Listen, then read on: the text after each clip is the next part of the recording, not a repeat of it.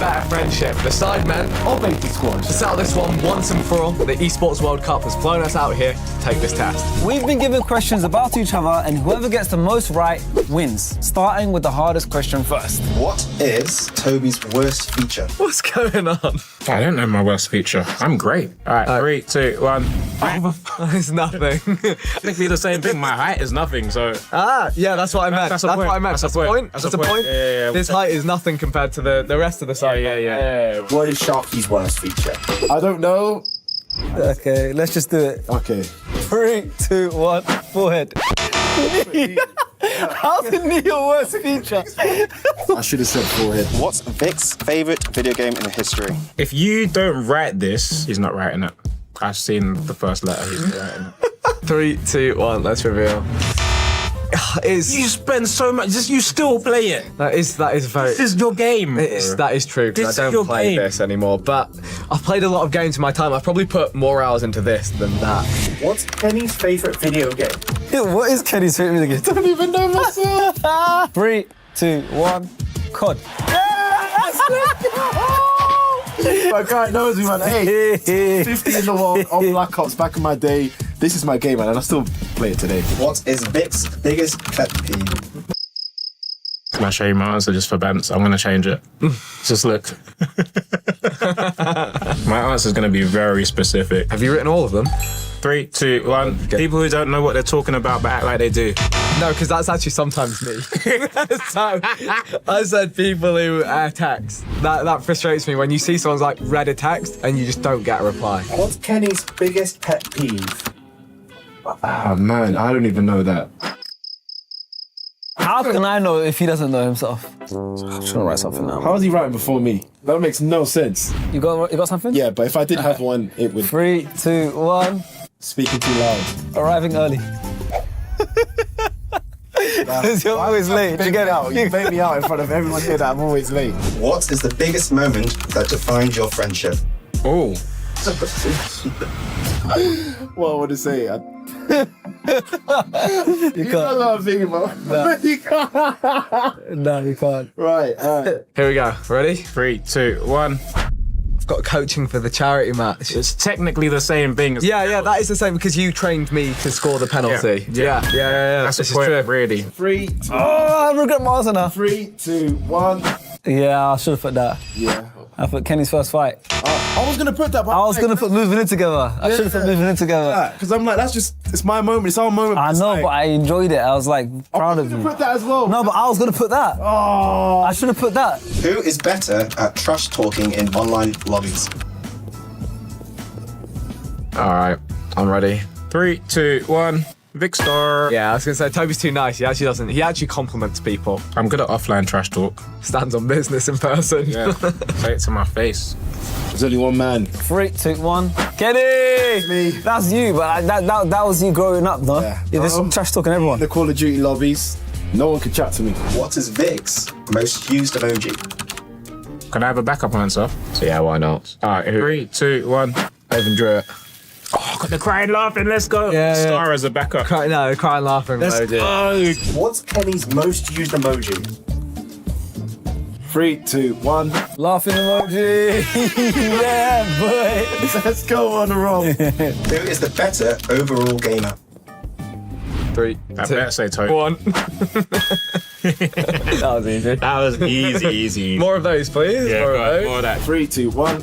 Kenny. Yep, that's me. Easy. If Toby was not a YouTuber, what job would he be doing? I don't even know if I believe this, but I've written it. All right, ready? Ready? 3, 2, 1, go.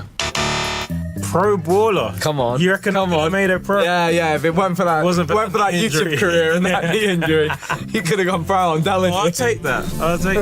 If Sharky wasn't a YouTuber, what would be his job? Ooh. 3, 2, 1. Football coach. Same thing. Same thing. Oh, I'm so glad I got that right. Oh my God, we're back in the game. Yes. If you two entered the EWC tournament, which game would give you the best shot at winning? So what game could Vic successfully carry me on? Yeah. Yeah. 3, 2, 1. FC 25. Odd. I put FC 25. I put COD so you can carry me. Oh, yeah, but you can carry me in. Oh, Yeah, we don't play teams like that. It's like that's like usually one-on-one. I was gonna put COD, but I was like, I've actually got. I'll just hide in camp, but you could. I'll just Oh, camp. that's so true. You could just carry me. Like that. All right, here we go. 3, 2, 1. Yeah. Let's come on. If you're both stuck on a deserted island, who would survive the longest? I don't even know. I'm just gonna. Damn. 3, 2, 1. Yeah, I would disintegrate myself. Yeah, I'm going. 3, 2, 1. Sharky. Yes! Go on. Thank God. So you would think Kenny, right? You would Then think. I was like, when you really think long term. I can go longer without eating. endurance. And I feel like I'll be a bit more tactical with survival stuff. What is the first video game you played together? Don't question it. You're questioning it, aren't you? 3, 2, 1.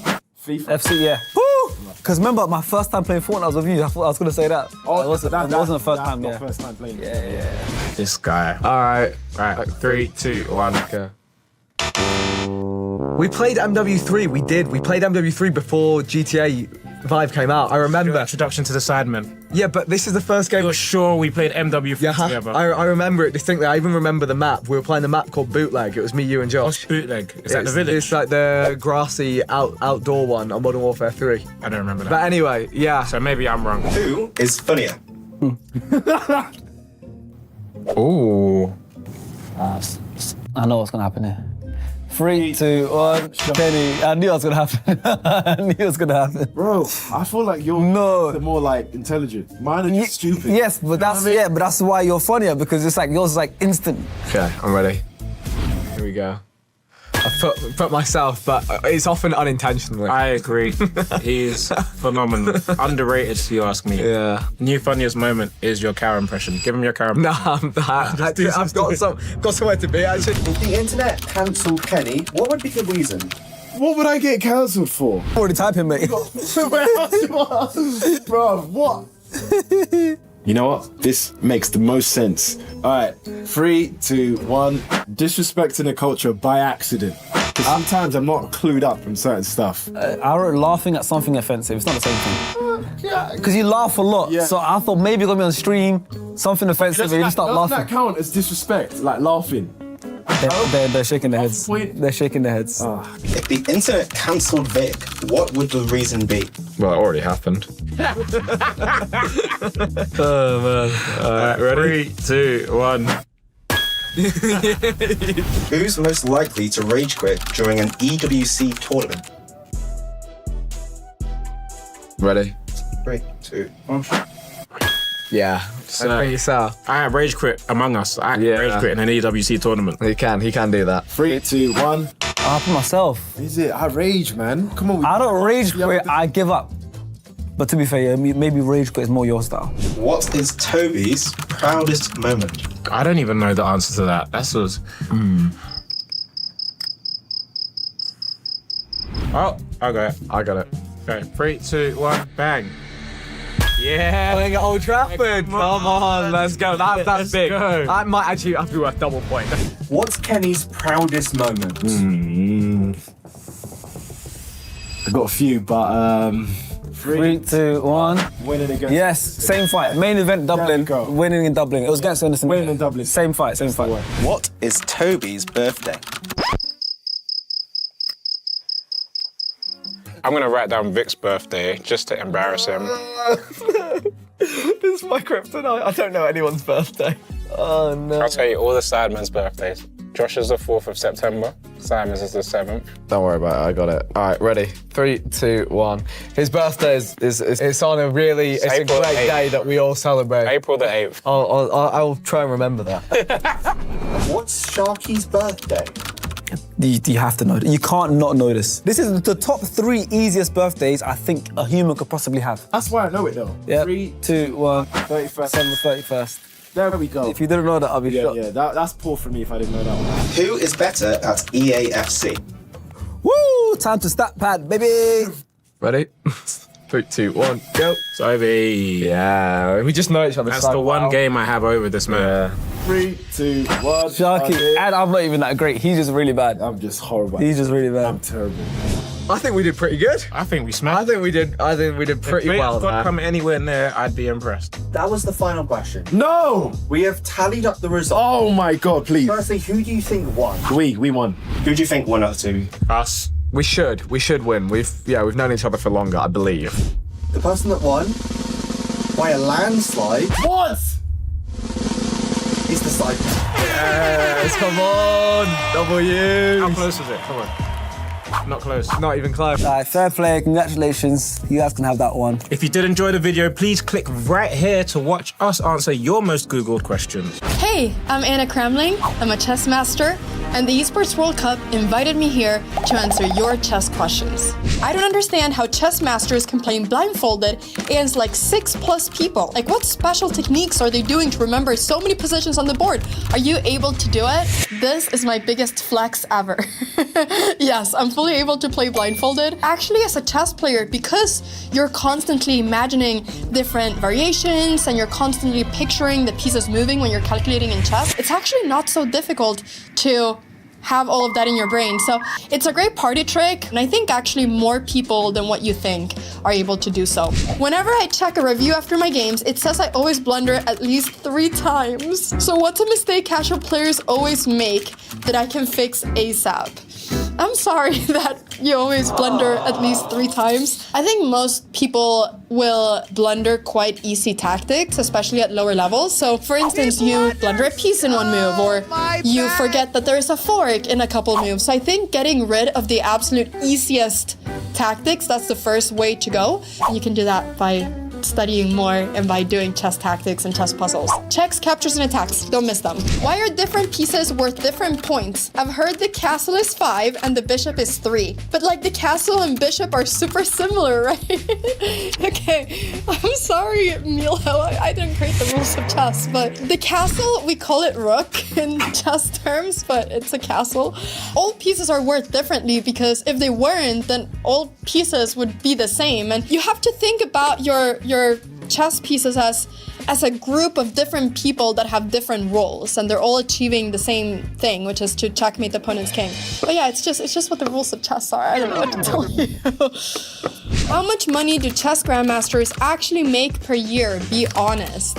Most chess grandmasters make very little money. I think to actually be able to make a very good living, you have to be at least top 20, top 30 in the world, which eliminates most grandmasters out there. My parents are both grandmasters and they did not make a lot of money playing chess. I mean, my dad was living in a hotel and he was just basically going from tournament to tournament to try to make enough money to buy all his food for the month. For most people, it's not a job that can make you a lot of money. I can't give you exact numbers because everyone makes differently. Top 20 people will make quite good, and then maybe top 10 women in the world will make pretty decently as well. How do you stay locked in during classical games? Like, what are you thinking during the long silences? People think that 1.5 hours feels like a long time. When I play chess, I feel like 10 minutes have passed and there's like 1.5 hours. It's pretty nice. I think when I play chess, it's kind of for me like meditating because it's the only time when I'm not on my phone and I'm not constantly getting an influx of a lot of different notifications and things going on, and I can just sit peacefully for myself and think and play a good game. Chess is such a diverse game with so many different nationalities. Have you noticed if they have different play styles? I think that's for me one of the coolest things with chess. I remember when I was 14 years old, that's when I got really interested in chess because I went to the Chess Olympiad and I remember walking in and I saw 2,000 people, everyone coming from all over the world, South American countries, Asian countries, European countries, African countries, North American countries. And I was like, I'm seeing so many people that I would never meet in my life if I wouldn't be here. For me, that's one of the coolest things with chess, that you get to meet people from all over the world. I have not noticed any difference in playing style. I think that everyone is just trying to play good chess. So no, I can't tell you if there's any difference. Is the Bong Cloud opening? Why is it a meme? Yeah, I mean, it's a meme because of how bad it is. Like, I think Magnus Carlsen, he always says it, like it's one of, it shouldn't exist or something like that. I think I saw him say. The Bong Cloud opening is when you, on move number 2, push your king forward. Now, this is objectively one of the worst things you can do in chess because it's all about checkmating your opponent's king, and you're, instead of protecting your king, you're putting it in the middle and you're just not protecting it in any way, and you're never gonna be able to castle. But I think it was Hikaru that popularized this. And I think Hikaru and Magnus played it against each other in some game, and it became an iconic meme just because you're seeing the two best chess players in the world basically playing the worst opening there is. So yes, I've myself never played this because it kind of hurts my soul, but it's it's possible, it's just not recommended. What's the real secret behind the Sicilian defense? Why does everyone love it? Okay, I love this question. The Sicilian defense is my love, okay? I've played it ever since I was a little kid because my mom once said, Anna, if you want to win games with the black pieces, you got to play the Sicilian defense. And that stuck to me. Typically, when you play with the black pieces, you kind of have a disadvantage because you're one tempo down, white starts, so you typically end up getting a little bit of a passive opening, but not with the Sicilian. So the Sicilian goes like this. White goes e4, and now you go here. Now, what is the reason of you going here? Well, the reason is that you kind of want to prevent white from getting a lot of space immediately. So you're immediately saying, hey, if white goes for this setup, which is the idea that white typically has to get the two pawns in the center, then we're going to capture this pawn and we're going to eliminate this and we're going to try to get our pieces out very quickly. So the Sicilian typically goes something like this. And now you can do a bunch of different moves. There's like 10 different variations within the Sicilian. You can get your knight out, you can push one of these pawns, you can go here and try to get a sniper bishop all the way from here. But it can become a lot of different things. But the key move in the Sicilian is c5 on move number 2. From there, you can learn a bunch of different lines. People say it's not good for beginners. I think it can be good for beginners. So I think you should try it. It's such a great opening for black. Help! I've been stuck in elo hell for years. What do I do to escape? I'm very sorry you've been stuck with your elo. Just watch videos, improve, play more. I'm sure you'll get out of there. I believe in you. Yeah, that's it. I've been grinding on chess.com for years and I finally got to 1500 elo. How much longer do you think it'll take me to be a grandmaster? I'm 15, by the way. Hashtag on the grind. Okay, listen, I love the positivity you have, and I love how much you want to become a grandmaster. It's amazing. There's a long way from 1500 to grandmaster, but you just keep playing, and we'll see where you go. But it gets exponentially harder. But don't let that stop you from achieving your dreams. If you want to become a grandmaster, keep going, keep grinding. I believe in you. What is one thing I should know/learn to beat most people at chess? I don't want to be the best, just better than most. I feel like I'm seeing a red thread, which is that everyone just wants to improve at chess and everyone is stuck at just not knowing how to improve. But I think that, I mean, in real life, most people are not that great at chess. So if you just reach like 1300 online chess rating, you're gonna be better than all your friends. And already that is a great flex. If you're able to just pull up a chessboard and challenge all your friends and destroy them, who cares if you're 1800 or 1300? You're already flexing on your friends. Just watch master players play, watch games, try to improve from your games, watch a lot of videos, and just become better. Okay, final question. Could a noob beat Magnus Carlsen if they had like 30 queens? You, my friend, are very lucky because the Esports World Cup just tested this. Click here to watch the video. Everyone is playing, you're not yet. EWC Play is your all-in-one platform to compete in fantasy, pick'em, and quests for a grand total of $300,000 in prize pool. Build your dream fantasy team in 5 different games and track your score with live results tables. Predict the winner of every game, every group stage, and every tournament. Complete daily and weekly challenges to earn boosters that help you climb the global leaderboard. Got what it takes? Join EWC Play now.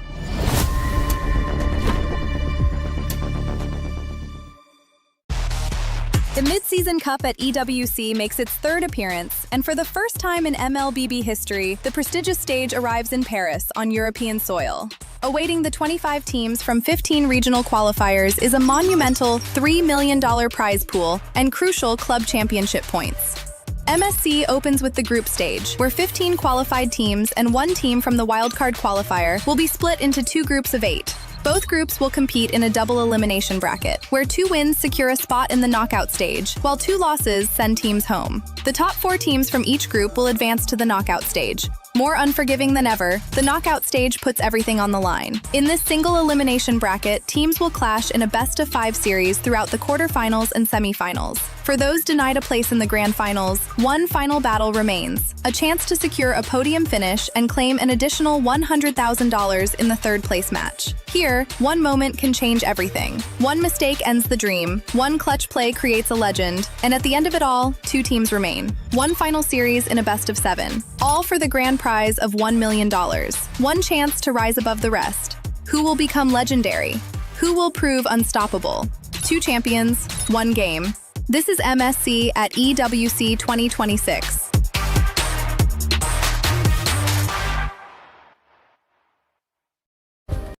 Play is in our DNA. Whenever we let it out, it becomes our superpower. Now imagine an entire city being built to supercharge it. Kadir City, powered by Play.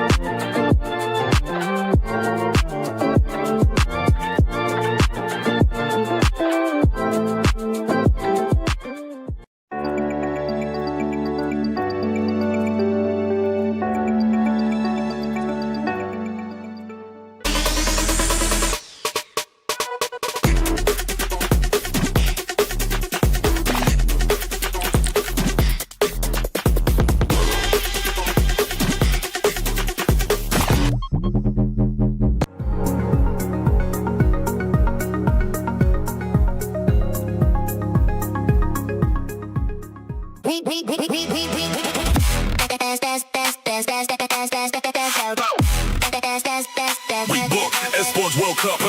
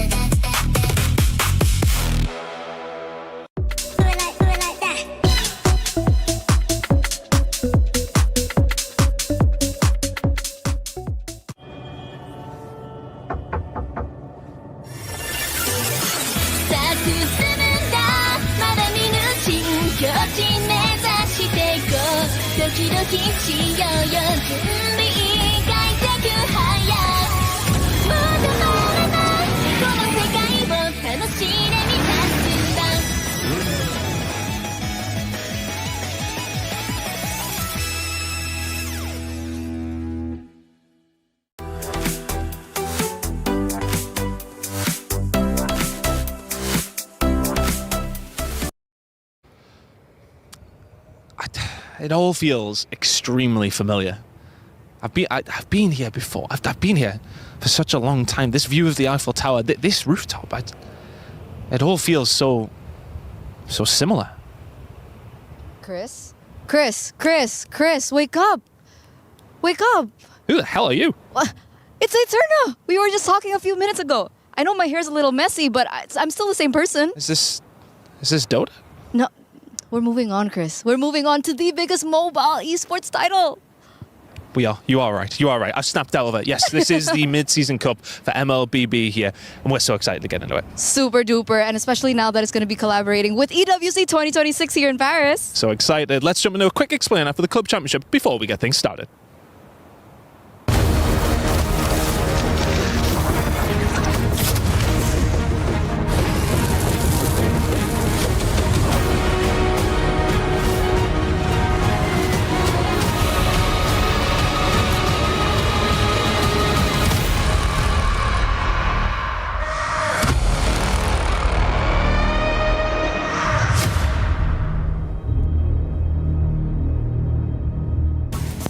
16 of the best teams in the world have gathered in Paris, France for the MLBB Mid Season Cup at the Esports World Cup 2026, and the action for day one begins today. Chris, you are not dreaming. We've got a lot of action here on stage 3. The Lenovo Legion Gauntlet welcomes you back with Mobile Legends Bang Bang, and I'm so excited to get started. My name is Rain Day. I will be your host over these next 2 weeks, but I am joined by a slew of talented, professional commentators that really, you should already know. They need no introduction, but let's introduce them anyway. It's Mirko and LaFell. What's up, guys? Mirko, how you doing? Bro, I'm feeling excited. As you can probably hear from my voice, maybe a bit too excited as of the last 2 days. I mean, like, for me, you guys know about the moon? I'm over it. Yeah. I'm over the moon. Dang. That's like a different way to say excited. We're ready, y'all. Is your ears okay? My ears are good. All right, perfect, and we're ready. If you can't tell, these guys are going to be having fun throughout the entire time. It is going to be a blast, and MLBB been one of the most enjoyable games I've had a chance of learning, and we're so excited to dive in. Everybody who is a fan of this game, welcome again. You are going to love it. And also, we've got a chance for you to engage. Yes, by watching, yes, by chatting, but also by making your tournament pick'ems. You can decide who you think is going to win. You can go to esports.com/play, esportsworldcup.com/play, or scan the QR code on your screen for your chance at $300,000, and of course to see if you get these pick'ems right. So make sure to check in with us and let us know in the chat if you're doing well. Mirko, you got your pick'ems in? I got my pick'ems in. I had to, redo his fantasy picks. Hey, wait, later. Hold on. My picks are way better. Man. Hey, no, bro. Come on, bro. You got to think of, you got your boy, I got my boy, man. I got to be loyal. That's true. That's true. I can't have a team without Story Me in it, all right? Okay, let's fairs. make that clear. Plus, Grammy has that killer instinct. That's why I had to have him over Sanford. I do have to say, based on the meta, we'll see how it turns out. Yeah, it's clearly going to be interesting because there's so many good players, so many young players today. Stories will highlight from all around the world, and of course Southeast Asia, which has dominated MLBB for so long. Will we see some new champions rise? Will we see some old teams come back and defend their title? We'll find out in just a moment, but we're not alone. We've got more talent with us. You saw them briefly in the intro. Let's go introduce themselves fully. It's Chris and Eterna. So we thought you'd give you a little bit of an introduction to us. I'm Chris. I'm going to be covering all your needs when it comes down to the club championship here at EWC. And I'm Eterna, and I'm... What was it again? We talked about this. I don't remember. Right, but I was Descos remember before. Remember what I told you. Remember what I told you. Okay. I'm Eterna, and I'm going to be the reporter. So I'm going to cover player interviews, just getting the back scoops of everything, and perhaps maybe even get some coaches. Yeah. What am I doing again? I don't know what you're doing. I don't remember what you're... Okay, I've remembered, thankfully, exactly what I'm doing. It's going to be covering everything to do with the club championship. So when you do have teams competing in all their respective games over every single stage here at EWC, they are accumulating club championship points. And I'll be keeping you up to date with everything that's going on with especially teams like Team Falcons, who are going to be vying for the win here in the MSC. Chris, don't forget the defending champions. And Team Liquid, of course, the favourites coming in this tournament. They'll be looking for the 1,000 points that you get for finishing first. But that is going to be our job, so we're going to be covering all of that with no bias whatsoever. None. Right? None. $75 million, 25 tournaments, over 200 clubs, only one club champion. The club championship is the beating heart of the Esports World Cup. Over 7 weeks, esports clubs send their players to compete. Every placement, every win, every podium earns points for their club. At the end of 7 weeks, every point counts. The club at the top walks away with $7 million and the title of Best Esports Club in the world. It's not about being the best at one game. It's about being the best across all of them. Depth, versatility, consistency under pressure. One championship trophy, one title. Who will take it? Watch history unfold in Paris at the Esports World Cup 2026.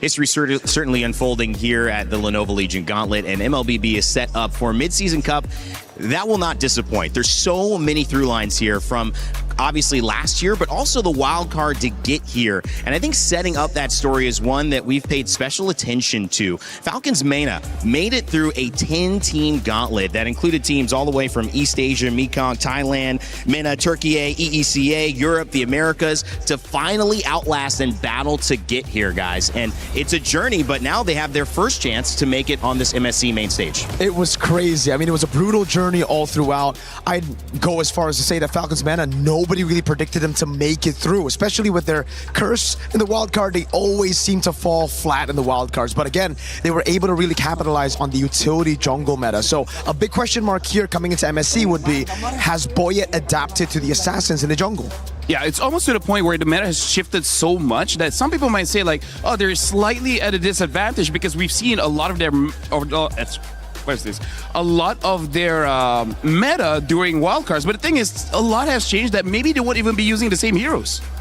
Well, it's a really interesting conversation because last year, as you guys mentioned, they did not make it, failed to qualify, and they were not expected to make it in this one. So Falcons MENA, by qualifying, they've actually given Falcons, our club championship back-to-back winners, 2 teams at MLBB. So twice the amount of chances in this 16-team group. When you look at the split, Group A versus Group B. LaFell, I know you've got your eyes on Group A. I want to hear from Group B as well from you, Mirko. But LaFell, Group A obviously has some great stories there. True Rippers is coming up in my eyes. Guangzhou Gaming. What are you seeing here? Honestly, when it comes to Group A and Group B, I feel like it's a no contest that Group B is the group of death. So for Group A here, I want to see the teams that are here actually maximizing their chances to actually get quite a few more metas in. Like for teams like Team Vitality, Falcons PH, even Team Spirit are probably one of the favorites to make it through out of Group A. I want to see whether they're just going to go all in, use their best strat, or they change it up.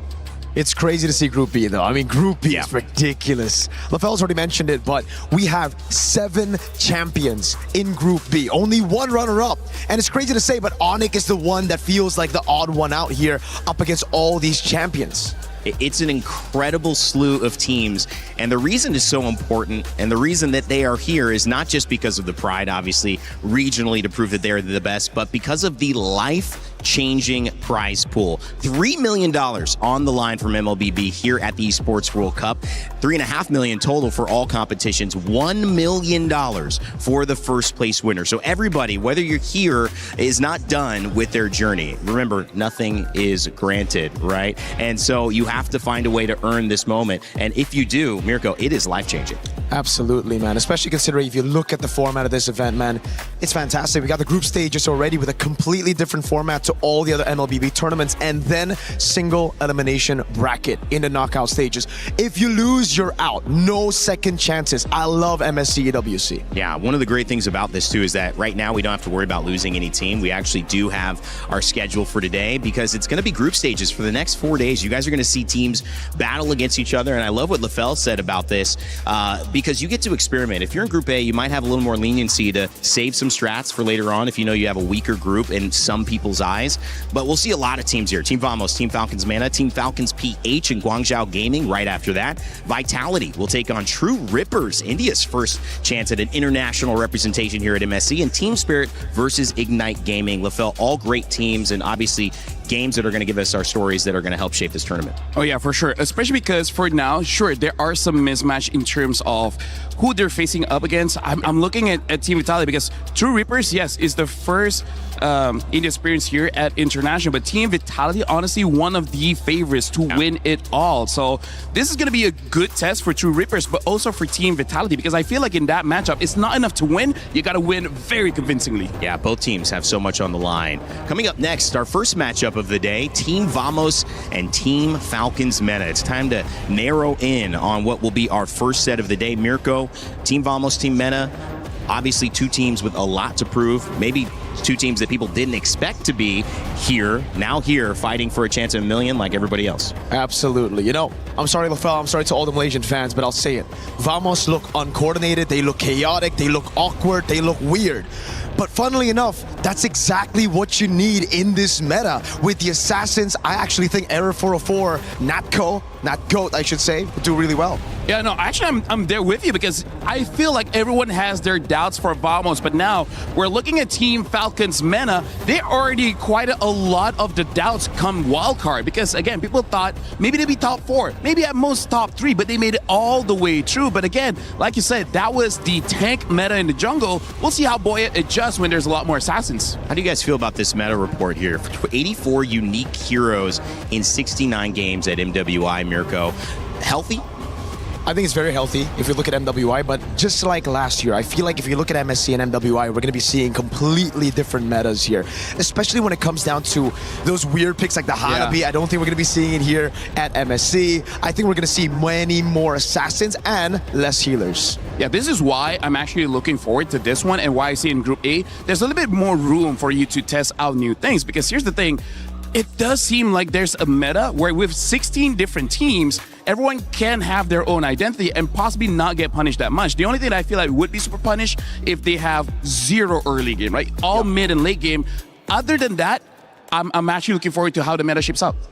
I'm really looking forward to how this is going to work out. And obviously, our first match of the day introduces Team Vamos and one of their stars, their youngest stars here in the tournament, Error 404. We had a chance to catch up with the man who was so aptly named based on maybe a little bit of a mistake, but now it is caught on and caught by fire here in the MLBB community about how he's feeling going into the first match of MSC. We're now back here with Error 404 from Team Vamos. This is your first international. How are you feeling? I'm feeling a little bit nervous but excited at the same time. Nervous but excited. But more nervous or more excited? But I think more excited. More excited. That's what we want to hear. Because I heard, back home, in MPL MY, your heart rate's always off the charts. It's always above 130. Is that true? That's very, very true. That's true. Why? Why is it always so high? I think it's just the adrenaline of the game. Adrenaline of the game. What do you think today is going to be for you? I think it's going to be high also. What do you think? 140? 150? 140 maybe. 140 maybe, 130. But of course, we do see a shift in meta. It looks like the Assassins might be back in the jungle position. Are you excited about that? Yeah, I'm really excited because it patched back to Assassins, right? So you like the Assassins? Yeah, I like. Are you good at the Assassins? I would say definitely better than the utility. Yeah. Okay. What's your favorite assassin? For now, I think just Fanny. Fanny, okay. We're gonna keep an eye out for that. Do you have any message to your opponent today, Team Falcons MENA? Good luck, especially to my ex-coach, Coach Pao, and let's give a good match for the viewers today. All right. Thank you so much, Error 404. Over, back to you. Well, loves the assassin jungle instead of the utility. That's exactly what this meta seems to be offering up, guys. LaFell, your thoughts on hearing Error 404? I mean, first of all, good shout out that Coach Pao that used to coach for Vamos is now in Falcons MENA, so he should know quite a lot about the kids. And I gotta say, something about Error 404, we know a lot of energy, right? Marco, you would understand this kind of energy where you're all in a hotel room and you know where each other rooms are. He will go to your room and just keep on ringing it, and then when you open, he'll come in, he'll run around, jump on the bed a bit, and then get out. He's got that energy for sure. No, he's done it. He's done it to casters, he's done it to some of the players. So they're like, you know what? He's a good player, but oh my goodness, is he annoying. So that's why he's got the beats per minute.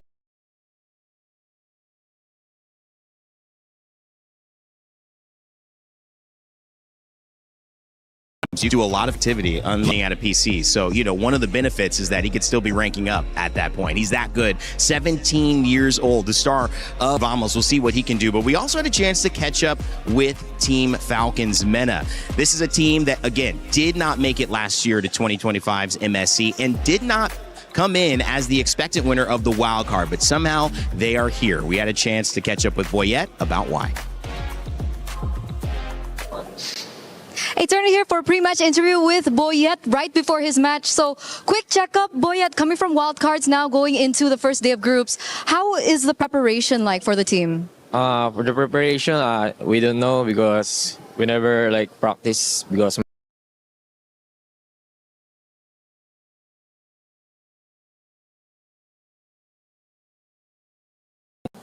good for this EWC. Okay, so don't have as much time to practice, but obviously you do have a hold of the meta, right? You have a hold of the meta, right? Maybe. Maybe.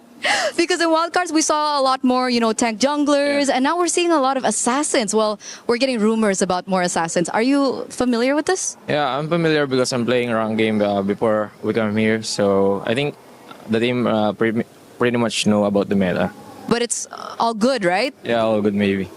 Maybe, Boyet, you gotta give us something here. Because we never practice. Like we just met when we arrived here. So and this is the first time we play. Like I wish you all the best. Yeah, thank you. Good luck for this first match. Okay, I'm gonna give you a handshake here. Good luck. Yeah. Do you have anything to say to anyone before your match?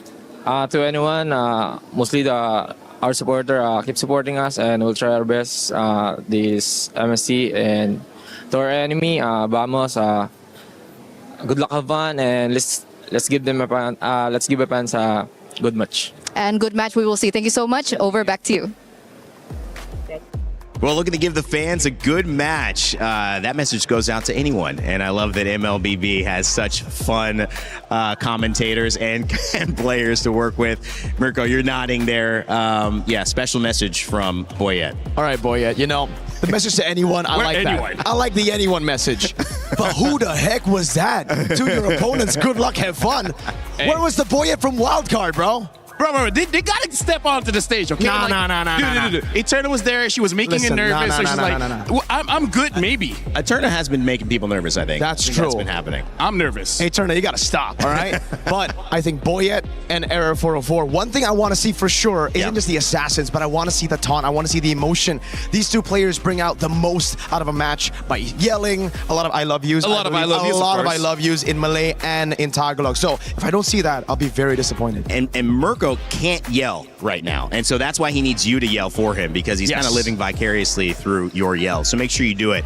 By the way, make sure you also get your pick'ems in, guys. It's EWC 2026, so you already know you got to be a part of it. You have $300,000 that you could potentially earn your share of. So make sure to get your pick'ems in for this match. It's open now. Get them in very, very quickly. All right, gentlemen, I'll go with you, LaFell. What's the biggest story here? Who has to get going? We talked about Arrow 404. We talked about Boyet.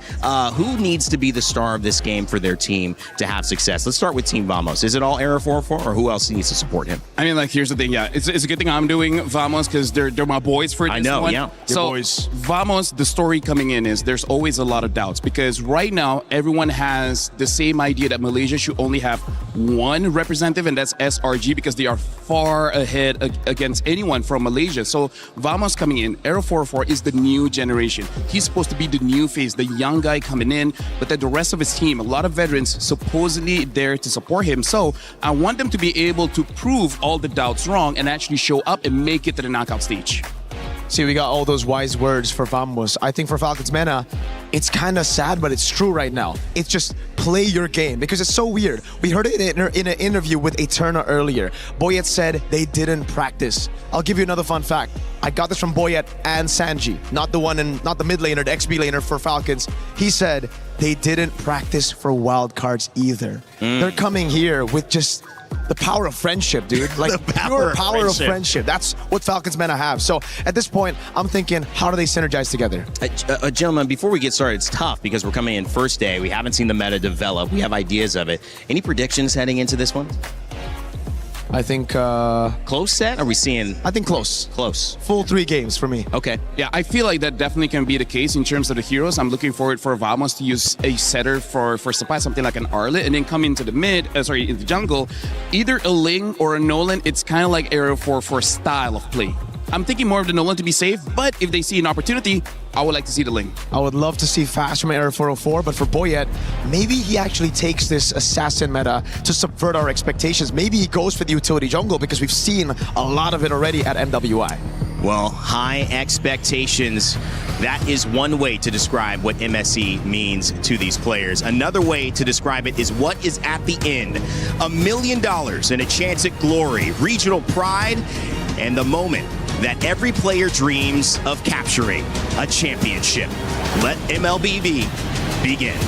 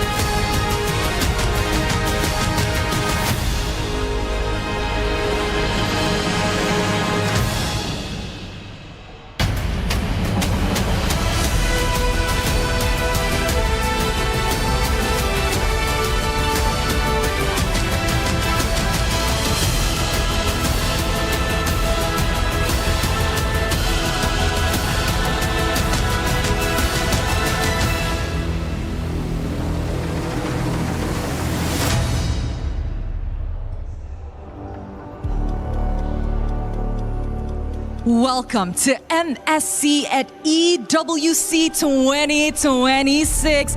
It is amazing to be back. And ladies and gentlemen, for another year, Rose and Milosh are your hosts for this year of MSC. What incredible time we had. There you go. That's all the fans out there. Last year we had a lot of fun together on here, Rose. This year we get to do it again. And every summer is MLBB season. We had it earlier on where only last week MWI wrapped up and Team Vitality were victorious, but it does not end there for MLBB. You continue on and start off with MSC. You know what, Milosh? Today we have 16 teams, the best in the world, battling it out for their nation's pride, prize money, and of course, club championship points. A lot on the line for all of these teams, as you said. So how about we bring them out on stage for you? So big introductions. First up with Team Falcons Philippines. Flap, Kyle, Hachi, Super Marco, and Okwen.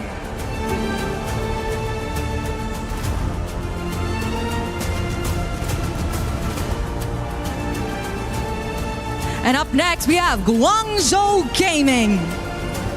Modi, Recall, X-Ying, May, CY.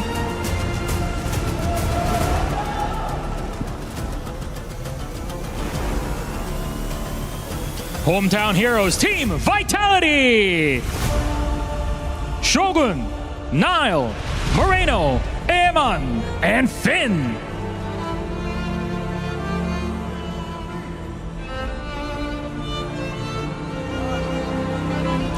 Making their international debut, True Rippers. Rehansha, Jans, Asuna, Kimi, Garcia.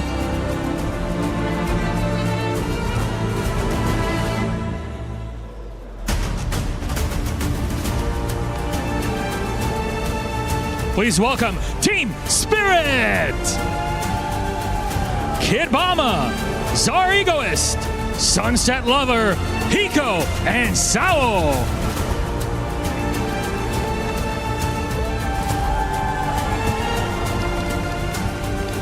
It is time for Ignite Gaming. Diablo, Kelvin, Roy, J, CS.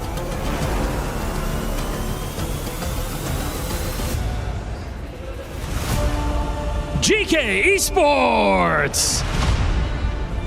Aizen, Zeno, Quanok, Yaga, and Shen.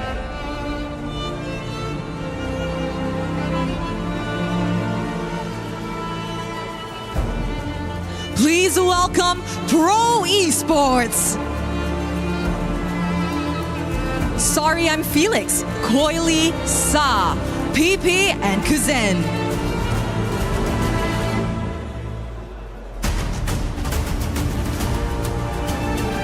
Joining us on stage, it's Aurora Gaming. Lunar, Tenzi, Rosa, Sigibon, and Pagu.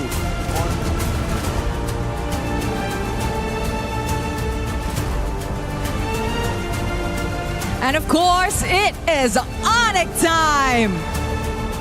We have Lutpi, Kyrie, Sans, Keyboy, Kelra.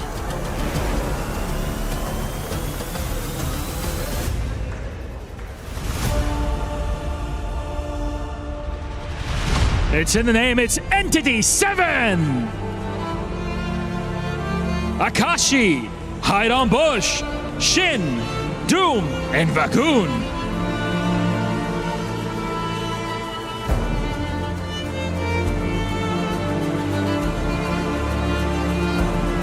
And please welcome Yangon Galacticus, Ying, Han, Kaiser, Blink, Sanji.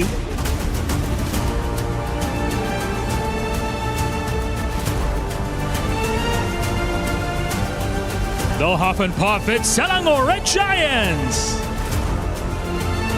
Cram, Stormy, Innocent, Yums, and Sakai's.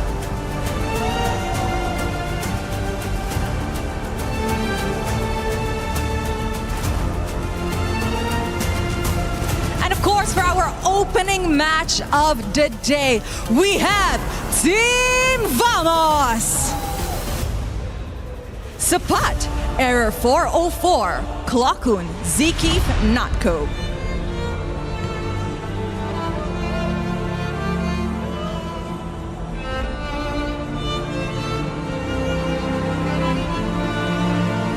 It takes two to tango, so please welcome their opponents, Team Falcons MENA!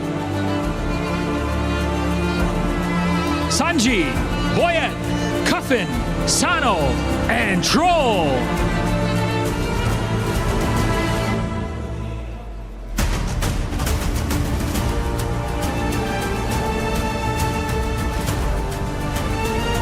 And you know what? We mentioned 16 teams, but now only 15 are on stage and we don't even have a trophy yet.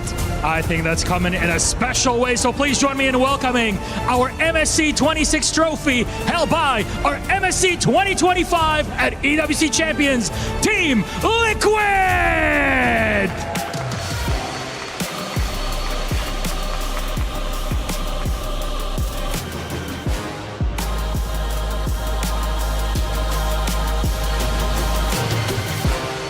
Sanford, Carl TZ, Sanji, Teddy, and JP. In pursuit to defend their title, Team Liquid is in the arena.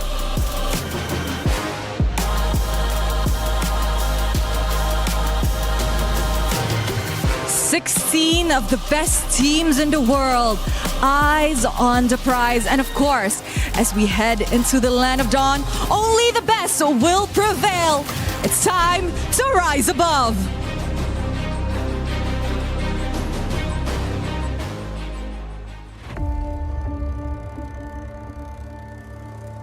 Bloodshed, tears, and glory. Bloodshed, tears, and glory. The land of dawn calls for contenders once again. Against all odds, GK Esports is here to win MPL MENA Season 9. Guangzhou Gaming! They go straight to the main stage. Ignite Gaming! MPLSG Season 11 crowns a new team. True Rippers are your champions. The place where a new chapter begins. The newcomers. MSC at the EWC Paris. For many of us, this is our first. We may be the underdog. We may have sacrificed everything to come this far. We'll prove why we belong here. It's the first MCT Grand Finals, and Entity will be your first champions. Bro, Esports is the reigning champion! Team of Falcons will push forward to the main stage of MSC. Congratulations! Vamos, as you punched your ticket to France for EWC! Breaking barriers, defying limits. The aggressors come with nothing to lose. We carry the expectations of our country, our families. The fans who believed in us. This is the stage we've been working toward. Maybe this is where a new Dutch house is born. Aurora Gaming have wiped the Young Gun Galacticos out. Megatron have not merely joined the Kings, they have become the Kings. And the Dragons of the North defend their Empire spirit. Challengers of the throne, the Titans stand ready. We have already achieved what many thought was impossible. Whether it's defending our regional title or taking down the champions of our region, we're here to break curses and set new milestones. Falcons AP Runner moving on through the grand finals. Slangor Red Giants are your new champions. MSC 2023 champions. Order! Team Liquid is your grand champions. The names that shaped history, the kings and legends. It's been a while since we stepped foot onto the world stage. It's been a while since we brought home an international title. Our fight continues because our story isn't finished. Our legacy awaits. The journey to rise above begins. And Team Liquid bringing in the trophy, letting everyone know that they have been put on notice. They are going for the defense of MSC. What a journey that was, seeing you guys were hype on that. Yeah. Before we even jump into this game, the draft starting soon, just, Mirko, what does this mean for these teams coming here to play for MSC? This means everything, man. This means everything for all the players, not just playing for EWC, going to Paris for MLBB. You know, I don't think any of these players, I think I speak for a lot of the talents as well, no one expected this game to bring us all the way to Europe, to Paris, to compete here. It's an honor for them, and to represent their regions, their organizations. It means everything in the world and more. Gentlemen, you know what I saw there? It's a lot of motive. But before that, this is my champion's pick. Yeah, and it's 2 champions, 1 game. My champion's pick. The event is now live from now until July 27th. So make sure to get involved. Lafell, you were saying. Like I say, man, watching that video, it was so high because the thing that I got out of that is the motives, man. Like everyone here, there's more than one reason why they are here. They got the spirit. They got the energy. They're fighting for their family, their friends, the pride of their country, and also just to take down the final boss. And Carl, like, that was such a hero shot by saying, try. I'm here. I'm waiting. If you guys can't stop me, I'm going to win it over and over again. If we were to tell a story before it happened, and we were going to give a little bit of a prelude and an idea of what could be the story for Team Vamos or Falcons MENA before they jump into the draft, Mirko, what would it be? Would it be rising against the unthinkable odds to secure what no one expected them to have? In your words, how would you put what begins right now? Absolutely. I think especially after that opening, you saw the peak of MLBB. Now we go all the way down to surface level. This is where Vamos and Falcons MENA started. Heck, Falcons MENA had to start below sea level. Jeez. I mean, like, here's the thing. Everyone has proven that they're good enough to come here at EWC. But once you're here, good enough is not it. Nope. Even being your best is not enough. Even being perfect sometimes is not enough. You have to somehow break your opponents in the process. Nothing is granted. And good enough is not good enough. I like that. You got to somehow be your best, but you have to also let all the things that happen in a tournament happen and still survive those bounces. We've seen it in the World Cup that just ended. The ball doesn't always bounce your way. You have to navigate those moments where things feel good or they don't feel good, Mirko. And as we do narrow in and we see the big picture, we get a chance to now kind of focus our attention on 2 teams that are climbing that mountain. And in this way, as we take a look at the map reveal, it starts that mini moment of, hey, this is going to be what we're playing. Broken walls, looks like it's going to be the map. Lafell, what are your thoughts on that? Well, one of my thoughts is this might be just a little bit better for Falcons MENA here because they might go for a composition that has a tank jungle that can go for an early invades and able to get out of that scot-free. And Broken Walls may not be the very best for picks like the Fanny or the Ling. We'll see whether even in that situation, Air 4-4 will still go for those picks. And as we do look at these picks, and again, narrowing down, we see the map. Now it's time to almost start looking at what is the composition, because this idea of the jungle has been something you guys have been discussing in the green room quite a bit. Mirko, for those coming in, do you really expect to see a lot of, I guess, the unique heroes that we saw at MWI increase because that jungle has become more available? I think we're going to be seeing a lot more unique heroes, but not the ones that we saw at MWI. Okay. A few of those heroes we already saw at MWI. Again, a lot of utility jungle usage all the way to the grand finals. I feel like we're going to be seeing a lot more aggressive picks here. Assassins coming down, and even maybe a bit more diversity in mid. We've been talking a lot about the jungle. I think now we need to move our focus into the mid lane. In the last few years of MLBB, it almost seems like it's just been 1 to 3 heroes in the mid lane.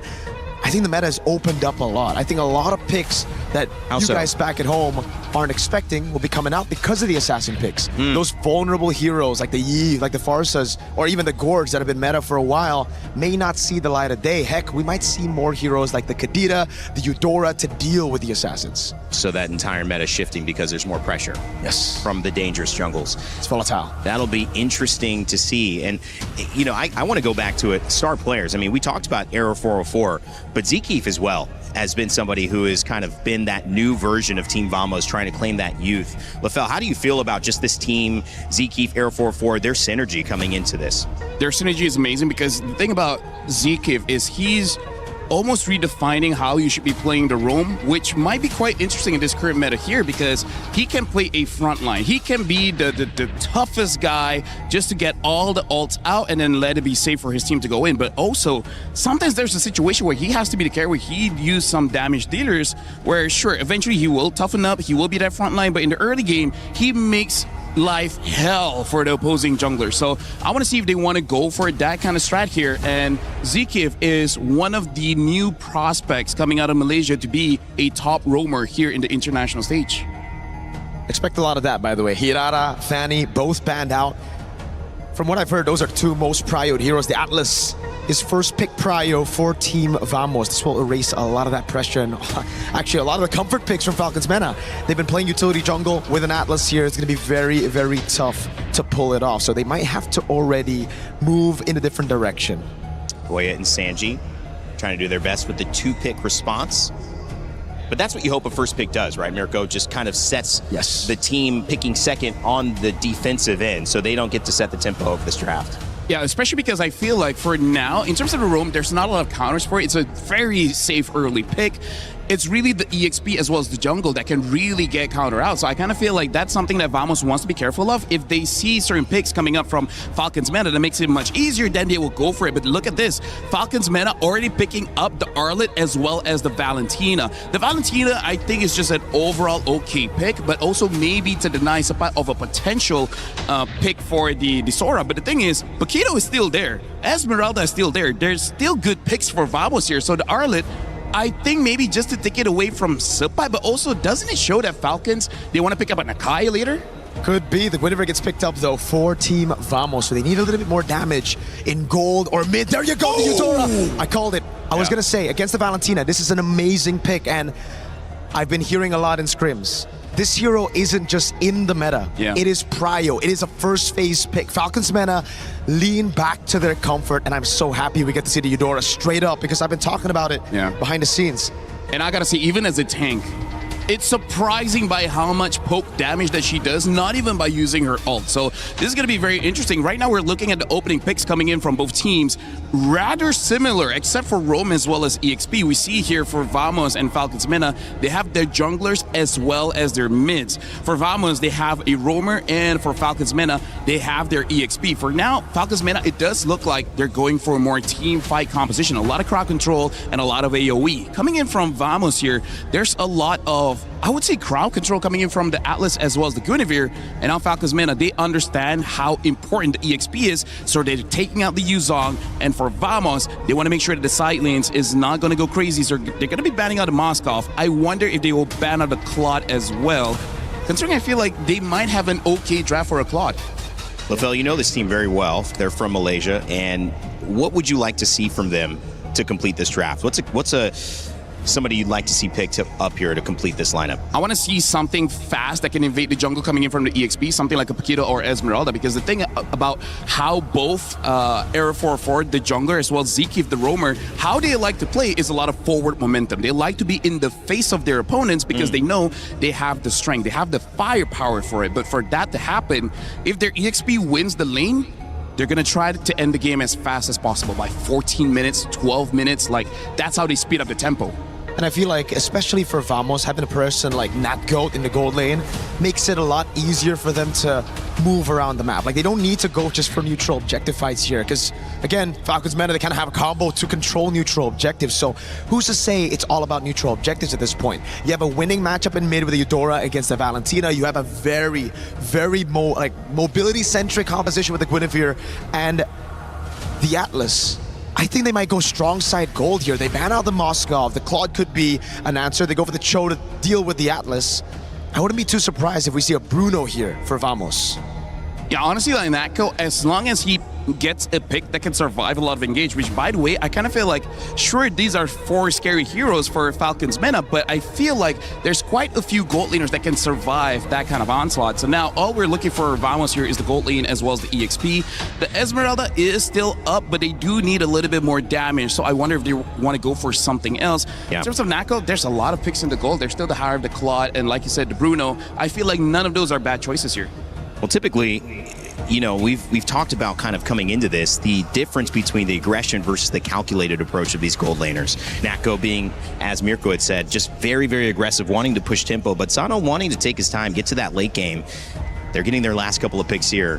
How do you feel this has set that storyline up between two different styles in the gold lane? I feel like having a weak side Claude here for Natko is going to be amazing, especially because it really does feel like they're going to be playing a lot of 4-1, maybe a 1-3-1, but I'm really feeling like a 4-1 formation here for Vamos, letting Natko absorb maybe 2 sides or 2 minions in the gold as well as the mid, and now a Bruno for Team Falcons MENA. I gotta say, for Vamos, I'm liking the idea here, and Falcons MENA, it looks like a very easy to execute draft. Yep.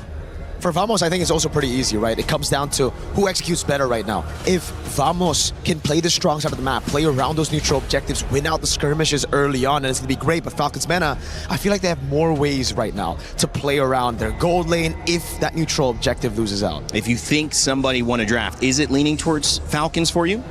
I'm leaning more towards Vamos. Towards Vamos. Yeah, same. You too, LaFell. It's obviously a great showcase of two teams coming in with different strategies. Natko and Sano in the gold lane trying to go toe-to-toe. In terms of their dynamic, will aggression win over calculated patience? And will Error 404 find a way to be the young star that he is? It's our first game of MLBB MSC at EWC 2026. I know two guys who are ready to call the action. It's Naisu and Gideon HQ. It took us weeks, if not months, for everyone to make their way here to the Mid Season Cup in Paris. And we're going to find out the next champion for MSC here at EWC 2026. It's going to be Naisu Gideon to bring you the action to start off our group stage. Gideon, we have to talk about the Eudora. Oh yeah, this is interesting. This is really interesting to see because most of the time, most people wouldn't even consider Eudora to be part of this particular meta, and Clawquinn has already missed a couple of minions, which is already pretty bad look for the start. But the laning phase is by far the hardest part for the Eudora. The Eudora, it went through an interesting change, man. I mean, when it was its older self, you know, she kind of had a one kind of trick, like, here's my ultimate, here's a bunch of damage. But now I know LaFell mentioned it. You know, you can actually do quite a bit of damage just with her first skill even. Yes, yes. That Fork Lightning is now interesting. Now that they've kind of revamped the way that her passive works, especially with the Superconductor. Now, if you look over Troll, right, he's got that little indicator, and that's because that's the Superconductor stack. If he's able to hit with another ability, you can empower it to do some things. Now, Fork Lightning is particularly interesting because now you can start getting some movement speed on top of extra DPS. So you start kiting around these people if you can apply it more effectively. Yeah, one thing too is we got a chance to go ahead and call the games during the wild card. You know, we got to see Falcons MENA make their way through that gauntlet that it was. Again, even those best of ones were pretty brutal. We know that they developed over those weeks, you know, or that week, those days that they had to play. We heard that they didn't even have much practice, you know, but they managed for the first time to get to the points in the group stage here for MSC after all that they've been through. And again, this is a team that we talked about that has this kind of innate synergy between each other, right? They've played together so much on the international stages. Is it going to happen? Error 404 is waiting for 30 full seconds until level 4 has been hit. Straight away with a combination, but it's going to get disengaged instantly. Landshaker will buy a little bit of time, allowing Error 404 to get on out of there, but the final slash will put Sabat in a compromised position with no flicker. First blood, achieve fatal links as well to combo in, and the power of friendship nets them 4 kills in the first 2 minutes of the game. Hey man, forget the turtle. Let's just go get some bodies, and they'll do just that. first turtle's going to be theirs as well for Falcons MENA. What a start. Let's take a look at the replay here, brought to us by STC. I mean, again, man, this was a setup waiting to happen. A flicker, a stolen Fatal Links for Cuffin was the setup. Yeah, great eyes on Cuffin, actually, because he saw the angles. Like, maybe I can actually get a little bit more. They could have been happy with just one kill, but they decided we're going to go above and beyond. And now, unfortunately, that wasted 30-second angle that Arrow 404 was sitting up on that top side forward to try and unlock Suppot has now failed, and now has put him significantly behind, because if you look at Boyad, he's already level 6 to Arrow 404's level 4. Yeah, this is one of the things, again, where, you know, if you're able to go ahead and get these early starts into this game, the current meta that we're seeing, snowball potential can be quite insane, and you're talking about a 2,000+ gold lead already at this point, nearing that 4-minute mark. You're setting yourself up successfully here for Falcons MENA. And across the board, too, Troll, again, one of the, I would say he's a prominent Cho player. This is probably his best, or one of his best picks that he brings to the table. It's what he kind of made a name for himself in their first international experiences. And, you know, now that you have this lead, you can take that chance. Try to set things up. Oh, Troll. Speaking of setting things up, they already have the Wombo combo of a lifetime, but Troll, they don't have enough base damage to kill him just yet. Luckily, he is rocking the tank emblems, able to keep him alive for the time being. But for now, it just goes to show they're just getting stat checked early on in the game. Stat check for now. Here's another. Oh, now once again, getting the superconductor off of Boyette. Well-timed heavy spin. Now, this is a big issue that I'm seeing, right? Because Vamos, they've got a lot of wombo combo tech. If Falcons MENA are in the right place at the right time, that heavy spin kind of counters everything. Same can be said about the final slash at the end. But the fact that everybody has flickers, it really goes to show, yo, we are here to fight, we are here to combo, and that's it. The heavy spin's so good, man. And that's why the Akai, over the course of the past weeks, if not months up to this point, he's been taking a value in terms of picks. Whoa, Troll, I was waiting for it. Already had the way of the dragon, but Suppot manages to get on. Do we see the punish? And yes, it is good. It pulls one more over the wall. Almost unintentionally, but they already saw everything. This is one back, a double kill for Vamos to pull him back into a better position. Hey man, Vamos brings himself back into this game. They should be able to go ahead and take this turtle as well, so they'll even out the objective. Turtle takes. Really good counter punch. Again, this was Troll starting that fight up, but Vamos saw it coming and they responded exactly how they needed to. Now after the turtle, they'll rotate down to the bot here. They want to put some pressure on Sano if they can. Very, very nice. I like the way that Vamos is taking advantage of this, right? Initially, the game plan is if we just get Suppot a slight lead in the lane, that lane should be basically done for, and then we can go straight back into team fighting and play for our strong side like Mirko mentioned earlier. Yeah, there's a lot of... Oh, wait, the dragon. Onto Zkeep's side? I don't know if that's who you want to kick, you know? I mean, yeah. Here's what... You're just saying hi. Here, I'm going to kick you in the air. You know, I know you're an Atlas, but he might have wanted that here. Oh, on the turret? I don't know. He probably would have wanted the way of the dragon. It'd be nice if he had it, but Nako still has Purify, so it doesn't really matter. Very surprising to see that despite Nako not exactly having the greatest of matchups into this Bruno, that he usually, Bruno usually is the one who takes down the first turret. This time, it's Natko. And Natko's up 700-ish gold, almost to the 700 point, right? This is, yeah, again, one of those cases where you see a lot of gold laners, they just kind of sit in their lane, they do their thing, they get farmed up. I call it the gold lane experience. And for a Claude especially, you want to hit that power spike, right? Those 3 items. Bruno hits it a little bit faster because of just the nature of the hero. But, you know, right now, both gold laners are set off in a really good momentum in their own. This is Zkeep actually looking for a potential pick, but not going to happen. Now Natko can just go ahead and switch over sides and continue to farm up. I think what you meant was actually Claude's the one who gets it faster. His items are significantly cheaper compared to like Berserker's Furies and Haas Claws, right, coming in from Sano. So the fact that we're seeing Natko already doing so well, oh boy, this is dangerous. Final Slash coming through and Zkeep getting Wombo combo to the ground. But let's see whether Falcons can reach for a little bit more. They decide not to after using 4 ults and they back away. Okay, so no flicker burned. It looks like Falcons MENA. Do they still want to put some pressure here, Troll? They're trying to call it. I think that at least for Troll's ult, it shouldn't be anywhere close. I'm not 100% sure. This Cuffin definitely can steal an ult. Do a little look there at Boyette. Here we go. Turtle, 3rd one of the game. Last one here. Fighting for space.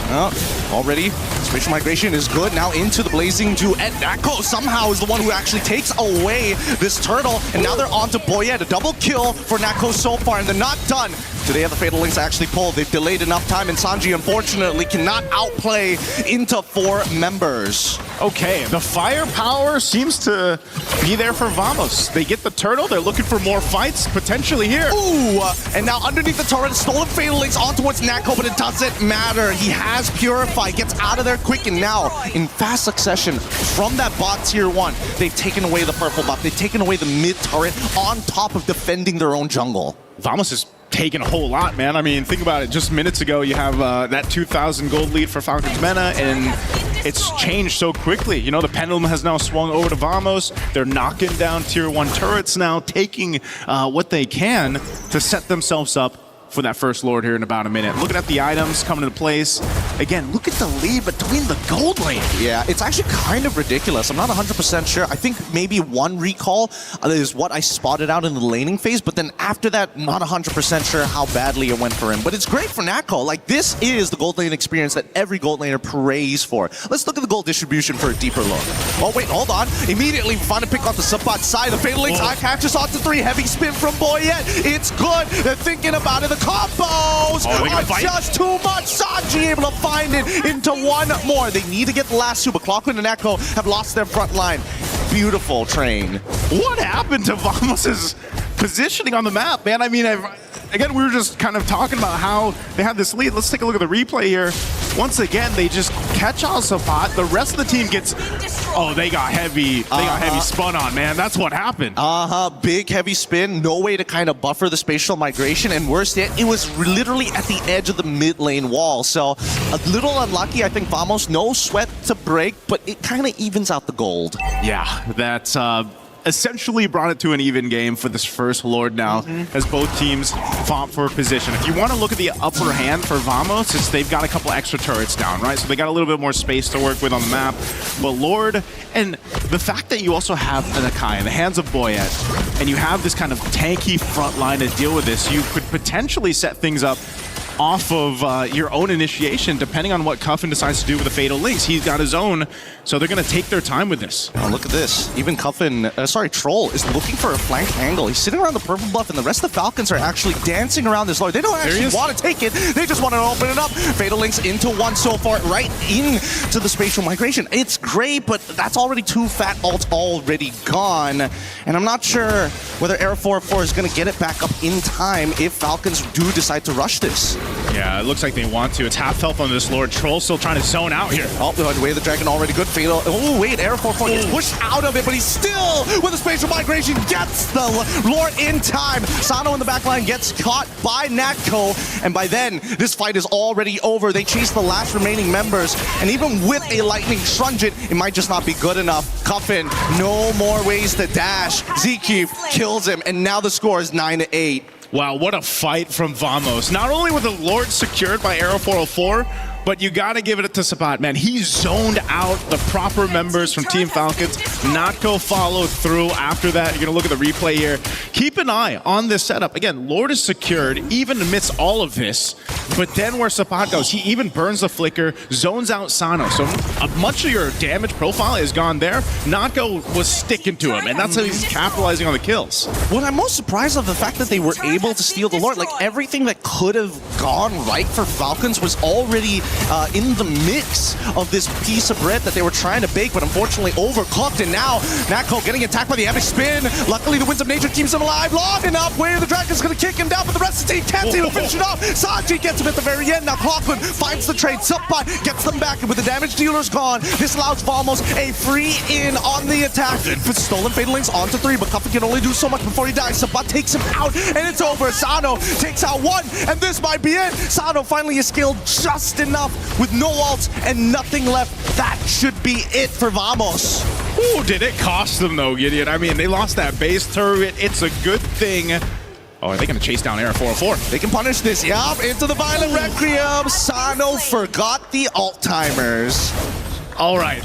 It was going so well until it wasn't, man. I mean, Sano had the space to work with. Like you mentioned, he hit that power spike where he's actually being able to do some damage. Again, he was, what, 2,000-3,000 gold behind at Natco, and, you know, that's really what they had to lean on.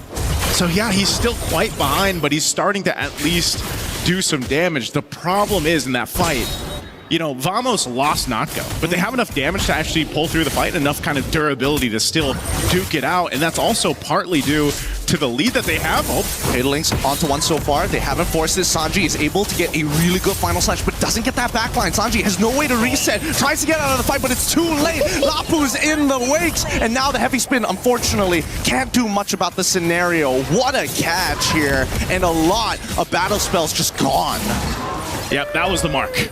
Troll found the mark. Purify wasn't available because it was used in the last team fight that they had trying to defend the base, so they knew right to go for Natgo. They took him out. Essentially, what does that do? It buys more time for Falcons MENA to kind of get back into this game.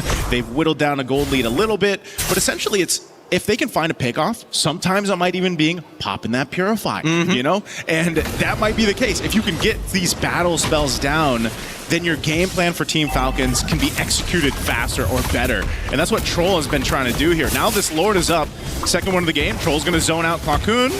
They've already used spatial migration at this point. How are they going to close the distance? The backline needs to get zoned out. Sapat jumps in with the bravest fighter, but they're immediately focusing their energy onto Sanji. 50-50 here. Who's going to get it? Sapat flickers forward onto Sano. Blazing Duet as well. Right onto Coffin. Stolen. Fatal Links pulls him away, but that Lord falls into the hands of Clawkun as they clean up the rest of Falcons, who have to run back and defend the base. Oh man, again, Team Falcons, it looked like they didn't know exactly how to execute the team fight there. And you know, if Sano is just zoned out the whole time by Sapat, what are you going to be able to do there with your damage? But right now, base turret in the mid will go down. Oh, now trying to make this play. Clawkun even flickering forward and trying to make the wobble combo. Cuffin goes down, and now nobody can clear the wave in time. Sanji, he has an opportunity. He's back up with Troll. They're looking to clear these minions as soon as possible. He's thinking about it, but he needs the help. Final Slash comes on through, but how long can you sustain before it all turns black? Vamos closes out the game 18 to 11. I'm not gonna lie, Naisu. I see Vamos as these young guns, but this is the first time I've seen them so eager to win. Yeah, this was a game that they knew they wanted to cap out as soon as they saw the light at the end of the tunnel. For game one, anyway. You know, it was very quick with how they shifted things in their favor. They adjusted their fighting prowess around the objectives, and that was the main thing. They also really excelled on punishing some positioning mistakes that were there for Team Falcons MENA. But again, game one, it's only day one here, the group stage for wildcard, you know, or for MSC.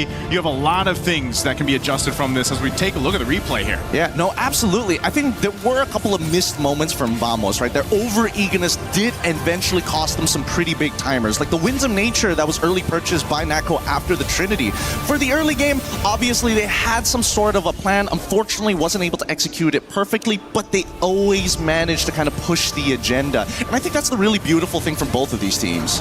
Yeah, again, fighting around objectives was the main thing for both the compositions that were brought to the table, but I think a big part of this, you know, you mentioned it, Claude, the power spike that he was able to hit faster than the Bruno, but also just the amount of lead that he had. And being able to follow someone like Sapat on that Lapu Lapu really gave you the space to just do so many things. And again, looking at these highlights, especially this team fight, Team Falcons MENA had the idea they had to get rid of Natgo, they had to pop the Purify, they had to get him out of the picture, but even then I feel like they were just not able to go toe-to-toe in terms of team fighting, even if they got Natgo out of the picture. Yeah, I mean, it's just the hard stat check, you know? You can't keep up with somebody who's got more items than you. They're naturally going to beat you if they have more numbers.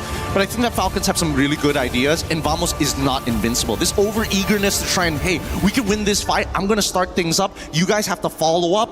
And unfortunately, they fail to forget that these are some of the best teams in the world. They're not going to miss that opportunity to sucker punch you when you're not looking. Yeah, one of the things here, that's game one. We're going to be throwing it over back to the studio. You and Gideon, great commentary on that game one, and Vamos takes the win, and they were not Vamosable, as we were saying backstage or on the studio. Welcome back. My name's Raine. I'm joined by Mirko and LaFell to break down the action in game one. Mirko, Vamos had a lot to say in that game. Sometimes it went well. Sometimes you couldn't really understand what they were talking about, and they let some of that lead go, but they ended up closing it out. Yeah, as Gideon mentioned, man, it's just classic Vamos. Over-eagerness to make plays, over-eagerness to be aggressive in the early game, trying to utilize that composition. Got them in a few dicey situations, like that crazy miscoordination by Sapat and also Error 404 up top. But, you know, all is good. They were able to come back, you know, recover from that and do really, really well in the mid game by taking those neutral objective fights as expected. Yeah, I feel like in that game, one of the reasons why the eagerness wasn't that punished that well is because really what Vamos was trying to do was to disrupt the tempo, because they understand the timing for Falcons MENA where they like to set things up. So Vamos did not allow for the setup to really happen. In fact, there are some situations where they disrupt that setup by Air 4-4 going in. Even though he's the jungler, he's the first one to go in. And I feel like for Falcons, the reason why it didn't look all that well is because I don't think they utilized the draft that great. They weren't able to get the catches. There are some counter engagement that was good, but not enough. Yeah, Sapat on the Lapu Lapu, obviously a big initiator and helped that team zone out. But also, I mean, in terms of the storyline there, at the M6 Swiss stage, I mean, we were kind of prepped on what this matchup means. Most of that team not here, but Sapat, one of the only members of Team Vamos when this team was formerly named Twisted Minds. The majority of this Falcons MENA team took them out of M6. So Sapat maybe still has something to prove, maybe a little bit more to his match than some of the others, and he certainly did it in this game. Yeah, he recovered really, really well, and they were able to come back in this game from that early. Wait, how bad was it? Was it like 1,000 gold lead early on, right? The four-man pick. It was almost 2,000. Yeah. It was almost 2,000, and then it goes down to 1,007 to 700, and then over to Vamos. I gotta say, Sapat, the biggest change a few years back until now. Those years, he was doubtful. He was like, I don't know if I can do it. But now he's like, you know what? I don't care. I'm the underdog. People don't see me as the potential champion. No pressure. I'm going to go in fearless. Yeah, and sometimes that, like, kind of being in the moment, losing out on it, but sticking through it, it makes you a little fearless. You're like, what else can go wrong, right? Morale is very important, man. Having that confidence, as this guy's doing 6-7 as well. Yo, Vamos right now, if I look at them again, if I look at Falcons MENA, I think it comes down to also Falcons MENA leaning towards their utility jungle picks that got them the wildcard win. The Akai pick was fantastic in the wildcard. Here as well, you can see why they picked it up against the Atlas. But I feel like if you look at this game again, you see that massive gold lead, you see that massive XP dip between the junglers, and you can see why it's going to be very hard for an Akai this meta if you fall behind. If you get all this early neutral objectives, all G, brother. But if you lose just a bit, which happened, I don't know how that happened, by the way, Natko stole the turtle once, and then the second or third time was Eudora. The only reason I don't want to clip it is because there's so many times he just retreat early. He literally retreat early, and there was like about 100, 200 HP left. Yikes. Eudora stole it, and Claude stole it.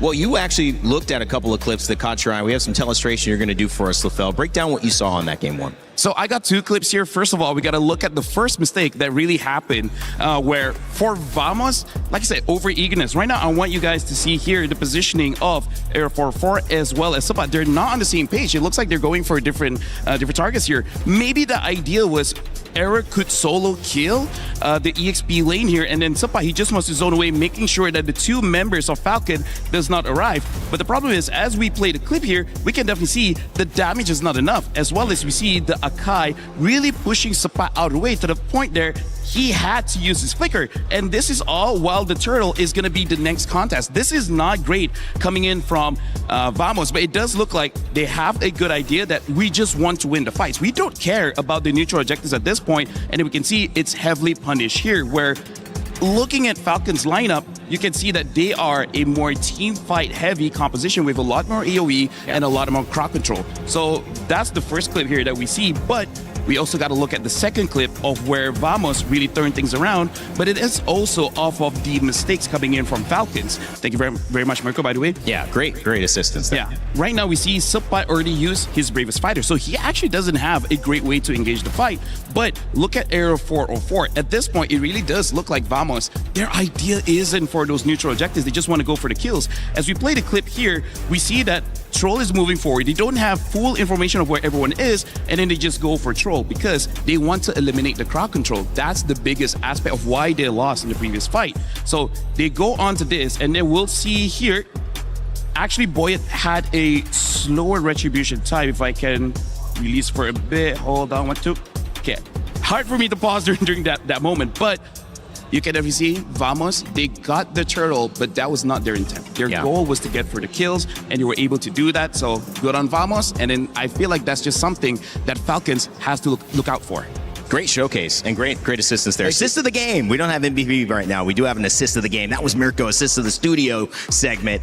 Guys, I mean, that was to me also kind of the thing that Vamos made sure they were going to do, which is set the tempo. Yep. And I like how they also went to their strengths, which is we may not have the best team fighting team, but we can get individual picks really well. And when we do that, we can win the team fight. Yeah, I think also, if we're talking about that team fight composition from Falcons MENA that Lefel pointed out, we have to take a look at Falcons MENA's eagerness to be the proactive team. It seems like for the entirety of that match, they were just leaning towards, all right, we're going to punish Vamos when they make a mistake. A few times it happened, but a lot of other times you could clearly see when they needed to push that turtle fight earlier, they didn't want to. On the Arlet, on the choke, you need to jump on the Guinevere before the Guinevere jumps on you. And because they were just too reactive, it caused them to lose a lot of those early fights that got the Akai super far behind for the late fights. All right, well, we'll see what they can do to change things up. Coming up, though, for you, just a reminder that we've got Rhino Day. 2 games and 1 champion. Sorry, a brand new interactive effect. That's what it is for Rhino Day. And it's now available. Check it out and join the celebration. So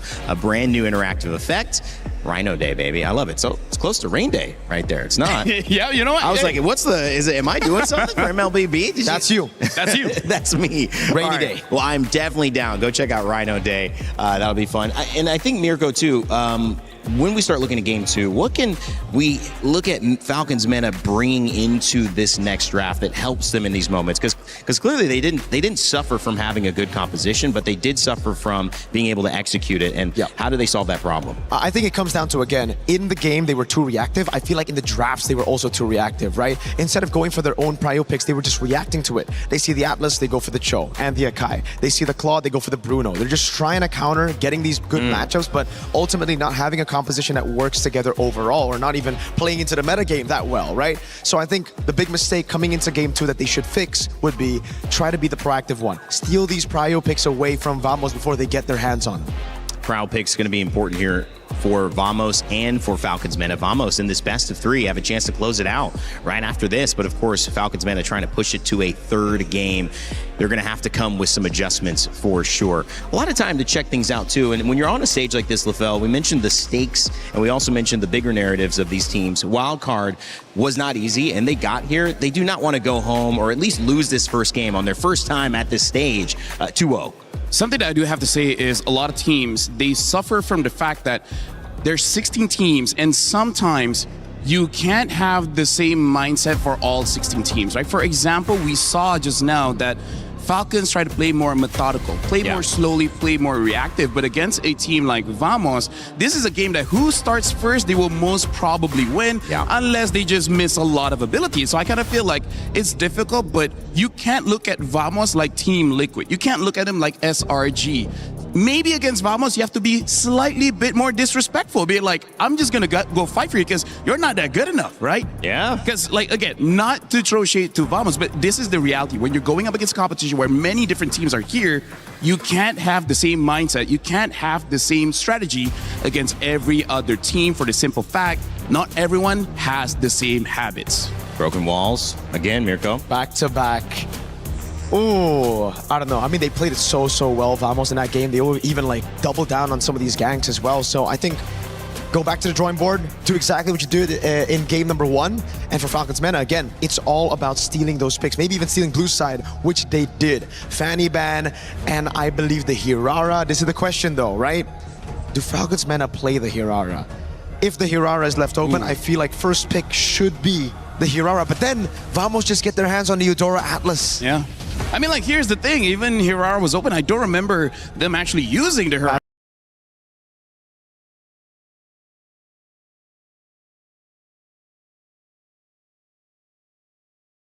How really shapes up here. For now, Falcons MENA looks like they're on the same side for Vamos when it comes to Phoveus. Phoveus is something that they do not want to deal with, and now Vamos themselves ban out the Atlas. So they're really respecting Troll here, making sure that Marcel and the Atlas is not there. And I feel like that's setting up just in case if Era 404 does want to use a more assassin-based hero. But I gotta say, shout out to Aero404. He is basically an assassin main. But going into the competitive scene, he was very open to use utility junglers, use fighters in the jungle, and I feel like that really stepped him up in terms of his career growth, because it makes it so much easier for Coach Valdo to draft for the team when you have such a willing player to do whatever it takes, whatever hero he needs to win the game. And for Valdo, it's looking like more of the same, I would imagine, Mirko. Try to get Vamos in a similar position where they have control. You're noticing that ban right there. What are you seeing? Yeah. Hirara banned out. And that means they can't use it. That's why. Yeah. They banned it on first phase and on red side as well. It's a big question mark now. I mean, even if they get past Vamos, right, all the other teams will be looking to abuse that later on. So Falcons MENA, what's first pick? Is it the Guinevere take now that the Atlas is gone? I honestly don't know. Like, the thing that I was kind of surprised at was that in the early phases, we don't see any Eve at all. And I still feel like Eve is one of the stronger picks here. Juicin actually could still be. Yeah, but the thing is now Hilda has been banned, right? Hilda, Atlas, as well as Marcel. I'm really looking at Vamos like they want a very fast game. And this is just already very, very tough. They banned out the Phobia, so at least they can pick up the Freya here and flex it to XP Gold. That's what I'm thinking right now. Vamos. They clearly did that intentionally. They also have an Esmeralda to play with if they want to deal with the Freya. There you go. Freya first pick for Falcons MENA. Now Vamos. Do they still go for the Eudora, though, is the question. I feel like even if the Eudora may be the third pick here, because I feel like whenever Freya is present, there's really no mid that's completely safe. You know, maybe a Zushin can protect yourself, maybe an Eve can protect yourself. Eudora, you're probably hoping for your roamer to back you up just a little bit so that you have enough damage to make the Freya a little bit scared. But I haven't seen a scared Freya in a long time. It's hard. I love that character. Actually, one of the few I've got some hours on in this game. And Pro Freya. Yeah, Pro Freya. Sub me in, guys. No, Team Falcons MENA going to handle this one themselves, but obviously a lot of presence there from very early. I love it. And the Eudora. See, I know it sounds strange to the people watching, you know, but I've been saying, I've been talking about this Eudora pick, and I've heard, shout outs to my source, that this is first pick, like this is first phase prio. It's not just that one time on blue side. It's really good against Assassins, so you also want to snatch it away from your opponents if you want to go Assassins, and that's what we see here with Ling and Eudora. And I feel like that's also just a takeaway just to make sure that this Ling is going to be able to survive. So this is very, I would say, interesting coming in from Vamos. Looking at the bans, you know that it's going to be Assassin. You're just wondering which one. And considering it is Broken Walls, they still go for the Ling. I'm very excited to see how Aero404 pilots this, because it is one of the heroes that he used quite a lot in his amateur days, but we haven't seen his Ling on the pro field just yet, just because Ling hasn't been meta for a very long time. And now the Cho, I can understand. But the Valentina, quite early on, we'll see how this works out. This just seems like an easy Belleric pick for Vamos, right? Oh, no, they just go for the, obviously, just the winning matchup. And just all the power picks for Vamos here. Because I'm thinking Falcons MENA could still pull off a Yi Sun Shin and then flex the Freya into gold. But maybe Vamos are thinking we can also flex the Esme to gold. We'll just match wherever the Freya goes. So, all right, fair. Zekeef, Nako. Obviously, two important players for Vamos. They both had good games, a good game in game one. I feel like Sano's pace, how do you feel about this, LaFell? Was it enough for you? I mean, obviously going against Nako, it's a tough matchup, but different styles. But I think in general, Team Falcons MENA was a little slower in terms of those fights, despite starting off with 4 kills. What do you think they need to get Sano going? Yeah, honestly, I feel like maybe 2 more gangs, they'll be able to deal with Nako. I mean, like, it's a good thing at the end of the game that Troll with the Cho was able to catch Nako a few times, so Nako wasn't that big of a factor in that one. I feel like it's just in general, Falcons MENA in the first game, they look, for lack of a better term, like scared to do anything. So I feel like hopefully in game number 2, they're like, okay guys, wake up, you know, game number 1, it's whatever, it's a warm-up game. Now we actually got to lock in. With this kind of draft, they have a Freya. Any draft that Freya, you're supposed to be a little bit more aggressive, so that's what I want to see. But I think Vamos already knows that, and they're already having a lineup that can fight early, honestly. Could also be the Harith pickup for Vamos later on, a signature pick for Natko. Moskov gets banned out again. The Clog Snatch Away is also still there. I think for Falcons MENA though, again, Belleric, I thought it was going to be red 3. They eventually ban it out. They know how much of a threat it is to their composition. All very short-ranged. So it just comes down to this. Do they want to go Yi Sun Shin on Boyet or no, right? Because if they don't, that means they're going to have to go back again, maybe on a Guinevere or some utility, another utility pick. They ban out the glue, so I think it's kind of like are they going for Fredrin? I honestly... I don't like it. I hope not. I hope not, because then if they pick up a Fredrin, their mid trio doesn't really have a lot of kill pressure, and now the Minotaur is there as well. This is going to be pretty interesting, because Minotaur is strong, but he's kind of strong when he has the Flash of the Oasis. Before that, he kind of feels like he's mostly just a support, which is funny to say because the Flash of the Oasis is, the heal is great, but the more important thing is actually that cooldown, right? Once you get a little bit of cooldown onto Minotaur, then it feels like a real hero where you're chain CCing with your team. So now Vamos, I feel like they have a pretty good pick. If this Valentina was swapped with the Zushin, I feel like they could have dealt with the Minotaur much easier. And it's so good because, all right, the Harley comes around and Vamos were leaving so it is a Freya in the gold lane. Alice goes to XP. Now Vamos, do they answer the Freya with a carry or do they flex the Esme into the XP, or sorry, into the gold lane? Oh! Wow, okay. Okay, this is crazy because my boy told me that this was showing up in scrims. I didn't know we were gonna get to see this early.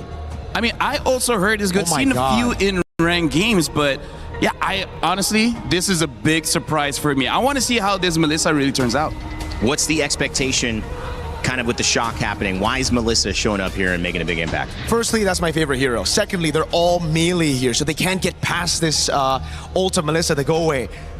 It's such a clean front to back with a little bit of spice to enter the back line. Yeah, the thing that I like about Vamos Drive is that they have multiple win conditions. If the link doesn't work out, you got the Melissa. If somehow the Melissa doesn't work out, you still got the link. So it's very interesting. Gonna be tough for Vamos to lose this one based on the draft. The studio likes it.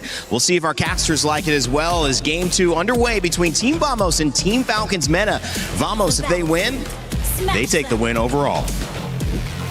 Hey, we like it just as much, man. Me and Gideon also looked at each other at the Melissa last pick, but we're talking about Ling, Eudora, and Melissa in this game 2 from Vamos. Gideon, is this very Vamos of them? This is the first time that I'm seeing it, honestly. And if Vamos want to take this angle, I don't think it's actually that bad. I agree with what LaFole's been saying. Look at the emblems. It also reflects the exact same thing. They want to make sure that this early game actually goes well. What I am curious is about Hawkwind as well as Zcreef. They had a bit of a tough time at level 1 and level 2 in the previous game.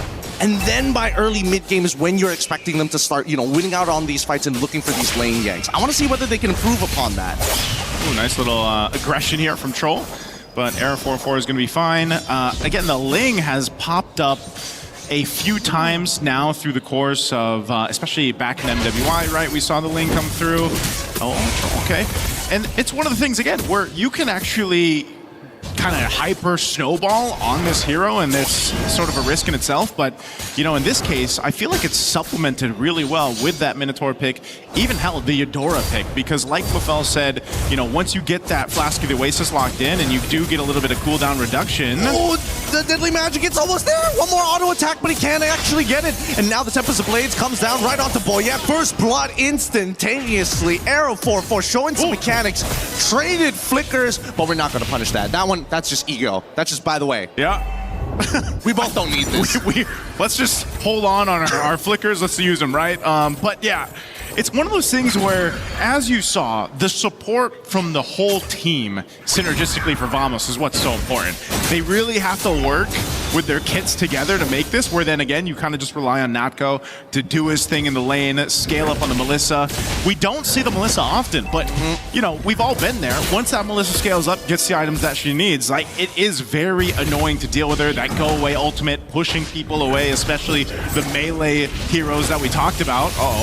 Let's see how this fight. The Deadly Magic is already out. Sipat takes the damage, but Throne Ruin catches onto 2 in the backline. Clockwood in trouble, can't run away, no flicker, dies to Sano, as they start running down the individual members of Vamos one by one. Air 4-4 thinking about it. Oh, the getaway just in time to deny the angle, and Sanji has to get away.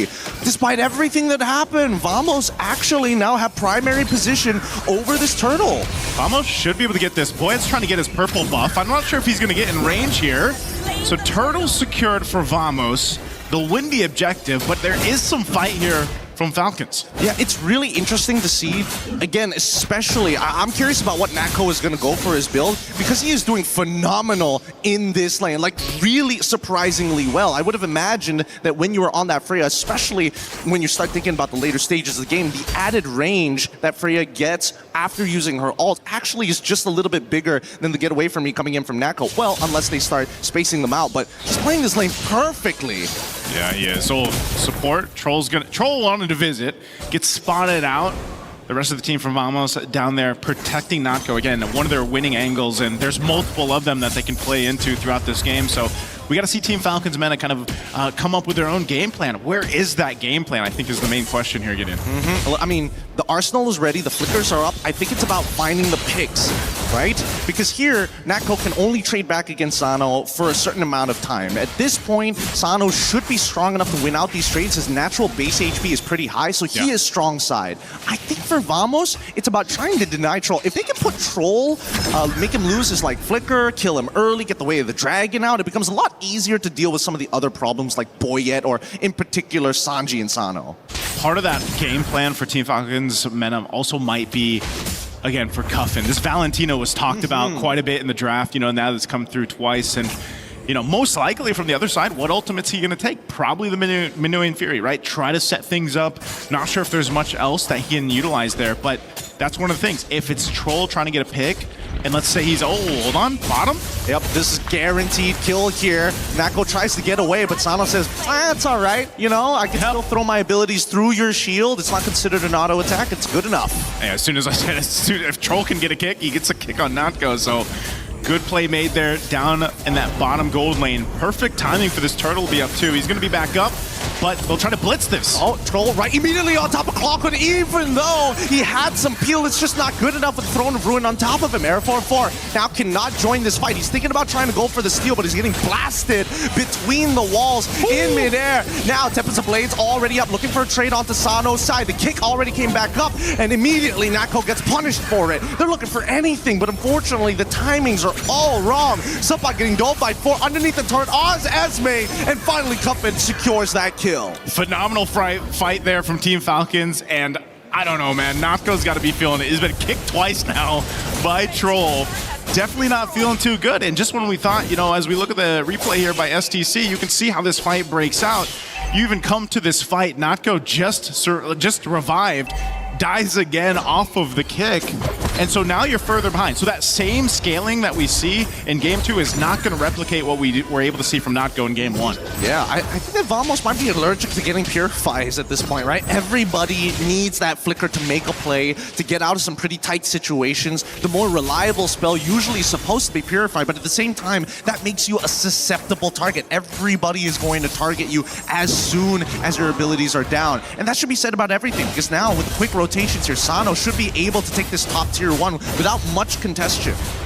Okay, turret down, Sano is able to do that. He is a menace to deal with. He's even got the Vengeance, which kind of just helps him, you know, dealing with if he decides, like what we've seen with the Freyas most of the time, they're able to go 1v2, 1v3 in some cases, and you get a start like this for Sano, you're going to be a big obstacle in the way for Vamos to deal with when it comes to these team fights breaking out, especially when we get past this next turtle, then the Lord.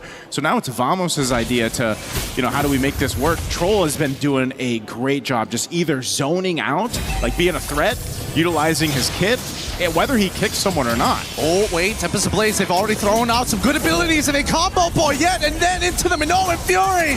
Oh my god, it's a massacre! And now Sano looking to clean up the backline. Throne of Ruin does not connect, and Zeke, if he knows he's done for, gets the heal just in time, and now Subot Air 4-4 need a 1v2. Sano with Sanji is trying to peel them up, but luckily they've got the DPS from Natco's side.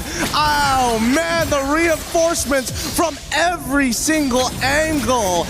They might not be a professional team, but afterwards they should be paratroopers. They are dropping in hot. Oh man, they have the clear signal to drop in. They went through. Unfortunate they could have capped out the kill. Last one on Sanji, but he is an Alice. That is a quick turnaround for Vamos. I mean, granted everything that happened there, they did have to expend a whole lot. We're talking about battle spells, the ultimates that they needed. They took him to the bouncy house, right? That's what the Minotaur does, man. He sends everyone into the air. You get thrown up there. That's a clear signal for Arrow 404 on the Ling to come in with that Tempest Blades and pick up some kills. So again, it's the nature of making these kits work synergistically as they now focus on Sanji here. Look at this. Look at this. Look at the way that they're zoning out. Like, what is Sanji supposed to do? If they play a traditional front-to-back, Vamos wins that every single time. So Falcons are trying to just snap their elbows, break their joints to kind of open up the formation. Yeah, a whole lot being broken here at this point. An attempt from Boyette. Oh no, the flank, it's good. Sano's trying Minoan Fury to try and buy a little bit of time as Nako repositions. Subot trying to peel the best of these camp, but they've already lost Clockhood, and now Arrow 404 needs to make the difference. Way of the Dragon already kicked, and the Terrify as well, but luckily able to get the Blade of Tempest in time. Nako needs to be a threat. They take out Troll, and they should walk away from this, but they get Sano on the way out. Oh man. It was almost so good of a team fight there. Oh, whoa. Throw the Ruin into 2. Can he actually get enough to kill him off? 1 HP! And Sanji gets Natko. What happened with that fight, man? We went back and forth. I thought Vamos was going to go ahead and disengage after that. They end up going for it again. So Falcons MENA ends up capitalizing a couple kills. That's better for them than that would have been, but still. What a bloodbath it's been. Lord's coming up in 10. Both teams showcasing they just want to fight it out. This Throne of Ruin initiation able to go ahead and take out Natko. Delaying them a little bit more was crucial here for Falcons MENA. Man, that was definitely a never back down, never what moment. Both sides just refusing to let the kill score get anywhere past them. 1.4K, no big deal. But if they get one more kill than us, nah, we're going to throw everything and see whether it sticks. Wait, Troll actually spots him up. Can they actually intercept this? I don't think so. Yeah, I don't think they're going to be able to. I think they just have that vision on him again. Trying to keep tabs on Arrow 4. Mind you, he has not died. Look at this. Oh, man. It's going to be Bruiser, Harley, and finally some damage, and that's the third item with the Divine Glaive. Let's see how they play this out, because Arrow 404 is definitely going to be able to get that Lord first. Considering the positions of Falcons, like, they've got a widespread net, but they also understand the main damage dealers just don't have enough stats to finish the job. I just can't picture that Brute Force breastplate under that wizard robe, man. He's like, I can't be getting all these hits. How much you want to bet it's underneath the hat? Probably is for some odd reason, right? So Lord secured. It's going to be marching its way with Vamos here in just a bit. But that's something that Falcons MENA can go ahead and defend against. They have to be able to go ahead and clear this out.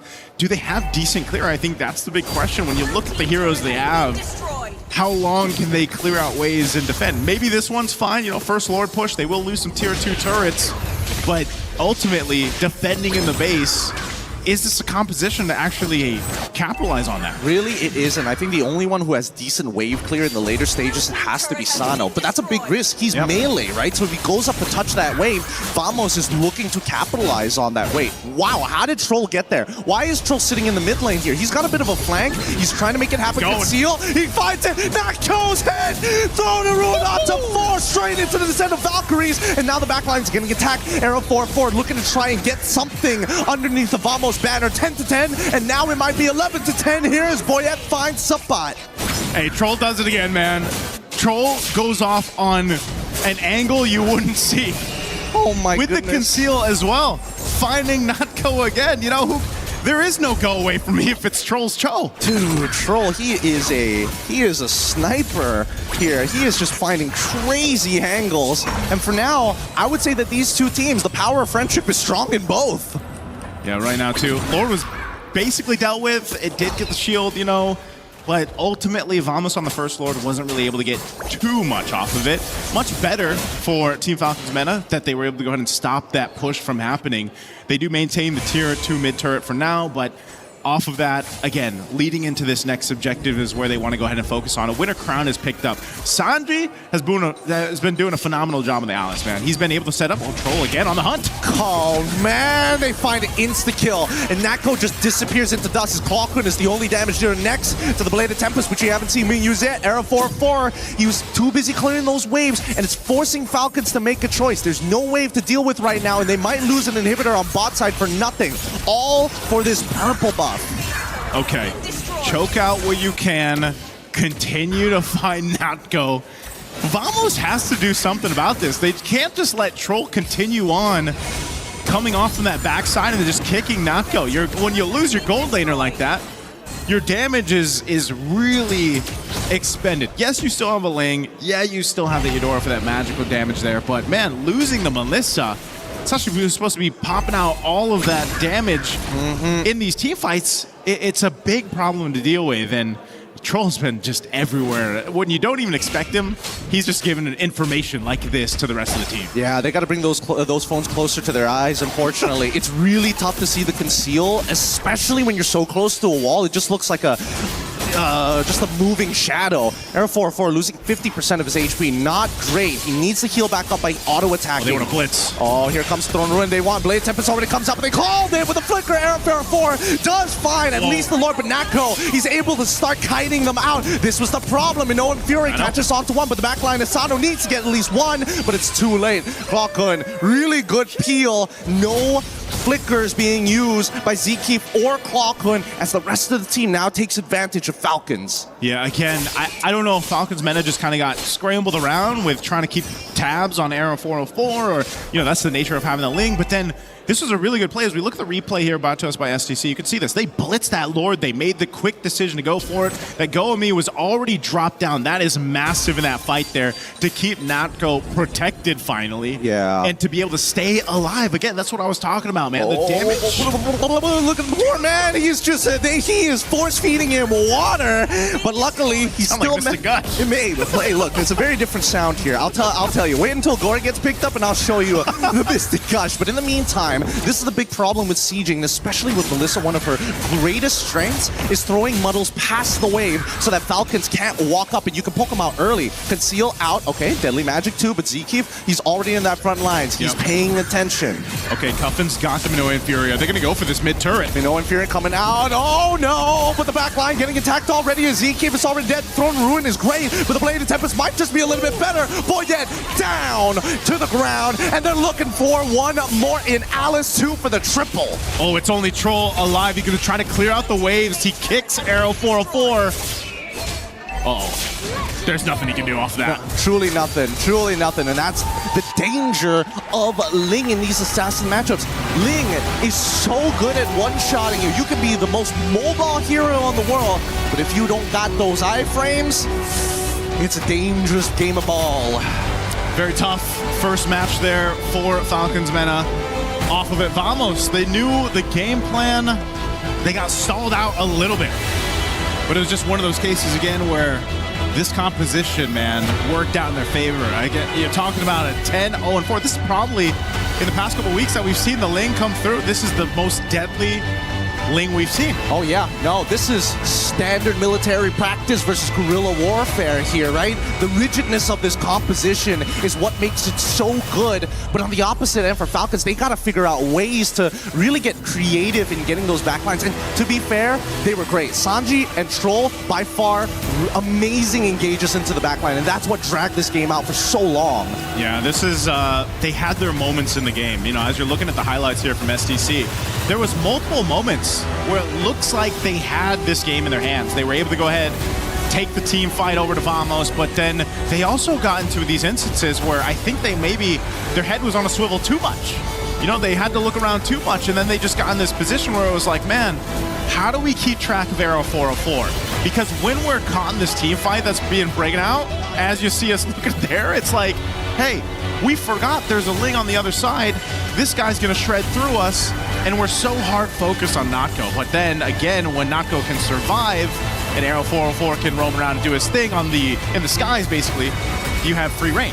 And that's the thing. I think that right now in Mobile Legends, the meta needs to understand, yes, it is risky to have a singular win condition. We need to see multiple win conditions in a composition baked in naturally. Well, let's go ahead and throw it over to our interview for this matchup. An amazing opener match coming up from Team Vamos, and right now with us on stage, we will be having a quick chat with Error 404. How are you? Very good. Okay, now, you know what? Let's talk a little bit about the game, because prior to the game, we saw an interview with you and Eterna, and you looked very stressed. You looked very tense. Now that you won your opening match in MSC with a 2-0 clean sweep, how are we feeling? I feel very relieved because we got to close the game 2-0. Now, I'm sure a lot of the Malaysian fans back at home are definitely happy with your win today. Now, let's talk a little bit about the game. We saw that in your opening match, you picked Eudora twice, and the Ling came out, played perfectly. Talk to us about the Eudora pick first. I think we got it from other teams in scrims, so we just started practicing it and we use it today. Yeah. Do you think it's going to be an effective mid laner moving forward? I think it's a really meta pick right now, Eudora. Okay, now next question. The Ling. How are we feeling about the Assassin picks making a comeback this MSC? I know that you're an Assassin user yourself. Yeah, for me, I'm happy because I'm an Assassin user, so it's my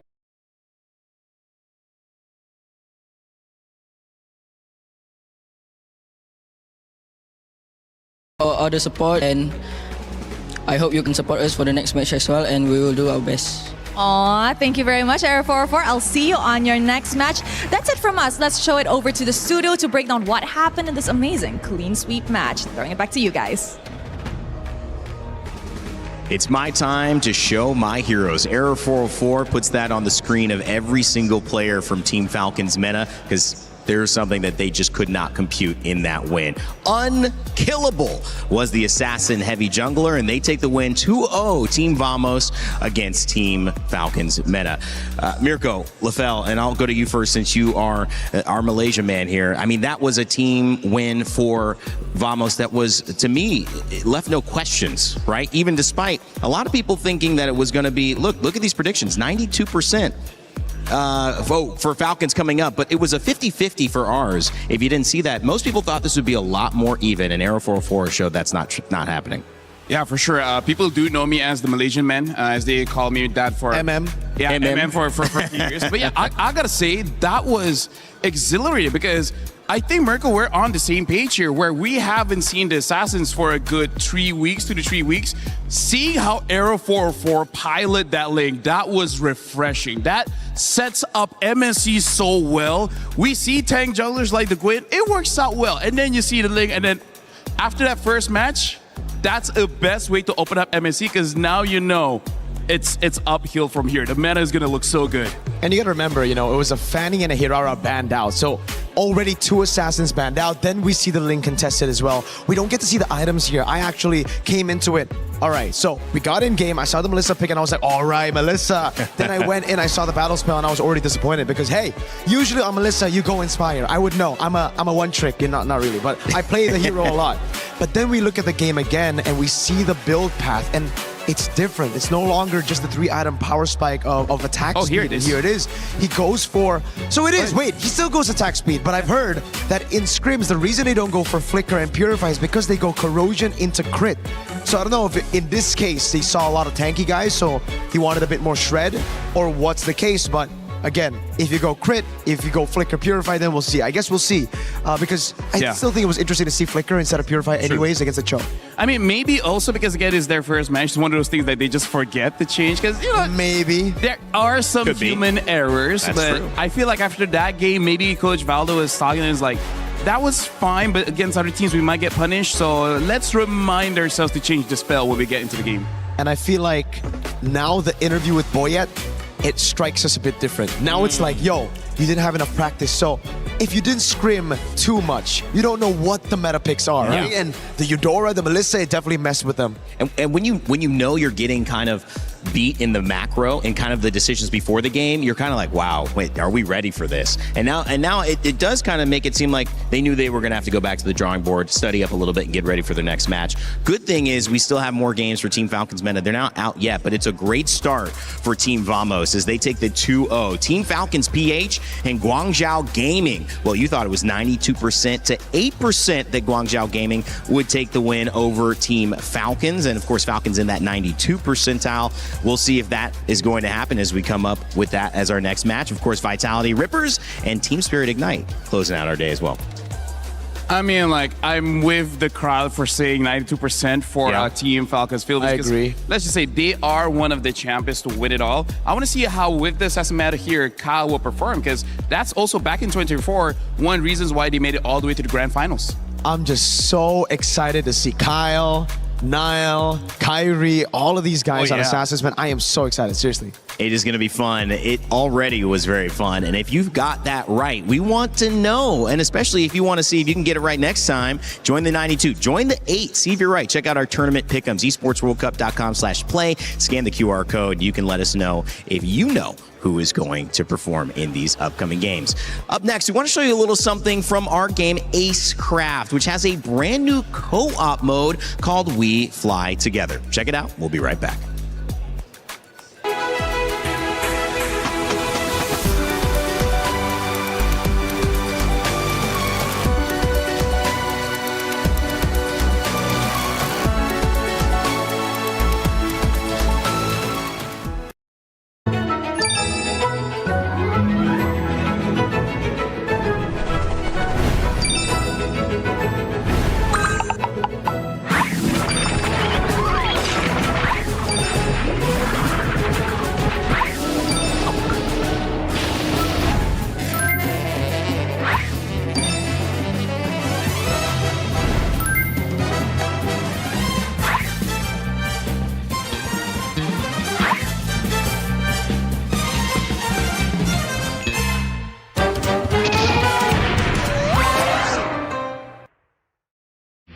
A lot of people are haunted by their past. I'm inspired by it.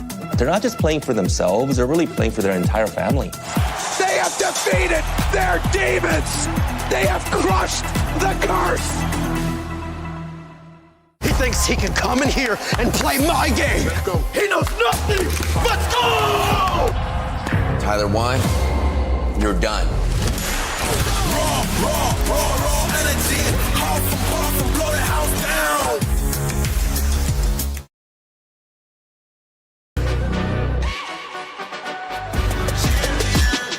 This ain't no regular thing. I came for the ring, you know what I mean.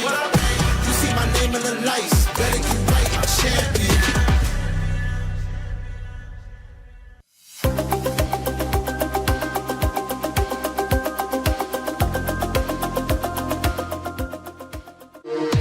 We were there. For every click, every clutch, every respawn.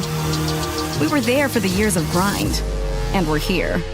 Now, the proud founding partner of EWC, powering the biggest event in gaming, shoulder to shoulder with the world's best, making history. Greatness deserves a stage. Lenovo Legion, reach your impossible.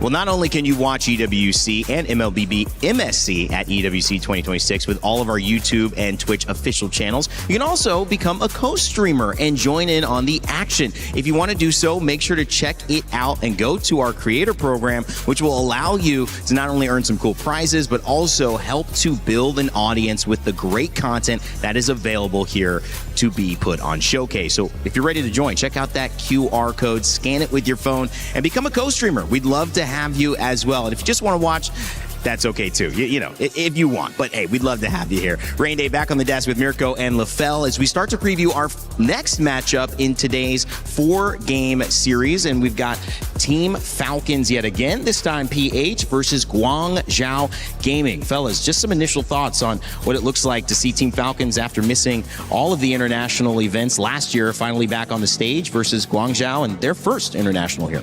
Well, I think, you know, they fixed a lot of the errors. They invigorated the roster as well coming into this. I think Team Falcons PH are looking very, very strong coming into this. Yes, they did lose in the grand finals, but I think it was also a different meta. In the current meta, I really feel like Team Falcons PH has what it takes to do what they did in the past. MSC 2024, the first time at EWC, they made it all the way to the grand finals. Something that I do have to say, where I feel like I talk about this backstage, it kind of feels like they're trying to go back-ish to the 2024 meta, right? Because in MWI, even the grand finalists are the same. And that's why for Falcons PH, that's where I'm like, wait, hold on. This is looking like familiar territory for them. So I'm actually looking forward for Team Falcons PH to be surprisingly, unsurprisingly good here. So same finals, but a different champion this time in MWI. So Falcons SRG and Falcons winning this time? No. Is that the script? Hold on. Malaysian man. I mean, like, you went all 7 games, and at the final game, you know, the $1 million pick happened. We'll see if that happens again. I mean, there's $1 million on the line here as well, so anything can happen. Falcons PH about to take the stage. This roster filled with great players who want to make their mark here, especially at MSC. We mentioned Guangzhou. We'll talk about them a little bit later. But for the 92% favorites from your votes in the chat, it's time to hear from Flap as we got a chance to catch up with him prior to the start of the set. We're now here with one of my favorite EXP laners. It's Flap. Welcome back. Hello, guys. How's Paris treating you? It's all good. Did you like the food? Did you like the hotel? Everything okay for you? Yeah. This is the best.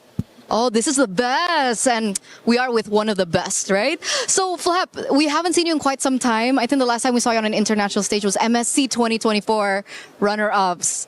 What's different for you this time around? The difference is that I'm more hungry to win this championship. But you had breakfast, right? Yeah. Oh, okay. Just, making sure. How did you prepare for your next match here against Guangzhou Gaming? We just trained in the hotel. Yeah. Train in the That's hotel? pretty much it. Anything else? So you do specific to Guangzhou Gaming that we should know about? Nothing specific. Nothing specific? Yeah, we're ready. Yes. They're ready. We're ready as well. Flap, good luck. Thank you so much. It's over. Back to you. Flap, a 2-time M-Series world champion, M2 and M5. He's got to play a big role in today. Mirko, Falcons are going to do well. Absolutely. He's crucial to Falcons winning. And what the heck? You might be right. What's going on with these players when they get interviewed by Eterna? Who is that? That's not Flap. Hey, I mean, like, here's the thing. Flap does the thing. He always taunts and poses. Eterna's posing some problems. Hey, you don't know. Eterna behind the scenes. She's a girl boss. She intimidates you. You know what?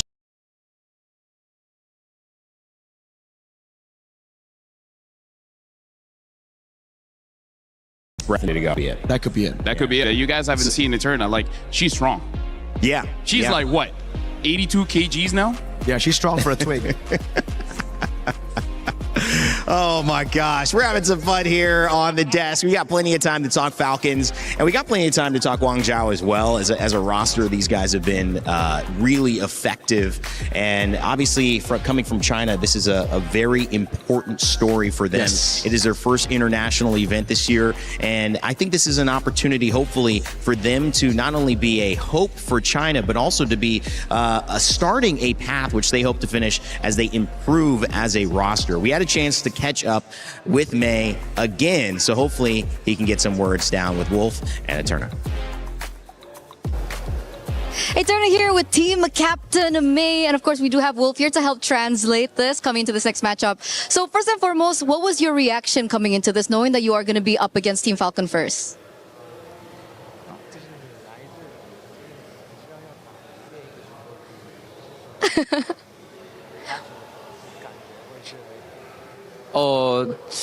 我是挺开心的，因为能对阵世界冠军菲律宾的世界冠军，而且他们的教练其中之一是我们 GJG 之前的 coach。He said that he's happy and he's glad that he's able to go against Falcons, knowing that the former coach.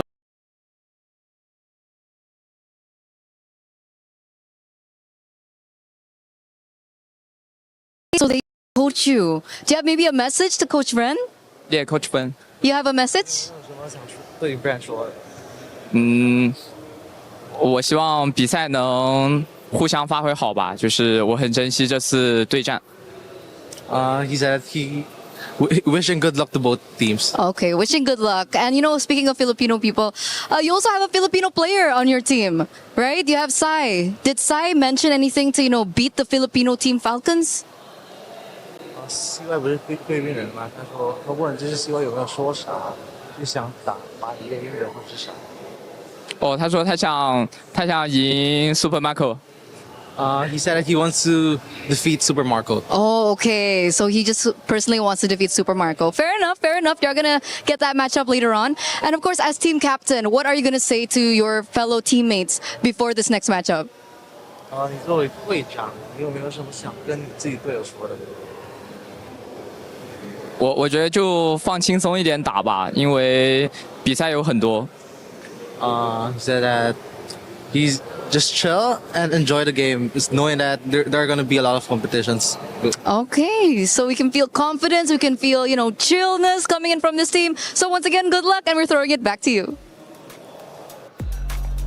I think he passed the Eterna test. I don't know about you guys. I think he did well. But maybe that's because of the translation that had to occur. He has a friend, yeah. Gave him a chance, and he had a buddy nearby. All jokes aside, there's no jokes in this matchup.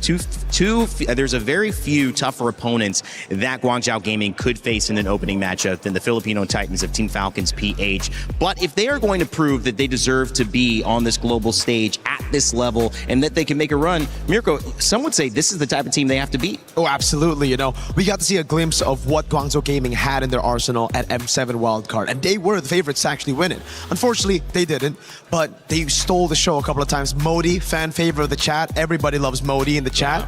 He's amazing on these playmakers in the XP, and I feel like him and Maze, they're going to have to work double time here if they want to get a win against Falcons PH. LaFell, what's the most important matchup here? Is it Modi and Flap in that EXP lane? What do you think is the need for this game's focus to be on in terms of who wins or who loses this matchup? I mean, it does look like this is the meta where we're going to be looking at the EXP as well as the jungle here, because here's a general rule for Mobile Legends. If your EXP is losing, your jungler is losing as well, because your EXP laner really opens up the map. And when the map is open, your jungler can get a lot of farm. And by proxy, you're making the other jungler weaker time by time and time again. So yes, Modi is an excellent player, but Flap, man, two-time M Series champion. Like, that guy is an icon in Legacy. The EXP. If somehow Modi can take down Flap, now that's the bigger statement. Like, that's one of the things where even if you lose, it's fine. You can say you beat Flap.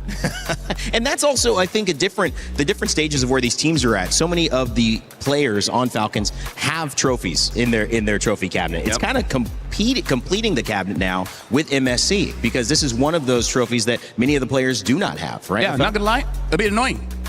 A bit annoying? A bit annoying. They have so many trophies. Could, you know, like give us some. Yeah, that's true. I mean, I would like for them to share, but it's okay, because to be the best, you got to beat the best. Yeah. That's why they still have to beat Vitality. They haven't done that. Yes, you're right. Yep. Vitality champions for sure, this one. Undefeated at EWC across 3 years and M Series across 7 years. Never lost a single game. Never. Wow. Well, and the hometown org at this point, with Paris being the home of this MSC. I mean, that was one of the things you guys talked to me about as well, learning the game this week and having the privilege to speak to you guys about the importance of this tournament. One of the things that was echoed was the fact that this is in Paris now. It wasn't always global. And the fact that it is, it adds even more to the importance and the impact of winning. Absolutely. I think you heard from the players as well, man. They feel like it's the best. Flapteasy literally said it's the best because, man, I think for them, it's just a dream to visit Paris at the start. They would have never thought that MLBB would bring them here and to compete here at the biggest stage for MLBB in front of the world, in front of millions of people watching. That's the dream. And for Flap, that's why he's hungrier than ever. And speaking of Team Vitality, speaking of Na'Vi, speaking of Team AG, and all of those orgs, they're playing for something maybe even bigger than just a single championship. They're playing for the club championship trophy. We've got Chris ready to give us an update on how things are faring so far.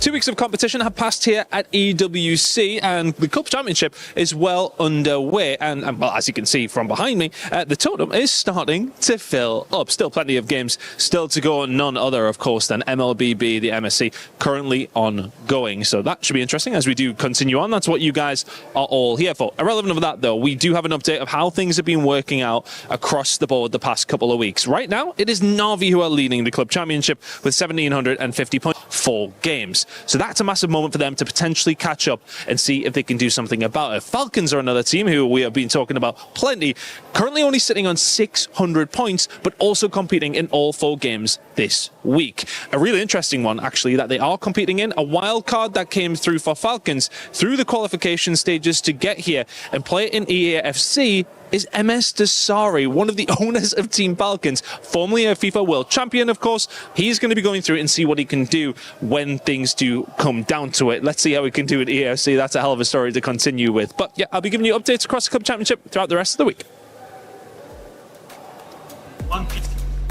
Thanks a bunch, Chris, and also reminding us all that Falcons are back-to-back winners of the Club Championship. Will we see a new Club Championship winner this year? We'll find out. Stay tuned for all the action. We'll keep you covered with what's going on in the CC. Now, as we head back to MSC, on the desk, Mirko, as we preview this lineup, what to you stands out as the biggest narrative? Again, we've talked about Falcons being winners. We've talked about, them representing the Philippines. We've also talked about the story with Guangzhou Gaming. What rings the most important here in game 1? I think it comes to just understanding the meta right now. Both teams. Both teams. I think it comes down to understanding the meta. We saw earlier a big contrast of one team really pushing all of it, all of the meta picks from scrims that they said as well into the stage, and the other playing it very conservative, playing it with the old picks. So right now, I think it comes down to who has adjusted better, Falcons PH or Guangzhou Gaming. And you mentioned that the coach of previously Guangzhou Gaming is now the coach for Team Falcons, Vren.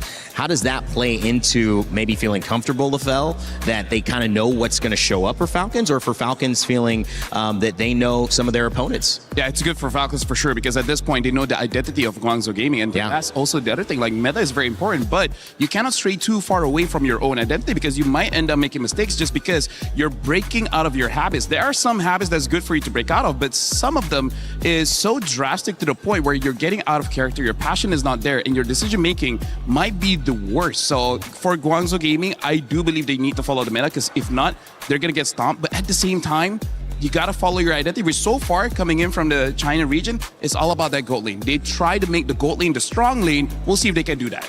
And that is going to be difficult from what I just saw. I mean, with Era 404 dominating the game like that, you can just see that Assassins in the jungle, Mirko, I mean, if they're played at that level, they are going to need to be dealt with. Oh yeah, it's going to be very, very tough, especially when Kyle Teasy's on that lane, that Fanny, any of Assassins that he can get his hands on. Again, we saw Fanny and Hirara banned. If we see a Hirara game, it's going to be ridiculous. But also, though, I'm glad that we got to see the Minotaur in game number 1, because if it wasn't for that, I think May is going to hesitate a bit on that pick. It is a pick that they've actually found a lot of comfort with, playing it a lot in the M7 qualifiers for the Chinese teams, and coming into this, I still think it makes sense with the identity that they have. Play around team fights. Yep. By the way, I gotta say, Mirko as well as Rain, this is gonna be our second match, but I'm already seeing that the bans are gonna be something the coaches are gonna have trouble with, because now with the Assassins coming up, a lot of Assassins has to be respect banned, and that will become a problem. When you know a team can't use these certain Assassins, there's gonna be a big difference when it comes to the bans here, where certain teams like Vamos, like Falcons, maybe even Team Liquid, making it so that they're gonna win the draft just by proxy of a threat that's not even there just yet. The winner of this match will face off against Team Vitality versus True Rippers, our next match's winner, while the loser will face the loser in an elimination match. Remember, we are going into an upper and a lower bracket for both Group A and for Group B. So that will be maybe different if you're used to certain upper brackets and lower brackets that combine these groups. No, it's going to be different. So Group A, the teams you're seeing here, are going to be playing against other Group A opponents. So every single match is going to impact every single other match. There's something to learn from every single game that we're watching here, especially if you're one of the teams that didn't do well. It's going to be waiting in the wings like Team Falcons MENA previously against Team Vamos. Guys, I just got to say, predictions. Do you think Falcons is taking this one to start off? They're coming in stronger? Yes. Yes? Yes. Is there pretty confident, yes. Very confident, yes. Yeah, no hesitation, yes. If Guangzhou's going to steal it, what do they have to do? Quick thought. Is it just get a better draft? They got to shut down Kyle. Is it overperform? But that's one of those things that's easier said than done. They got to shut down Marco, Kyle, Haji, Owen, and Flap. They got to shut everybody down. We'll see if Guangzhou Gaming can impress yet again as they face off versus Team Falcons PH in our Game 2. Yes, my friends, that is the setup for our second matchup for today. But first up, quick recap, right? We have two dark horses to open things up for our matches here, Rose, at MSC. And happy for Vamos. They got it in. Yes, indeed. Hala Vamos for the Malaysians back at home. That was an incredible series. 2-2. A lot of amazing picks off the board. But now we enter the second match of the day where we will be seeing Falcons Philippines going up against Guangzhou Gaming. Yes, this is a pickup in its own right. It's a fight between a giant and newcomers in there. I can't wait to get this one started. So without further ado, ladies and gentlemen, join me in welcoming Falcons Philippines. The last time that they were on this very stage, they went all the way to the grand finals. Now the question is, this time, will they be able to start their journey on the right foot after not being in MSC 2025? That is indeed a lot of pressure on their back, but of course, no game is complete with only one team. Please join me in welcoming their opponents, Guangzhou Gaming! From heartbreak at M7 wildcard to the main stage of MSC, their journey has been a treasure to witness. As the rising tide lifts the ships of their region, their goal is clear. Show the established powerhouses that there's new challengers for them to fear. Ooh, this matchup is going to be interesting because like I've mentioned, Falcons Philippines went all the way to the grand finals, meaning they are veterans, they are contenders. However, Guangzhou Gaming, on the other hand, they are the newcomers. Will an upset happen in today's match? It's the cool part of it. Everybody loves an underdog story, and this game has it in space. So please, gentlemen, Guangzhou, please place your keys. Please, Team Falcons. Remember, captains, to shake your hands before this game starts, and we'll see it. They're going to go to the middle, and well, the handshake. It's all love and care, but in the server, it looks different. Let's send it then to our desk to get our game started. Thank you so much, Rose and Milos. Man, it's a fun green room with those two. Some great talent and some great games starting us off here for MLBB, MSC in Paris, France. 16 of the best teams in the world vying for that $1 million prize pool. Now it's time for China to see what they can do against some of the all-stars of the Philippines representing Team Falcons in our second series of 4 for today. As we kick off the draft, we've got Mirko and Lafell with me. And guys, this is important. If Guangzhou's going to do it, you guys said maybe an uphill battle. The audience thinks so too. 8% only thinking that they can get the job done. They're going to have to do something in this draft to surprise Falcons. Look at him. He's locked in. Tied his hair real quick. Right now, I do have to say, if you're new to MLBB, one of the reasons why I feel Falcons Philippines will win this one is, in the current meta, if you lose the first 2 minutes of the game, it's actually very hard to come back into the game just by how the jungle has changed in terms of the values and everything like that. And Falcons Philippines have, I would say, all across the board, one of the best laners in every lane. Flap is amazing in the EXP. Super Marco is amazing in the gold. And it makes it so that winning those lanes is going to be very difficult. And I'm just worried if Falcons just wins the first turtle fight and then they just start controlling the jungle and then it just becomes an unfair battle. Yeah. I'm a fan of that up until I think like a point that I want to talk about would be, I think the first 2 minutes. I don't think the first 2 minutes dictates the entire game. We saw it earlier as well for Falcons versus Vamo, so I think we push it back to maybe 6. I think around Turtle 2, whoever gets snowballing from there, then it gets really tough to come back. But even then, I'm not too sure, because we've been seeing utility versus assassin. We've seen a weird, off-meta assassin in the Harley against a meta assassin. I want to see how it looks like if it's like a Fanny versus Ling, if it's a Fanny versus Hirara versus Ling, or heck, even a Nolan, right? Because then I'd say there's going to be a lot of room for comebacks. I'm just thinking that we won't be seeing the Fanny. Like, unless... Yeah, probably not. Unless the jungler is at best a B tier at Fanny, I don't see the Fanny letting out of the bans. How common is it, as we take a look at the map reveal, hold that question for the draft? Will it be another Broken Walls? Or will we get a mix-up? It's Expanding River this time around. LaFell, your thoughts on finally a new map here? Yeah, Expanding Rivers make it so that winning in the lanes is going to be that much more important, making it so that you can go to the neutral objectives like the Turtle as well as the Lord much, much faster. So now the lane matchups gets even more punishing, honestly. So if you're winning lane, you have even more access to the jungle, basically. You can snowball that. Can rotate around very, very quickly. So I guess we'll find out again what picks get picked up for both the teams here.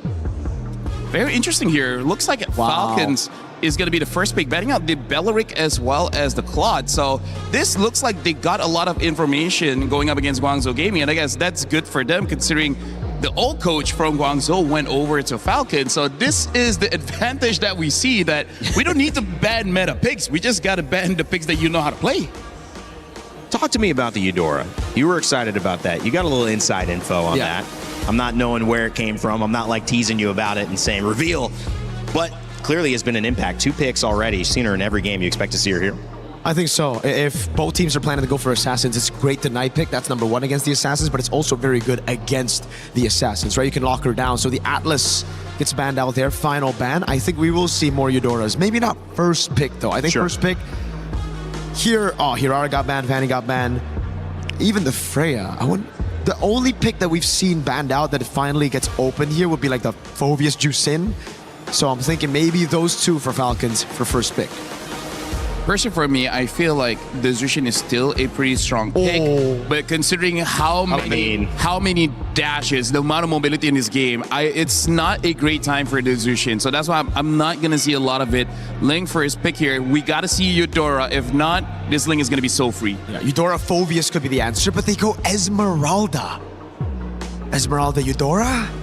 Yeah, I think they just want to win the lane, picking out the Esmeralda. Quite good in the lane, but is not an answer towards the Ling. So a little bit of disconnect here where unless they win the EXP so hard, you start controlling the jungle, it's going to be pretty difficult. And a very early Harif where, again, coming from the region of China, they do like their goat laners.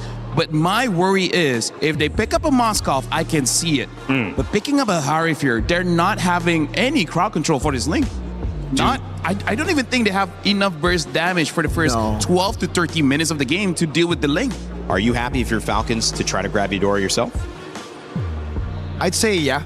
I'd be down for it. You know, the Eudora just to deny it on the other side? It's great on the deny, but it's also great with your assassin, right? Because usually when you're on the Ling or any other assassins, you need a bit of burst damage, and bro, give me some time, friend. I was gonna get to the Brody. You gotta get your points in, I'm sorry, man. I was answering the Eudora pick. I know. That was me. I messed you up. I messed you up. You would have said it. It's okay. Harith Esmeralda gets picked up. This is the question on the Falcons roster. We know at M5 they play strong side gold lane so well, and this is what we've been talking about as well, the Brody pick and the Dyrod. So you have physical shred, and then you have double carries on physical damage. Bursty as well. Oh my God. I gotta say, Raid and Mirko, we're on track for 90 unique hero picks at MSC, because we're already second match, and we're seeing a lot of new picks here. Guangzhou Gaming goes with the Hilda. Good and bad here. The Hilda should be good to pressure the Ling, but going up against a Dyrov. Dyrov likes it when you have a lot of armor because there's so much that he can take away.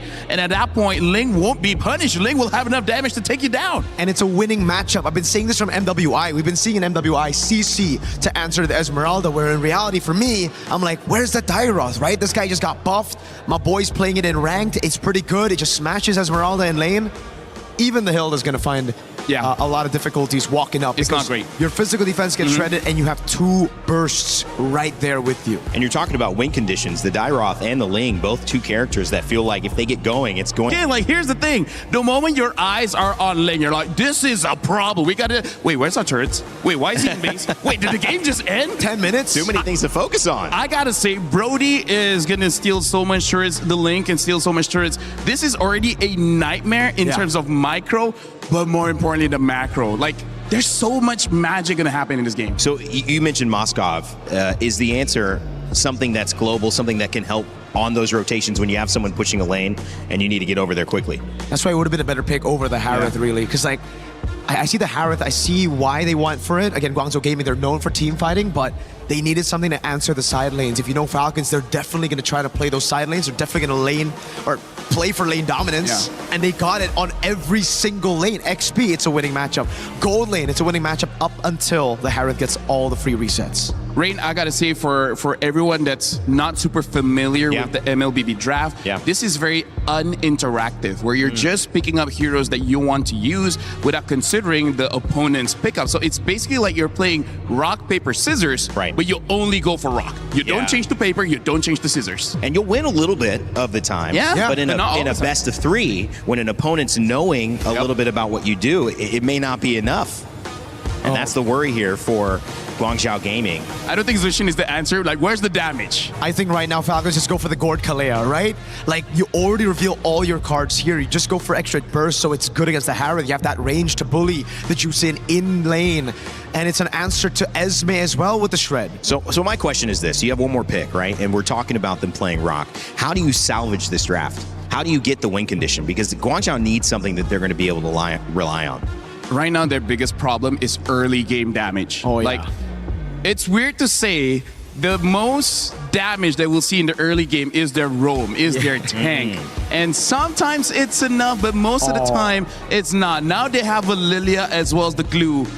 They already have a damage problem. Now it's worse because the glue cannot die, and Lilia level 2 can take down basically everyone from Guangzhou, so this is a mismatch in draft. I thought they would take the easy road of just Gord and Kalea. Instead, they read past the pick. They know Guangzhou Gaming only have a utility jungle left in their arsenal, and they go for Lilia, someone that can stay in the mid lane, independent, bullying both, while the glue roams everywhere. Marco, this is the kind of draft that, in my eyes, creates despair. Like, the more you look at it, the more you fight against it, as the time goes on, it's like, wait, our chances of winning is going down and down and down. This is a draft that will make you feel very sad. And now it's forced the Nolan pick out of Guangzhou Gaming. Nolan, notoriously horrible pick against a Ling, and especially a Brody that can kiss you. Dairoth versus Esmeralda in the EXP lane. Flap and Modi. That Dairoth looking to cause havoc, but if it doesn't, well, they've got the Ling as well. 4 new heroes picked up to add to our unique hero total means who can take game 1. Thank you so much. We head on in to the land of Dawn, and we're excited to see how this game is going to be played out, because for the first time in a long time, I have never been so confident in Falcons just cleaning up kills. They have so many ways to clean up fights, but it's all up to Haji and Kyle to make things happen. And I, for one, am pretty sure that they can accomplish just that. Team Falcons and their mechanics, no doubt, they could carry that out, but Guangzhou Gaming, they forced out an early flicker from the hero you expected to be most aggressive in the early game. And this is the scary thing about this game, right? Because you're looking at everybody, there is no particular winning matchup, right? Especially in those side lanes, unless they find a big mistake. So they do need the extra bit of support. Guangzhou, especially for Mei and Xing, all they gotta do is maintain control of mid, and it's gonna be super difficult for Ogwin and Haji to have that impact that we're looking for. Yep, at the very least, they're holding down Mei in mid, so he's not able to really get out of there as much and go into Kyle's jungle. But that's a lot of pressure already on their mid duo. Beautiful stuff coming up from Guangzhou, right? That's already 2 big battle spells out super early on, and now they can start going for the invades. Look, Kyle is just taking so much damage from Mei. Never mind, I just said Mei couldn't just really go straight into Kyle because of what Haji and Ogwin were doing, but with the amount of support that they've been providing one another, with this rotation rotation you've seen firsthand from Guangzhou, things to be somewhat favoring their side. Yep, even Battle Spells is also telling us the exact same story. Falcons, they want this early game to be good for them. They want to speed things up. Right now, CY trying to bait something out as Recall is very nearby, but I'm also curious, right? Because from Guangzhou's POV, I would have imagined that they would have gone for like maybe, I don't know, something a little tankier early on. Like now they're stuck with this Nolan. They too have a certain degree of a timer. Yeah, so maybe that's also why you see them really trying to pick up the pace and make sure that everything goes right in the early game for them, because they somewhat picked up on jungler that also has to keep up, but at least they're holding majority of the positioning here in the turtle so far. Flicker's already forced down!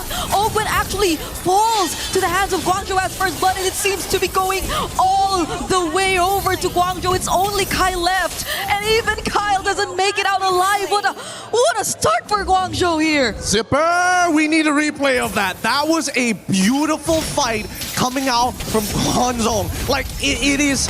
Owen was already looking to actually put that final nail in the coffin, but keep your eyes here as Mei flickers out and baits the entire team into an unwinnable fight with Xing, making sure that Lantern Flare was up the entire way. With Turtle in the hands of Guangzhou Gaming, this is by far a really good start. I wonder what information and preparation they've done, because again, Guangzhou, you know very little about this team. Even the heroes that they've used in their recent qualifiers don't tell you much about their playstyle.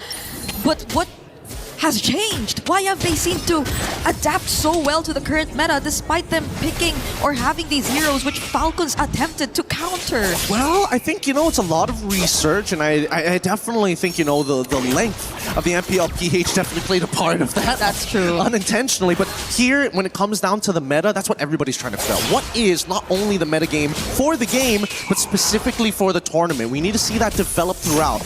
But with the lead that they have, 4-1, I'm expecting Guangzhou to play more reactively, right? Yeah. They want to make sure they punish the Falcons everywhere they go. They need a man-to-man defense and make sure that Haji doesn't scale too fast. And honestly, that tournament meta, I feel, is something we won't really get to figure out until maybe day 3 or 4. I mean, we can speculate. Because day 1, first 2 matches in series have already shown us so much of the more unorthodox picks already. Well, is it unorthodox or are they just ahead of the metagame? We won't know until day 2 or 3, but in the meantime, you can see both teams high contention for this mid lane. It's less about the side lanes. The side lanes are kind of independent until we can get the mid trio to move in their direction. Guangzhou going to take that first move as they send supports to the top side. Yep, at least for Falcons and their sides, they're doing really okay. It's a Brody and a Dairoth, which you pretty much expect to win their lane. And so despite Falcons not really winning out massively in terms of their mid, they're not really in need of that much rotations, but that's the thing. Guangzhou might just really take advantage of this entire situation, but it's already Owen here up top, already trying to somewhat provide a bit of help.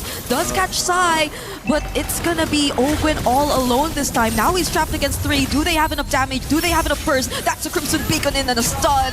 Guangzhou eventually take him out, and Super Marco looking like the next target, torn about memory, but he doesn't find anyone. But he still survives. Just a minute and outplay, 2 goal laners go down. No way! All the auto attacks just weren't big enough. He didn't have the physical damage. It is unfortunately, a magic marksman dependent on skill cooldowns and abilities. That's gotta feel so bad. When you thought you were about to kill him, guess what? Quantum charge, walk away. Okay, here goes the replay. So he was definitely left all alone there. I think he kind of survived it for a bit longer than we expected him to, but what a play. Even their coaching staff thought it was unbelievable. For the second time around, what? Super Marco not having a great time now. Recall said, team, we're not going to let this happen again. Let me show you how it's done on a Nolan. But on the opposite end, we're not seeing Falcons waste too much time here. If you notice at the gold lead, despite it being 2-7, for some reason it's only 900. By this stage, you're expecting somewhat of a 1K, a 2K gold lead. Oh, Black Shoes already forced out too. They get to find Haji and land another stun, forcing out the flicker. There goes Flap trying to defend, and they outplay Mei in mid. a small win for Falcons this time. Really nice play coming in from Flap as well. Now you're seeing that the traditional lane roles, they're starting to get mixed up a lot, right? What is Dairoth doing up here to maybe try and help Ogwen and Super Marco? He reveals himself, but all of this is so that Kyle can scale up a little bit faster, taking the wave as well. Yep, they're at least maybe trying to slow down a bit and maybe go for the farm, because clearly Guangzhou Gaming have taken charge of the early game, and that's exactly according to plan so far. So maybe less of the direct one-on-one counters, and now we see more of the 5-on-5 rotations come into play. Recall though, very confident right now on this Nolan, forcing out the black shoes again. Yeah, and honestly, there's no reason to actually contest for the turtle, because they know for a fact, hey, Nolan, his retribution is coming up, but without his ult, that's fine. That means he can't really get in and out as effectively. But when they're rushing it down, that's where it gets scary, and now they look for the opportunity. That's a flicker from Ogwen. No Crimson Beacon left for XYang, but Recall, he wins out on the objective yet again. Falcons are now trying to go in. Kyle also using the Tempest of Blade. Super Marco joining in the fight, and they already have taken out 3 members of Guangzhou. And that's a huge mistake coming out from GZG. Falcons take advantage of the fact that they were just too close together. 3 people got caught in the snare of the globules. The damage is good coming in from Recall. Oh, Super Marco, is he going to burn to death? Okay, he's fine, he's fine. Yeah, that was close though. And at least Falcons get a bit more space, because it felt like earlier they had to work hard for this space, and they had to juggle between switching lanes here and there just so they could really find some more objectives across the map. But even despite losing that objective, and I believe that was the second turtle that Guangzhou have already secured, they've at least gotten a bit more map control. And now the question is whether or not they've developed enough of a lead. And whatever they had before instantly dissipated in one singular fight. I love the fact that Haji is immediately going for that Wishing Lantern. It's perfect for getting rid of these annoying pokers like Mei, who wants to be in his face, or maybe even Modi, who again hasn't really been able to participate as much as we would like to see. Yep, does run the Vengeance too, so we hopefully do get to see him later on in the team fights, because I feel like that will be a great help to Guangzhou Gaming in terms of actually getting the wins. But Flap, oh no, getting bursted down here by Recall! Oh, nothing that Flap could do. He flickers a little too late, and honestly, I think a lot of his abilities got cancelled out once he got spun into multiple directions. That being said though, Guangzhou looking to try and take out at least one of these turrets, but they decide not to. They give up on it. They see Ogwen and they're like, not again, not again. Nope.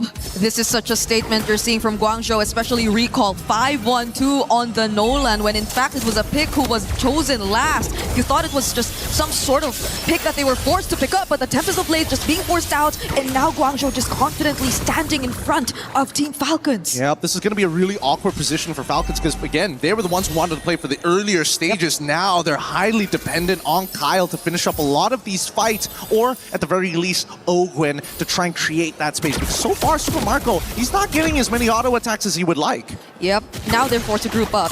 It's always just Kyle away from the team, and that's the kind of play that they're maybe forced to do at this point. But now it's different. There's an objective that's coming up. So Team Falcons would have to be very, very careful about this. Flap cannot go down first, similar to what has been happening a couple times already in this game. That's going to be the Malefic gun purchase here. Now Super Marco has the range to start hurting people from afar. Question is, are they going to be able to get into the pit? Because Guangzhou, they've got a really good control around it. Oh! Ogwen goes in, flickers in, but he gets bursted, and now the Salmon Force has a response too from Sai. They're just flushing Falcons out of this Lord Pit, and they're taking control! Black Shoes too, forced out by Recall. Tempest of Blades, but can they get more? They find Mei, and that's going to be a 1-for-1. Not too bad, but the fight's not over just yet. Guangzhou, understand that, hey, all right, we may have stuck a little too close together, but this time around they spread apart instantaneously as soon as they saw Ogwen walking up for a potential engagement. That being said though, at least for GZG, dear lord, where did he go? How did he know? That was okay. I think Falcons now are at a much clearer advantage. Well, they may be at a much clearer advantage, but I don't see this being a free Lord just yet. Like, they're going to try for it, and I want to see what the response is going to be. Because for now, CY is in a pretty good position if he can get that Holy Crystal. Okay, Falcons are starting this objective right now, but Ogwen has a good idea of where majority of them are. Modi jumping in, Kyle just securing it with their Retribution, and now Falcons want to go in for the fight. Sai already using the Salmon Force, but he gets bursted! It's a double kill for Kyle. been waiting for this moment. Yeah, he tried a little too hard. Modi, unfortunately, making the mistake, walking into the fight without the vengeance. And that stun from Super Marco is such an effective tool, if not at least the mini stuns from both Flap and Ogwin. At this stage, Falcons, based on the items that they have, can really start pressing the advantage when it comes down to structures. Oh, fortunately, Haji got to quickly press on that black shoes. Mei, though, looking in danger and will go down in the hands of Team Falcons as Xying only had to Crimson Beacon out and the Lord is still up. Yeah, they don't have an answer to Ogwin right now. Blue can kind of do whatever he wants as long as he doesn't get one shot, can ruin somebody's day. Ooh, look at the damage! Recall getting blasted from halfway across the map. And the black shoes are back for Haji if in case Guangzhou actually forced that fight, but they're not really going to do so. They just focused on evening out majority of their resources across the board. That's going to be all outer turrets already taken down. And in the blink of an eye, you're already seeing a 5k gold lead in their hands. Now, let's talk about how they're getting this, right? Before this, barely nothing. A lot of team fights, keeping it simple, kinda even. GZG, mega lead in terms of kill score, but doesn't have that 5k lead like Falcons have right now with a singular kill. And a lot of this is about time efficiency. With GZG's movements, they're sticking together. Notice, top quadrant, all 5 of them are there. Nobody's dealing with that bot wave. And that's why Falcons' overall macro is more efficient gold-wise in comparison to GZG. Yep, that's why even if you thought things were kind of slowing down, that was just Falcons playing their game. And now it's going to be Modi bursted by Flap. Now that you see them grouped up, this is exactly how they want to utilize this lineup. Yeah, and it's great because, again, the one combination people don't think about is the shred specifically from Flap. If Flap and Marco work together, no matter how tanky you are, they're going to cut your armor in half, if not more, now that he has the Malefic gun. Okay, Conceal. Could there be another flicker play? And there you go, Mei! Barely surviving this. Winter Crown already forced out, and the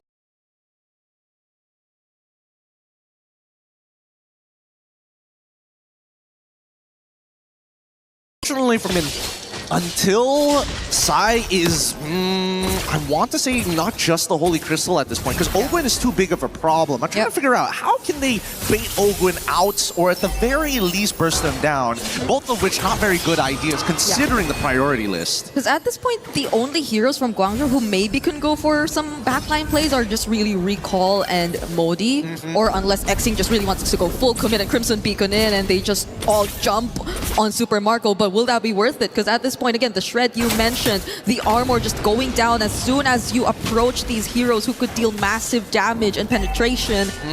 And not to mention an objective too coming up just in a bit. Yeah, this is particularly tough. I will admit that at least for Guangzhou Gaming, they made sure that Haji slowed down, but now we're already in the later stages of this game. Slowing Haji down is not possible. He hurts. Yep. And look at just how well they're guarding majority of the map right now, but Guangzhou are still pushing forward. Recall, though, is about to show himself up top, and that might be enough room for Falcons to be a bit more aggressive with bursting down this objective. Oh, it looks like they're trying to sell this fight. Oh, Ogwin and Flap trying to zone out the members as Falcons just secure this objective, but Ogwin still finds one. Do they want to push through with this fight, though? Haji providing the damage, and it's going to be enough. Super Marco's already called a killing spree, and Kyle on the back lines, finding Xying as they take out 3. It's just Modi and Recall. There goes the fracture, but it's gonna be okay. They've been dancing around and they know they've got an endgame angle. Unfortunately for GZG, the biggest problem with their composition is they don't have the best wave clear. They have to commit a lot of bombs to make it happen. And now they surprise with yet another flicker, and Modi could not tank the damage anymore. It's gonna be a near wipeout for Guangzhou Gaming as Recall's the only one left. He's trying to defend, but he can't. And Team Falcons with a 10k gold lead, close out game number 1. That was clean. I gotta admit, there were moments there in the early stages that I was worried for Team Falcons, but they showed their experience every single time. If you're looking for the most efficient map team for Golden EXP, these are the boys you need to look at. They were untouchable, at least for the first few moments of the game. So much in the mid took place, but we kind of forgot about their sides. And a lot of how this game eventually would pan out revolved around whether or not the sides got the early that they wanted. At least for them, they actually did. Well, I thought it would be a little bit more, to be fair, because these are like overwhelming odds with the Dairoth as well as Esme. And the patience from at least Haji for taking so much damage from Mei. You can see that in these clips, it's always Mei who's in your face in the early stages of the game, but it didn't tilt them. And they made sure to say, you know what? You're going to man-to-man defense. We're going to play your game. We're just going to play it better. Yeah, let's just go macro from this point onwards. Everything that they did was macro. And yes, Guangzhou, I think they were winning out big on kills, on team fights, on the smaller advantages on the map. But we don't really see them convert it into much. Like, they didn't really get as much map control afterward. They didn't really get to rotate into or convert it into more structures. Oh, that's us. Yeah, surprised of everything that's happening too. But that, I guess, just goes to show how, interestingly, Falcons just really turned things around in this game. Yeah, it is great. It is great overall, but the question is, what is going to happen in game number 2? We're going to be throwing it back to the desk and see what they think about this. Thank you, Gideon Brigida. Great cast on game 1. Falcons PH find a way to get the win, and it was a win indeed. They dominated later on in that game, but it wasn't domination early on. You saw Guangzhou find a way to kind of surprise them in the beginning, and I think that group style of roaming the map helped them early on, but it started to show up as a weakness in terms of the gold and trying to claw back into that game later on, Mirko. Yeah, it was tempo control, obviously, with Esmeralda again. Early on, the Dairoth had her number, level 1, level 2, but then after that, Modi just constantly cleared out faster, rotated quicker, got that falling star moon set on 3, and unfortunately for Falcons PH, they got caught off guard. But after that, I think it's just signs of an elite team where they're losing early on. They lose out on almost all the objectives, kills as well. At a certain point, it was 2-7 on the scoreboard, but it was only a 900 gold lead for Guangzhou Gaming. So Falcons PH, even though they were losing, they had control over the game. It never felt like it was an insurmountable issue going up against Guangzhou. Falcons always seemed like they were in it. I mean, like, I would say that is something that Guangzhou has to look forward to after this, because it's clear that they do have the mechanics, but how do they extend the lead? That is what makes you into a good team, into a great team. How do you make a 200 goal lead into 2,000, right? So I feel like they got very excited, getting a few kills, especially around those objectives. But one of the clips we saw earlier was how the Harif was willing to die to get the kill over to the Brody. It would have been great, because knowing that Brody was going to recall anyway, right? If he stays, he's going to die. So instead of sacrificing yourself, clear the minions, get the turret, and that's how you extend the lead. So I feel like that's something that Guangzhou have to look out for, because there was a lot of wasted opportunity where they 100% should have gotten more on the map, but they just don't have that experience just yet. Those little moments, 54,000 to 43,000 gold. It wasn't that way, but it became clear that Falcons were going to take the lead of this game. Ogwin caused a lot of thoughts to be centered around him and how he, can't believe it, that SpongeBob skin coming in. It's so funny. Patrick is amazing. I was like, excuse me? What's going on? I think blue was being played. But obviously caused a lot of attention, and that was one of the game plans. Didn't work out on a few of the dives, but after that really forced Guangzhou Gaming to play around him. Yeah, all this game, I feel like Ogwin's is going to play the distracting game, right? He went for the classic itemization, though, of the glowing one and the cursed helmet, and that's why he was so squishy at the start. Every time he went slam, slam, pass, pass, it would either be I get the mount or I die straight up, right? So he ended up being a diversion so that the rest of the team can actually get a few of these picks here and there. And for the most part, it worked out, because Kyle on the assassin, on the Ling, was sent into these side lanes to farm up so well. That was also one of the reasons why they were able to keep the gold lead from skyrocketing away from Guangzhou Gaming. How much of this is just a style? Because, you know, we had Gideon break down why this gold lead was starting to happen, and he was pointing out that that side lane was not being farmed, and that Guangzhou were just grouping up. They wanted to take fights like that. They wanted to roam all 5 on all sides of the map.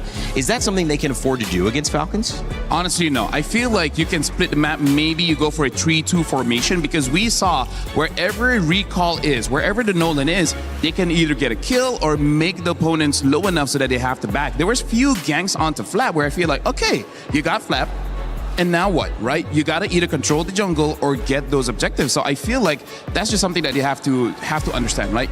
You know that recall can give you the advantage. So what are you going to do with that advantage? Because against a team like Falcons PH, Liquid, SRG, even Vamos, if you give them time, especially up against a Ling, once Kyle got that Blade of Despair, then that was it. The damage coming in from the Ling was just too much for them to handle. You have to, again, remember that that's the reason he went for just pure damage at the start, right? Very unorthodox Ling build, just going rushing BOD, but it's because you already have physical shred, you already have consistent damage from the Dairoth, and then the Brody, and then the Lilia as well. So it was just a mix of damage, constantly going at it. He just wanted to go for those last hits, and that's why a couple of times you saw some surprise moments where I think Xing just got blink completely taken out with just one ability, one Defiant Blade. So it's the small things. And I agree, there were a lot of throws from Guangzhou Gaming when they were ahead, forcing in mid. I remember diving onto Haji for some reason. Mei dove in, lost, died there, and completely lost control on the map. You know, another star, I think, moment, or had a couple of moments from Guangzhou Gaming was Nolan. Nolan actually had a pretty good, he was 5-1 for most of that game. Last person alive defending the base, tried to make something happen, but couldn't, LaFell. You know, he's an important part of Guangzhou Gaming's strategy if they want to win this. I gotta say, so far, looking at that previous game, the draft might change how this will look like, but it does seem that if there's anything that Guangzhou wants to exploit, it's the front lines. Take down Ogwen as well as take down Flap. Because the thing is, once those are gone, you should hope that the discipline for Falcons PH to respect the damage coming in and not force a defense. Try to use that, because in that earlier fight, I just don't like them sacrificing themselves for nothing. Yeah, I agree. The sacrifices definitely, they got to fix a lot of those. But I think going back to the Nolan pick, I feel like in this position, it doesn't matter how well the Nolan plays at the end of the day. Because that pick in itself was already forced out, right? We saw all the assassins banned out. Fanny Hirara in the first phase, the Ling first picked, and then the Hayabusa taken out in the second phase, where then you are left to play either utility jungle, which will already be countered by the Lilia, the Glue, and shredded down by the Dairoth, or you go for an assassin, which can clear fast, can get an early snowball, but will ultimately amount to nothing. Because again, in that game, Nolan, you're up against a Lilia, Black Shoes instantly. You're up against a Brody that can stun you and lock you down. And then a Ling who literally is the counter to the Nolan. It's tough. Day late and $1 short sometimes for that last pick. And I think obviously Guangzhou Gaming trying to pull out, it could be a rabbit out of the hat. They might need more than that. Might need a tank out of the hat to have enough firepower against Falcons, because they came to play. There was no doubt that these players want to show up like we know they can on this global stage. MSC looking for one winner for that $1 million prize pool. Falcons on their way to be it. One more win that will put themselves in a strong position in this group with a 2-0 start. But of course, Guangzhou Gaming trying to come back and claw their way to make it a best of 3 and force that final third game. LaFell, more of what Falcons have done seemed to be probably the plan for game 2. I don't know if Mirko agrees, but I was hoping for much more coming in from Falcons here, because yes, they win, but even as analysts, we're like, interesting. It's not going to be enough just yet, because you got to look at this tournament as a whole. Guangzhou Gaming, they've shown that they are strong, but there are some games you need a statement game to show that you are far above and beyond the competition for you to go to the grand finals. Because at this point, it's not about beating Guangzhou, it's about getting that momentum, that tempo, for you to make it all the way to the grand finals. And I hope this is kind of like a wake-up call to be like, okay, there's mistakes here, here, here, and here. We got to fix this before we get to the grand finals. Because personally for me, I want to see a bit more coming in from Falcons. Okay. Yeah, for me, unfortunately, I see where you're coming from. I agree to a certain extent, but I think just going off of the experience of all these teams, you know, Falcons PH, TLPH, just the Filipino teams in general, there are so many times where in a tournament they would look weak early on, but then they would just adapt and improve as time passes by and as the tournament goes around. So I think that's another, this should be another example of that. Falcons PH, TLPH, all the teams, I think here in their first day will still be kind of like reading out and gauging out what the meta really is, and they'll still be going for weirder picks. And then later on, we'll have a much more, we'll have a better understanding on the meta. Same as Navi in MWI. But yeah, I feel like in terms of the meta, I think it's flexible. True. It's really just about, I guess, the micro and macro, knowing when to go in and out, because Dairoth is not a hero that's in the meta a lot, so it's one of those where you kind of punish yourself. You know, interestingly enough, a lot of MOBAs have this sense of one really strong counter pick that's like you can't deal anything with. That could change your entire game. Do you feel that that's available, at least in this meta right now, where you could see a lineup come out like Falcons PH, and you see a last pick or 2 last picks from a team like Guangzhou Gaming, they go, oh wow, we can't deal with that. We got 5 good heroes, but we cannot deal with those 2 once they get going? Or is it more of the fact that you're kind of needing to draft this lineup that sets up you to be successful from the very beginning, and then having members of that final pick complement it? Yeah. I think it's possible that one pick can just be like, all right, we're done. But that's a very rare case, especially on the international stage. Yeah, so where we'll have that would be usually in the laning phase, right? Like the Tyro against Esmeralda. But then that's where the others come in and help her out. And I imagine that's because, again, this is a much faster game. When it comes to MOBAs that can last over an hour, we had Dota 2 on the stage, right, just last week.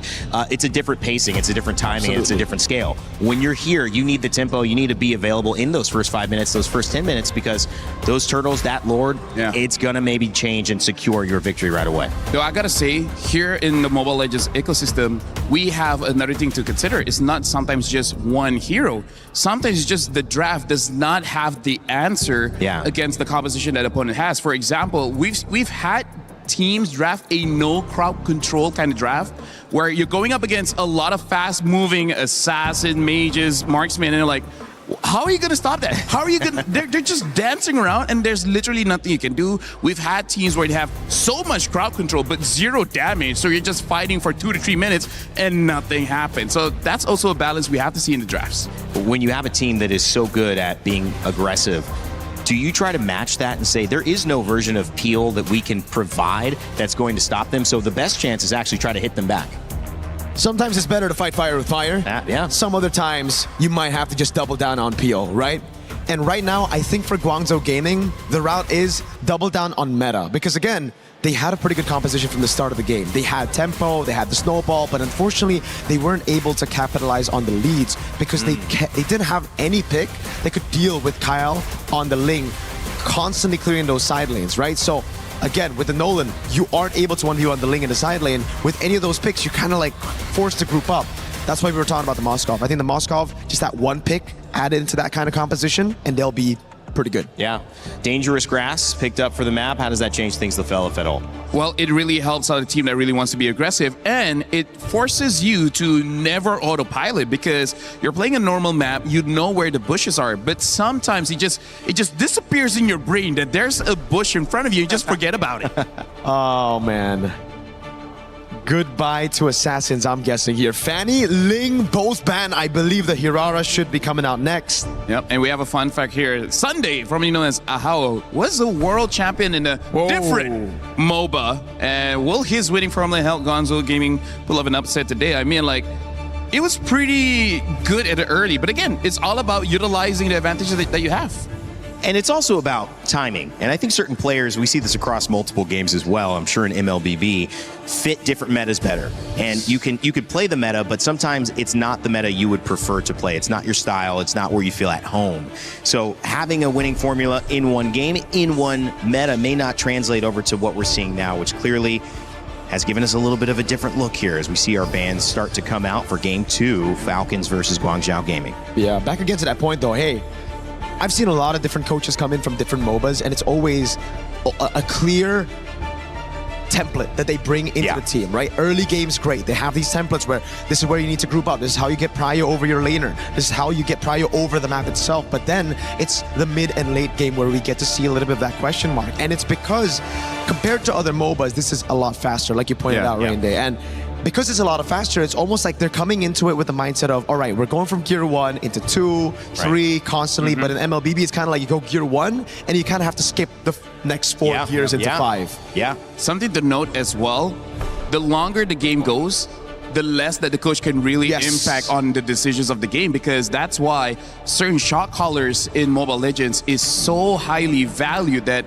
even if your mechanics isn't that great, but you have a good head over your shoulders, your price is just gonna skyrocket. So shoutouts to V. Shoutouts to V. And this is why, honestly, we're going into a game where teams that have incredible mechanics as well as good coaches try to end the game as fast as possible, because I would say after 10-12 minutes it can get chaotic, and that's where the point surprises happens. And Hirara first pick here for Guangzhou, and now an early Akai as well as the Dora. Oh god. We're getting spicy over here. Rara finally let through, and Eudora back again for the 3rd out of 4 games with the early Akai. Yeah, that's why Falcons were happy with the trade. They were like, all right, go for the Hirara. We'll take the Eudora. We'll lock her down completely, and even the Akai pick. Now, we've seen more Assassins do well, find success over the course of the last 3 games that we casted or that we analyzed for. But the Akai works when it's still against the Hirara, man. It's just so difficult for the Hirara to walk onto these neutral objectives. So, Guangzhou Gaming, I think they got to build for a strong side goal. Yeah, and also just to note for the fans watching, just because a hero got nerfed doesn't mean it's unusable, right? Akai is still very strong. It's still a top pick in the jungle. Is just not as oppressive during wildcards and basically during wildcards, because during MWI it's already been nerfed. So now Guangzhou answer with the Claude as well as the Eve, and now the Harley picked up. So this is Akai Roam? I think so. Yeah. I like it more than the Akai jungle, not gonna lie. I agree with you, it's not entirely out of the meta in the jungle, but I'd prefer it to be somewhere else, especially considering right now it's all about having those fast clearing jungles, and Akai did get kind of nerfed in that aspect. The Barats gets banned out. Very interesting.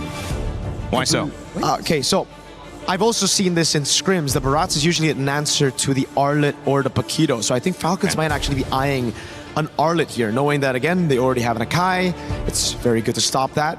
The Brody gets banned out by Guangzhou Gaming, another pick that can actually bully the Claude. But if you see the Eve, you're already kind of thinking it should be no problem. Yeah. Either way, though, it is what it is. The Uranus is the final ban for Falcons. Yeah, so it looks like Falcons is trying to set up for a strong pick in the EXP. And now the Clint has been banned out as well.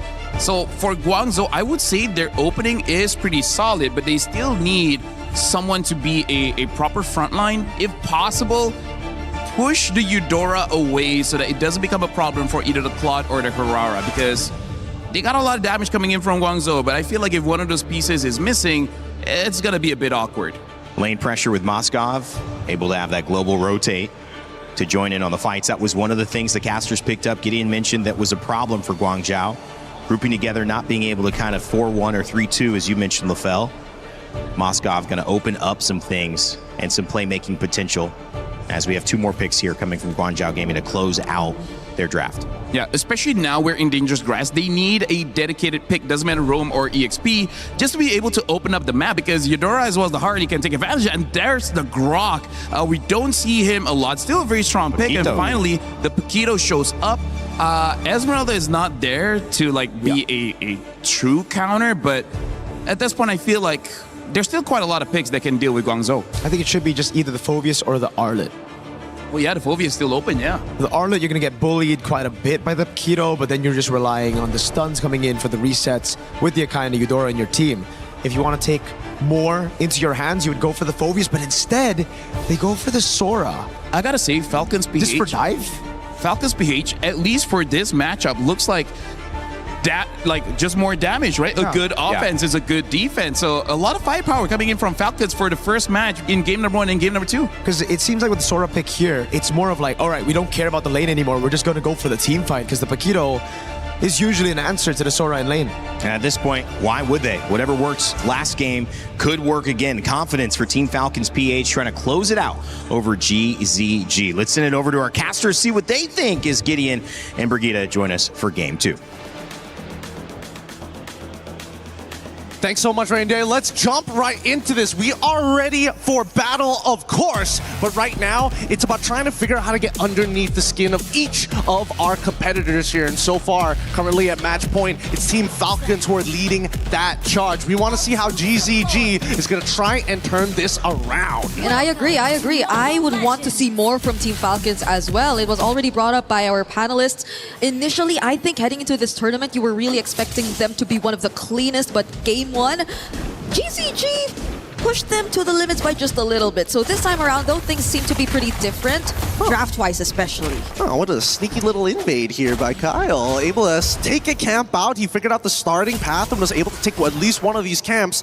This does mean that it's going to be a bit of a delay. However, we're going to see Recall here going to try and contest this. It's dangerous stuff, and admittedly, they played it well. Even Haji getting into the right position to see it happen. Yeah, somehow equalizing the advantage the early game, given that Kyle did take away one green cap. But a quick look onto the emblems as well. There seems to be the mid duo taking that PYT. Interesting stuff, but at the same time, I'm liking the way that Falcons are actually playing this right now. Flap gonna take a bit of damage here. What's that? I felt like that was a kill angle. Yeah, if it weren't for Oakwood. Yeah, but even then, I think that should have been a solo kill, right? Empower jab into auto attack would have been like more than enough to take him out here, but now. Oh, this is something unexpected. Xing did not expect that, but it was still Guangzhou who actually picked up first blood. They find Haji in exchange of Xing, but it's a double kill now for Kyle, and it seems like they got the better trade. A much better trade, in a matter of fact. And May understood. Again, this Grok can be a game changer. The problem is that it's very timing based, right? You have to maintain control over tempo. It's not a fight on a dime type hero. You really have to kind of set the plays and really find the right angles. At the same time, with tempo. Oh, whoa. All right. So we know that Kyle's on top side. Okay, and now you know the Modi's just holding this bush. We're seeing dangerous grass in a while, and now it's Falcon starting it up. But Recall and the rest of the members are gonna be here too. Flap trying to look for an angle. It's not gonna go in for the setup just yet, and there you go. But it's still Recall actually winning out on the retry battle. Blazing to it, already committed here by side. SOD will not connect, but Oakland still goes in for the knockups, and the flicker from Flap. They still actually find Xing, but they might just get traded out. Unfortunately, the heavy spin will keep them safe. The knockups, however, close call for Oakland right there. What a timing by both of these supports. They both knew we're about to hit level 4. Just give me the right timing. I just need to reveal one extra person. The tech charge alongside with a heavy spin. Life-changing spells. And now you get to see how these compositions actually want to play the game now, right? Falcons, understandably, hey, even though it's a skirmish, we can't risk losing these big spells before the most important fight. But look at Kyle, repathing down towards the purple side, knowing that Hirara is on the orange buff side. Yep, I think the only small win really that we could really consider from that was the fact that Recall still got the objective. Other than that, the team fight, the post-turtle takes seem to have really favored Falcons, especially as Recall has lost on so much resources at this point already. Fortunately though, he's not really as behind, but you can see that Kyle is really having such a good start. Wait, keep your eyes out here. Flap might find an angle. If he gets on top of Xing, it might just be over. It doesn't reveal him, but he's gonna walk through. Good check. Good game sense. Yep. They're not they could not afford to lose out on any more. At least Modi, I think, would be communicating every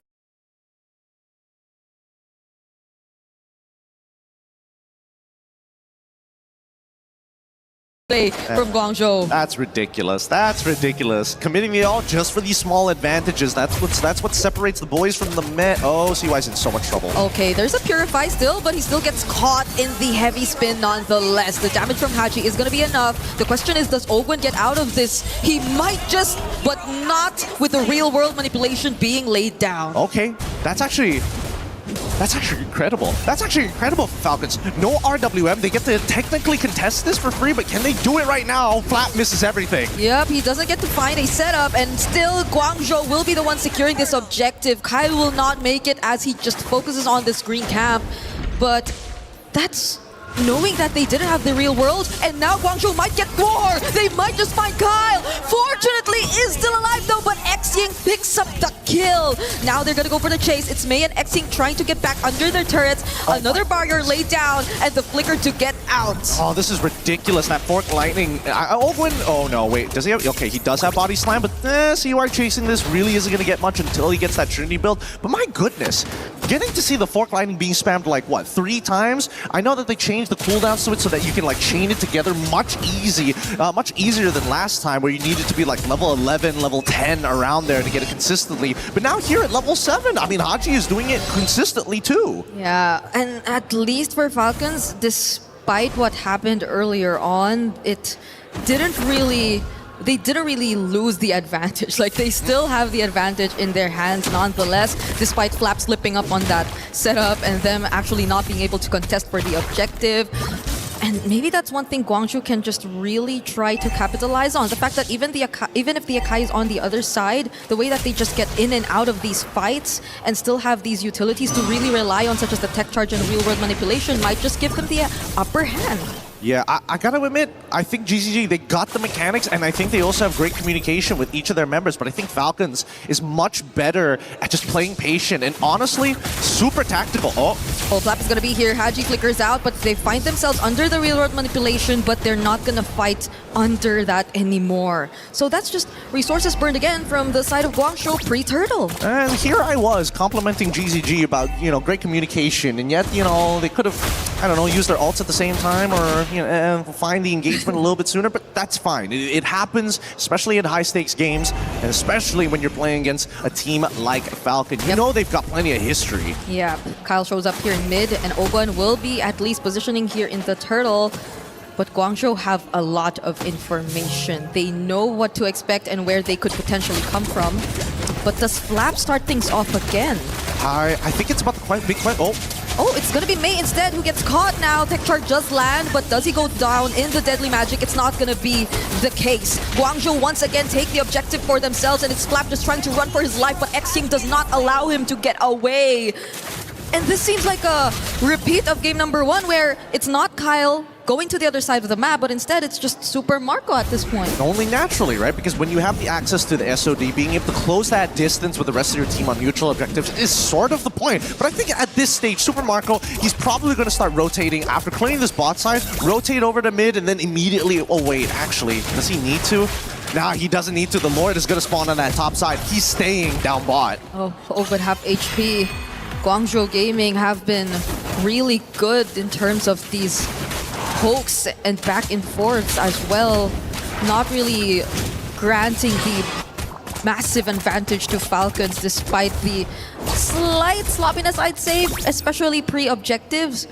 But at least they're somehow grouping together and making sure that they somehow, at least, the next team fight we see, get to communicate and layer their skills better. Yeah, I'm noticing that GCG, like, the gold lead isn't too far away from the Falcons, right? You can play a little disrespectful, but I've noticed that they don't really invade, do they? They just sit around the river a lot of the time. Thanks, Zephyr, for bringing up the items, because I am curious to see how far along the track they are. Chastised Pauldron already purchased by Mei, and now that the rest of the Falcons are looking to get this tier 2 side, we're just a little bit of gold off before Super Marco is actually able to complete the Trinity. DHS and he's done. Yeah, I think the only time we really got to see them invade was when Mei was on the Hilda, and it was just Mei as the Hilda. Like, there wasn't really help that came from the other members as much, and that's naturally what you expect. But this time, on the Grok and Eve, it seems to be a bit different in terms of their gameplay, or maybe Falcons too are just overwhelmingly good in controlling the map. Maybe, but I think the Falcons need to recognize that, hey, GZG are really good at chasing you down, so they cannot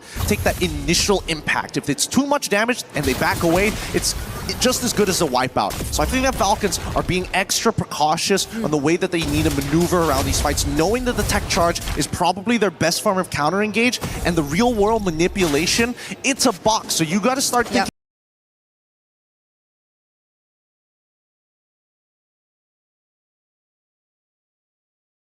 But now Modi all alone, how did it end up like this? There were just 3 members surrounding him at that point, and he was all alone. Now they are down 1. Recall shows up, Flap trying to keep him in check. Mei still has the ultimate, but Ogun uses his first. And now Falcons are just gonna go for Hero. Super Marco's here to help. Sai using the Blazing Duet to get away, but the SOD is gonna land. Super Marco goes in, Flap 2 helping him make or get some kills. But that's just them pushing GZG out as they focus on the objective. That has to be one of the biggest whiffs of all time. Zipper, don't put up the replay on that one.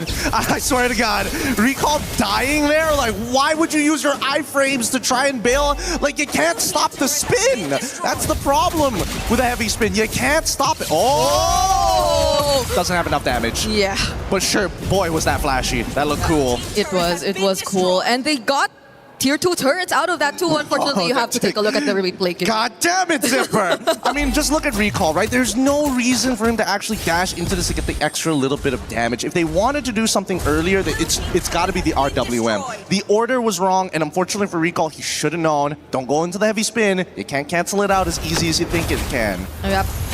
And now they have to deal with the Lord, who is still up, by the way, marching down bot as Falcons will just try to focus out on the other remaining outer turrets. And Recall shows up yet again in this spot. Fortunately has the iframes. But now it's Falcons winning out big. It's a 5k gold lead all over again. At least they have Holy Shields, because earlier when they had this Lord, their Holy Shields were already down. But still, it's pretty good. GCG, if they can just clear out these... Oh, the conceal. Oh, Flap's gonna go in. Does find one. Real world manipulation used as a response, though. Kyle's just gonna focus on Xing! Deadly Magic definitely gonna take him downside. Doesn't have enough damage with the Blazing Do It just yet, but Recall will finish the job. They find one in exchange of 2. Kyle being chased by Modi, but this is not enough. Super Marco goes in! SOD threatens them, and they cannot chase after Kyle anymore. Modi, though! Can they actually do this? Almost. Oh, he's straight up plays it! He gets the empower, but still dies at the end. The KDA machine says no! Wow, Owen picked up an Immortality too. Were they expecting the team fight to last a bit longer than it should have? Another Deadly Magic onto Mei. But this is going to be a Croc, so they're not going to take him down. Yeah, typical Paquito things, am I right? You know, it's just like Suyo when you're just about to, you get that first kill and then you purchase the Sky Piercer. Same goes for the Immos, right? It happens at times. But for the time being, we can see that like they've got good damage here. I am curious to see what they have. Thank you for the item, Zipper. 3 already done. Malefic Gun on the way through. Winds of Nature, good purchase here for Super Marco. They understand that it's going to be up to the Blazing Duet to kind of make up for the lack of damage. Yeah, so we see that how surprisingly Modi lasted a bit longer than we thought, apart from the fact that, yeah, Haji's skills were mostly on cooldown, I'd say, but this is looking really devastating. The damage that you can expect from Kyle is really massive, and now Exean gets caught by Flap once again. It's just Flap doing all of this pressure onto the back lines, and he surprisingly nearly took him down. Mei will be the exchange for this, but Kyle trying to go for the chase of the back lines too. GZG now have left Recall all alone against 5 of Team Falcons. Literally 1 HP, and the crowd's going wild for this one. Wasn't expecting them to survive, expecting at least a 2 for 1 trade, and then you get denied even that. An 8k gold lead as Falcons have taken this mid game all the way to the late and are looking to punch a hole straight through GZG. Yep, it's just Kyle on the Lord. No threat whatsoever from the side of GZG. At least Sai can still hold on to this Purify later on for this upcoming siege, but it's looking scary. The way or the ways that Falcons can just attempt to go in for a dive. Yeah, I gotta give it to Modi though. Although the build is a little more defensive, not looking to take full advantage of the kit in multiple different ways, I think getting a War Axe might actually be profitable for him. He's been playing a really good peel. Yeah. He saved the life of Seeing, and I think they got it. Oh! You just mentioned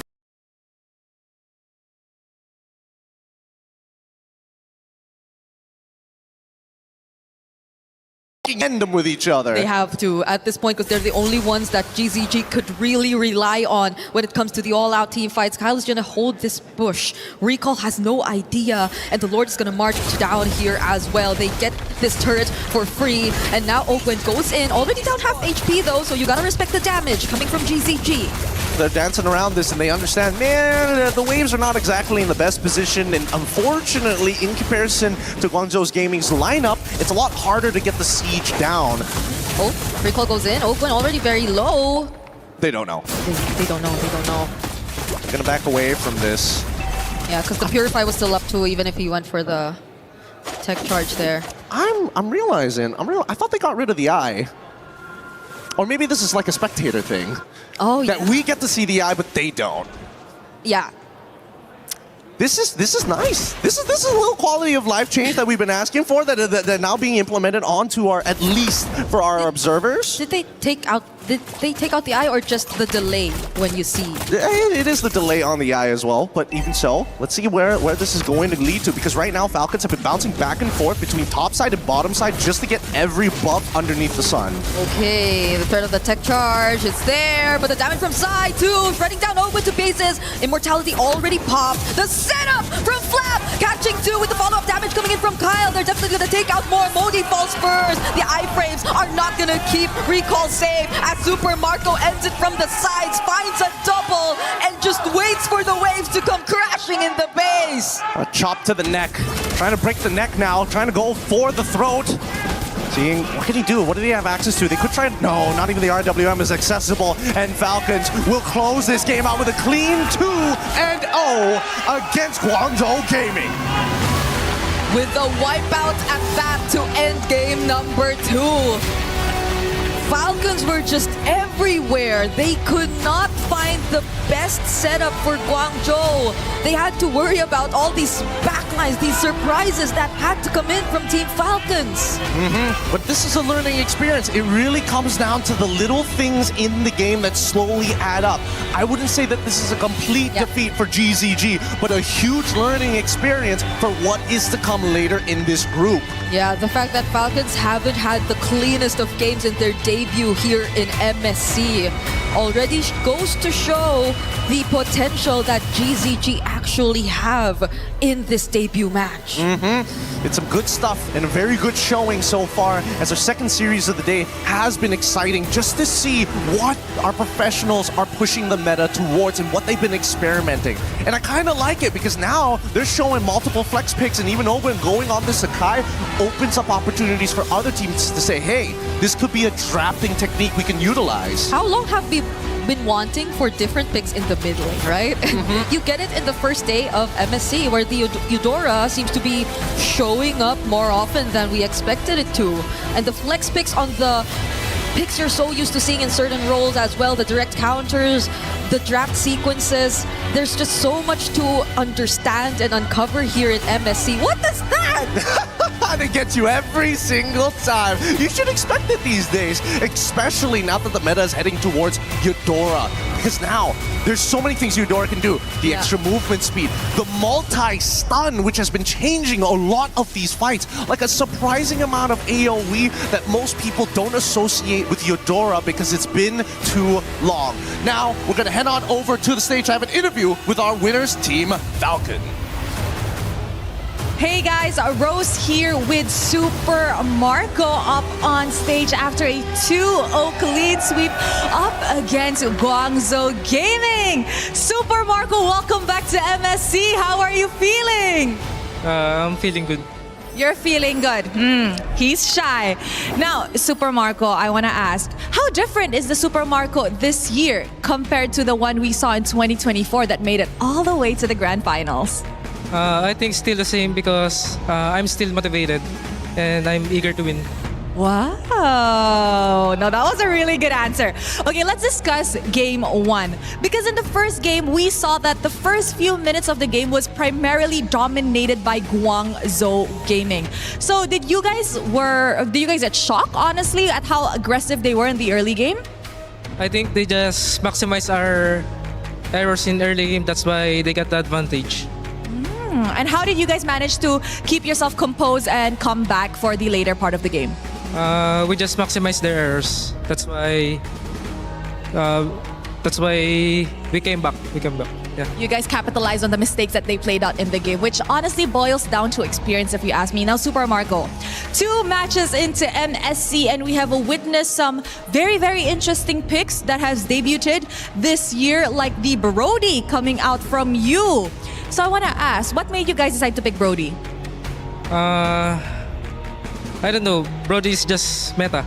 There's no other reason. It's just meta. It's just meta. So why didn't you pick your Brody skin?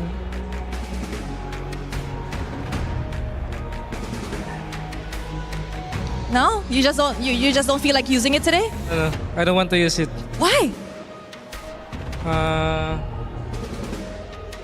I just don't feel it. You just don't feel it. Now, I did hear that some players don't like to use their own skin because they said that they feel like it's cursed somehow, that when they played on the international stages, they do end up losing. Is it the same case for you? Yeah. There's a curse. All right, we shall not ask further. Super Marco, is there any words that you want to say to the fans that has been supporting you guys? Thank you sa mga...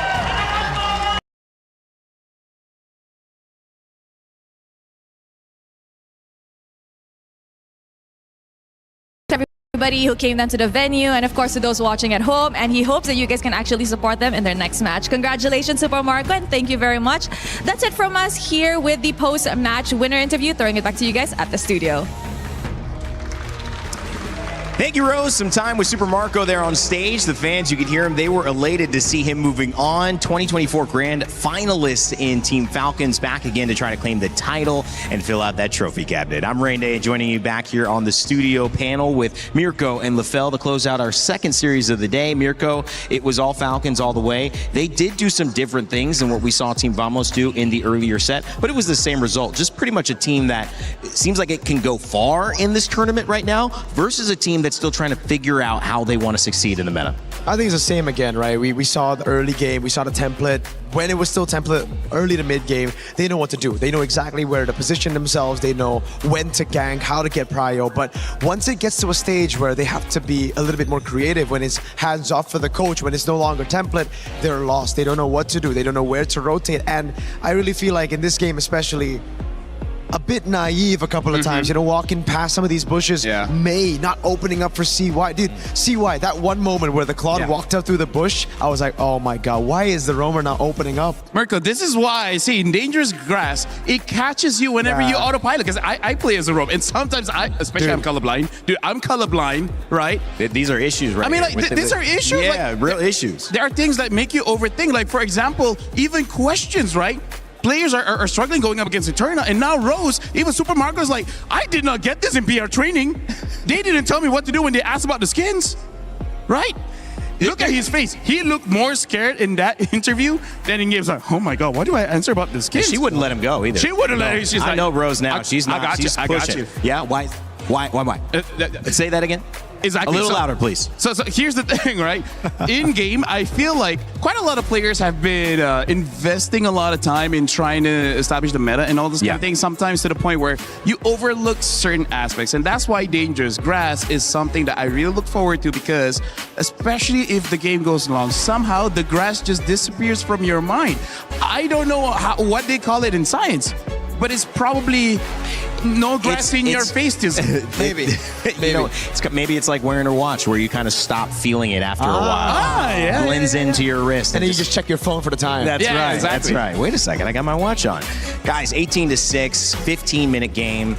I'm struggling to try to figure out a question to ask you guys that could have an answer to support Guangzhou Gaming or a team on this back foot so far moving forward, because it just seems like there's total control over our leading teams here. Absolutely. You know, Falcons PH, not only do they have control in the mid to late game, but I feel like in the drafts as well. And now this, I think, brings it back to our questions that we had in the draft. Why not Arlet? Why not Phobius? Why did you go for the Sora? And mainly, they needed a second setter. I think in the XP lane and in the roam departments now, we're going to be seeing a lot more CC-heavy heroes, guys that can stay up front, they can be the initiators to open up for the other damage dealers, right? And I think that's what Guangzhou Gaming lacked. They went for Yves, they went for Hirara, they went for Claude, and then the Paquito. So it's like, who do you want to carry? Who do you want to initiate? At that point, it was Mei doing everything. Opening up, initiating, peeling.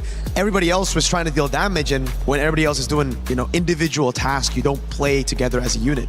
Although I do have to say, I like what I saw coming in from Guangzhou Gaming. I feel like those are mistakes that is very much fixable, right? Look at other teams play, get some bits here and there, maybe 1 or 2 scrims, and I feel like they would catch up very, very fast. I feel like the micro is there. Now it's all about priority, the draft, as well as how you move around the map, which is a lot. But hey, we're playing for $1 million in the champion slot, so you just gotta go all out, because everyone here is going all out.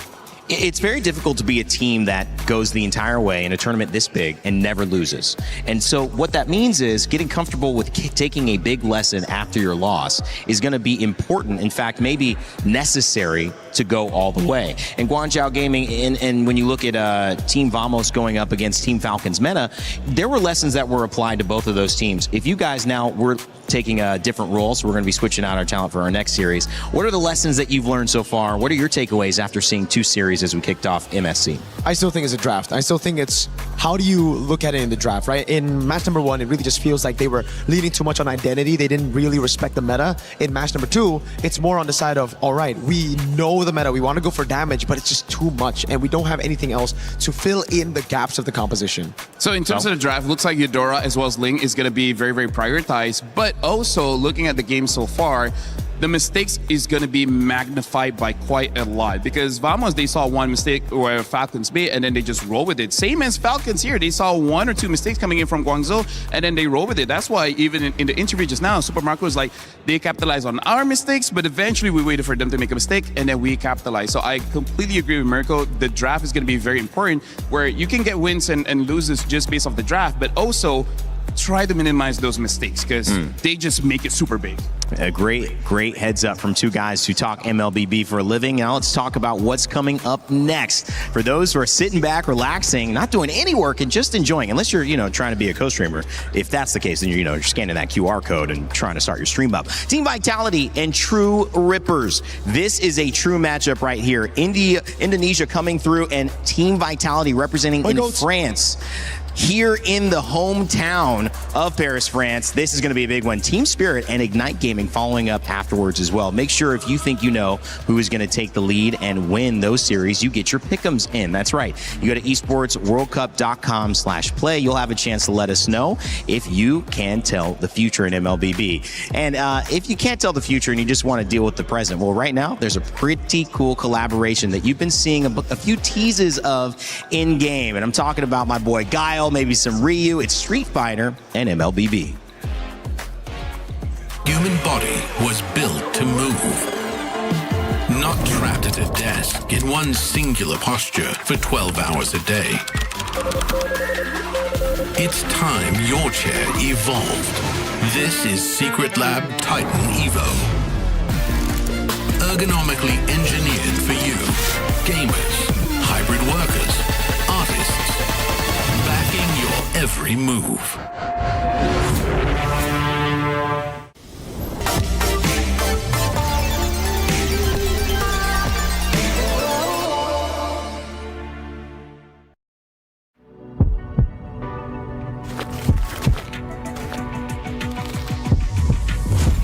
Round one.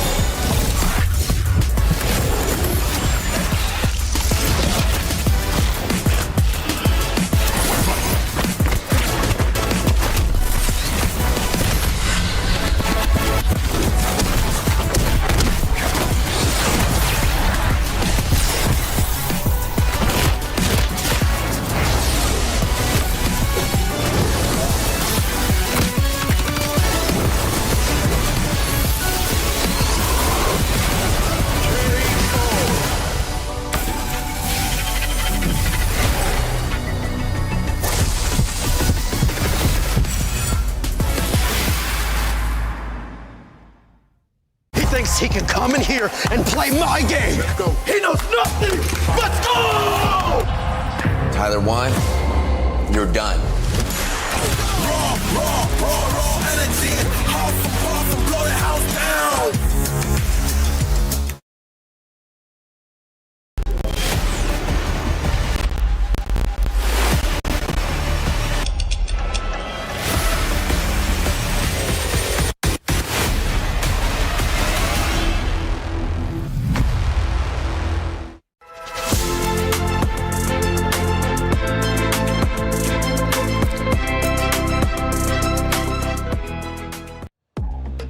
Sixteen of the best MLBB teams from across the world have traveled to Paris, France for a chance at $1 million and raising the trophy, cementing themselves in MLBB history, and hopefully a little bit of glory for whoever they're representing. This one is a big one because we've got hometown Team Vitality going up against Indonesia. Incredible stories here to kick off our third series of the day, and I want to welcome you back to our studio. My name is Rain Day. I'll be your host here throughout these 2 weeks of MLBB action at EWC. And of course, I'm joined by some amazing faces who know this game, and you know very well also Rinmar and Trex. Rinmar, it's great to have you here, man. You've been watching these first couple of series. I mean, we've had some great games so far and some strong moments from teams that are clear competitors here. Yeah, I love what we've seen from the meta. Trex and I were talking about it behind the scenes and on the way here. We were expecting excitement and unpredictability, and we got that. It is exactly what we've got. We've seen things like Eudora pop up. The Ling is back. So many. I mean, we saw Brody earlier. Yeah. I mean, overall, we're at a place right now where the meta can go just about anywhere, and we are literally just getting started. One of the great things about this kind of conversation too is the global aspect of these matchups. And sometimes you don't get to see these regions go toe to toe. Now we get a chance to do so. And it is our Crunchyroll story of the day that we are going to bring up for this third series because it's India's international debut versus hometown heroes. Rinmar, talk to me about the impact both of these teams have in terms of their fan bases, in terms of this matchup. Oh, of course. So with True Rippers carrying the pride of an entire region, finally getting representation in Mobile Legends Bang Bang international tournaments, I'm so excited to see them in action. It's going to be a tough one. It is David versus Goliath. It is, who's that guy who rolled up a stone over and over again? It's going to feel that way. Atlas? Was it Atlas? Yeah, Sisyphus? I don't know. He holds Atlas the world. is the one who holds the world, and that's what India's going to have to do today. Yeah, exactly. I mean, they're the hometown of Team Vitality, but I'm excited for them, and I'm so happy for India to finally be here. Welcome to International MLBB. I mean, Trex, it's hard not to talk about some of the bigger picture items here before we start getting granular. You mentioned Eudora, but I mean, really for Indonesia, how big is this moment? This is huge, right? I feel like they're coming into a place, not just a place of, we know how strong Indonesia is, but Vitality in general. It's the Cinderella story. What were they? I think they were 6th, or they were 5th place coming into playoffs. Yeah. Have a lower bracket run, take the championship, and now they're sitting here on the stage of MSC, welcoming India with open arms, ready for this first match of today. I mean, it's a big day for them, and it's a big tournament for them, because if they can get great standing in this tournament, if they can win this tournament, it's a huge statement, not just for Indonesia, but for Vitality in general. Yeah, Vitality coming in alongside Indonesia, looking to represent both dreams and contenders. It's not just about getting here, Rinmar. It's about what can you do when you get here. Both these teams now have their work grounded in terms of, can we get a win? Can we jump out to a strong start? Because so much of how you begin a tournament like this can give you the confidence going forward to perform. Yeah, and for True Rippers walking to the stage, I'm pretty sure they understand the magnitude of the series they're going to be going up against, the competitors across them. But it's good for True Rippers that, yes, they're also representing India, but then they also have 2 Indonesian imports with them. They have Rehansha and Ians, who both came from Indonesia's development leagues. They're hungry to prove themselves alongside players in the region who's been hungry for this opportunity. Yeah, and Team Vitality also just coming in from, having that org represented here in France. That's got to feel big for them. You see the team members on the screen here as well. We actually had a chance, like before, to have some time to speak with Team Vitality's Moreno to talk about what they were feeling heading into today's series. I'm now with Moreno, the maestro, for his upcoming match. We're going to talk to him before we get into it. Moreno, you're coming here with so many fans and, expectations from the Indonesian fans. How does that feel for you? A bit heavy, but I just enjoy it as a team. I don't feel the pressure was so high, even though, a little high, but I'm just enjoying. Because it's our first time to go to international as a main 5 and as a champion also in our region. That's why we go here with our confidence. He had to slip that in as champions from the region. And, Moreno, honestly, despite you guys being champions, it looks like the popularity, out there from the viewers, it looks like they're still in favor of Onyx. How does that feel for you? To be honest, I don't really care, but it's just a fully statement for me. You guys cannot underestimate us because our team first timer now, but I think we can do better here. Beautiful, beautiful. Don't underestimate them. So coming into your next matchup, you're up against True Rippers. Yeah. What do you think about the team? I think they just good because they have Indonesian player, 2 players from Indonesia. We just, for me, we as a team just respect them, but we just beat them. Okay, respect, but they want to beat them. Yeah. So I'm assuming you have enough data on them, right? Did you get to watch their matches? I think, to be honest, no. I think they more data from us. Sorry. Maksudnya. Yeah, you're right. Maksudnya. They have more information on you compared to you on them. Yes. Yes. Is that a challenge for you? Do you think that's going to be a disadvantage? Might be, but yeah, like what I said, we don't care. We just focus on our team. All right. Last question. Any messages to True Rippers? Good luck, have fun. Good luck, have fun. Okay, good luck and have fun. That's Moreno. Back to you guys. Moreno, the maestro, representing Team Vitality, MPL Season 17 champions, the first for the organization. Trex, your thoughts on the fact that he knows his opponents have more on them than they do on their opponents, and he's okay with that. I mean, he has to be okay with it, right? He has to come into this confident, he has to come into this prepared, but there still always has to be a level of respect for these new teams coming in, these new regions coming in. That's where the upsets happen. That's where the chaos can start. And my question is, you know, the question on my mind is, can True Rippers be that underdog that come in and kind of flip the table a little bit today? Yeah, and I think the team cams, them in their holding areas, pretty much paints the picture of the underdog story against a big giant in Team Vitality. Team Vitality has an army of coaches, their staff are there, the players are there, and in True Rippers, it's 5 or 6 dudes with the dream and hopes of an entire region who was just begging to finally make it here, and here they are. One of the things about the story of, Indonesia and this representation finally with True Rippers is that you get to highlight stories you haven't been able to highlight before. One of them that's top of mind today is Sensei Kimmy, who the region refers to him as, who not only is a professional player here, but moonlights, you could say, or his other job is studying physics and helping to educate underprivileged kids. You talk about the impact of winning $1 million. Somebody like that in the position that they're in could help a lot of people, but it's going to be earned as well. And we had a chance for Eterna to sit down and talk with one of the members of True Rippers about how today is going to go. And we're now with Asuna from True Rippers. Such a fresh face. How are you feeling? Hello. Yeah, I'm feeling good, I think, guys. You're feeling good? Feeling excited? Excited, a bit nervous also, but yeah, that's it. So are you more nervous about playing or being here on the interview with me? Think about this interview. Is it me? Is it me or is it the interview? It's not me, right? It's the camera and okay. I'm just nervous about the camera. Okay, he's nervous about the camera, but he's not nervous about the game because it's going to be very exciting. You are you are the first representative from India coming into MSC. The fans are going crazy about you.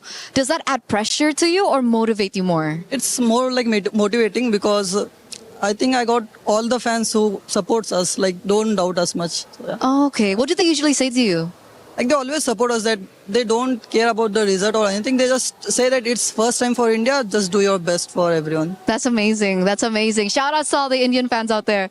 Coming up next, obviously, are going to be up against Team Vitality. I think they are crowned as one of the favorites, and you're a bit of an underdog here in this matchup.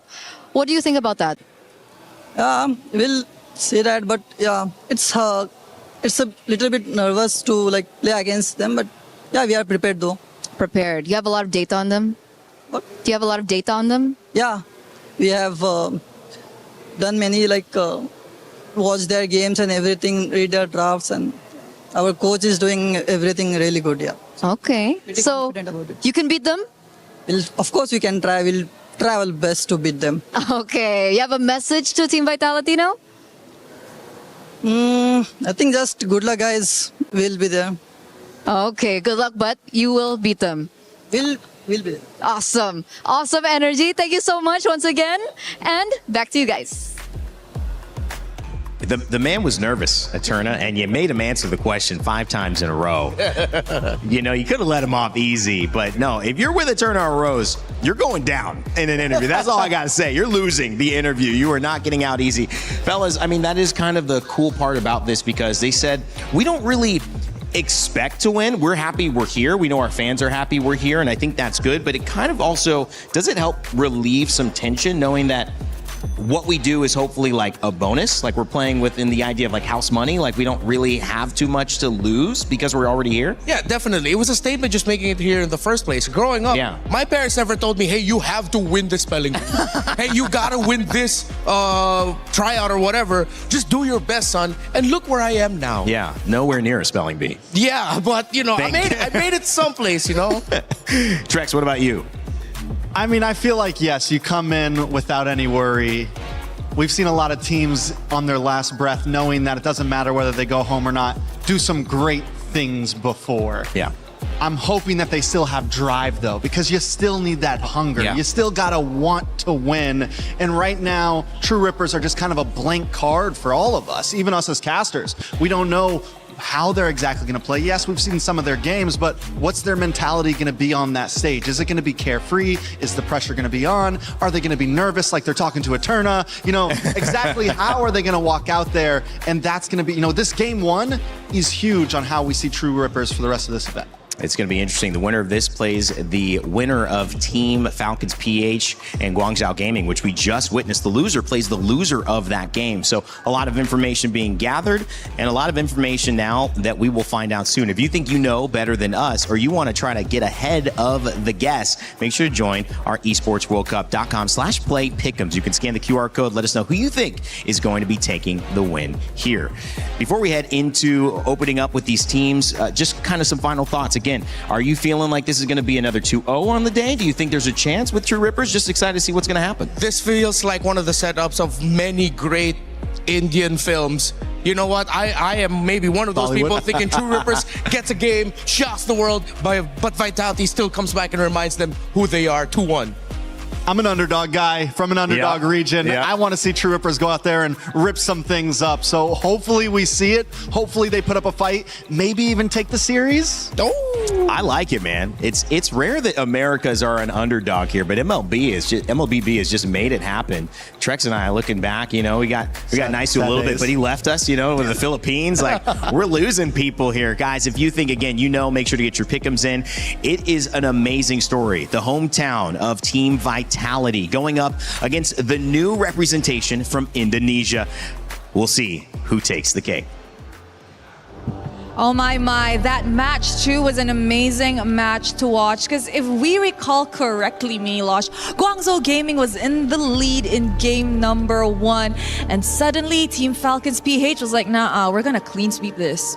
I'm sad to say this, but the experience won out. Of course, you want to cheer for an underdog, but in this one, it was not meant to be. The beauty of it is, though, underdog stories and dark horses in general do not end with us here in our group stage, especially not on day one, as we've crossed the halfway point. We're on the way to game 3, and this one on its own has a huge story to tell, I know, for a lot of fans out there. Yes, sir. So, mentioning a match 3, ladies and gentlemen, join me in welcoming the hometown heroes, Team Vitality. This is a team that trusted the process with a championship that took years in the making. As the hometown heroes make their MSC at EWC debut, their resilience will be tested.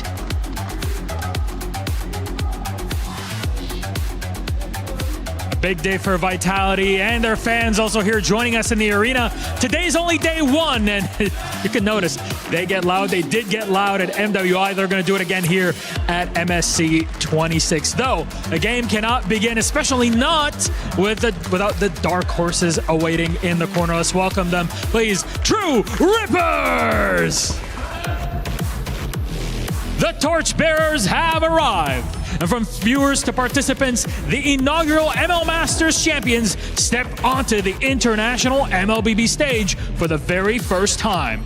Will their in-your-face aggression be the winning factor? My friends, we are about to find out. Big moment for them, big moment for India also here. First time participating internationally, Rose. There's a lot of pressure. Yes, definitely. But I feel like this match will ultimately be very exciting because, like I've mentioned, both teams are debuting in EWC. A lot of fun picks to go around that, I'm sure of. Very much so. So, my friends, please, you may go place your keys. Team captains, please go ahead. True Rippers, Vitality, place your keys in their positions. Take your seat. And remember to shake hands, captains, because it's all about friendship and love before we get into the server itself.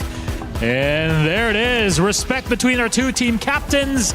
And it's time for us to get into it. Who can take this matchup? Vitality, True Rippers. We'll break it all down on the desk before we get into game. Thank you, Milos and Rose. A big moment for India's first debut here at MSC. And of course, when you look at Vitality, these guys have an incredible sense of, I think, confidence going into this one, but we'll see if that confidence is going to be earned, Rinmar. Yeah, I think it's great here that for True Rippers going up against a confident team like Team Vitality, their styles aren't so different in the sense of both of them are just going to be looking for aggression.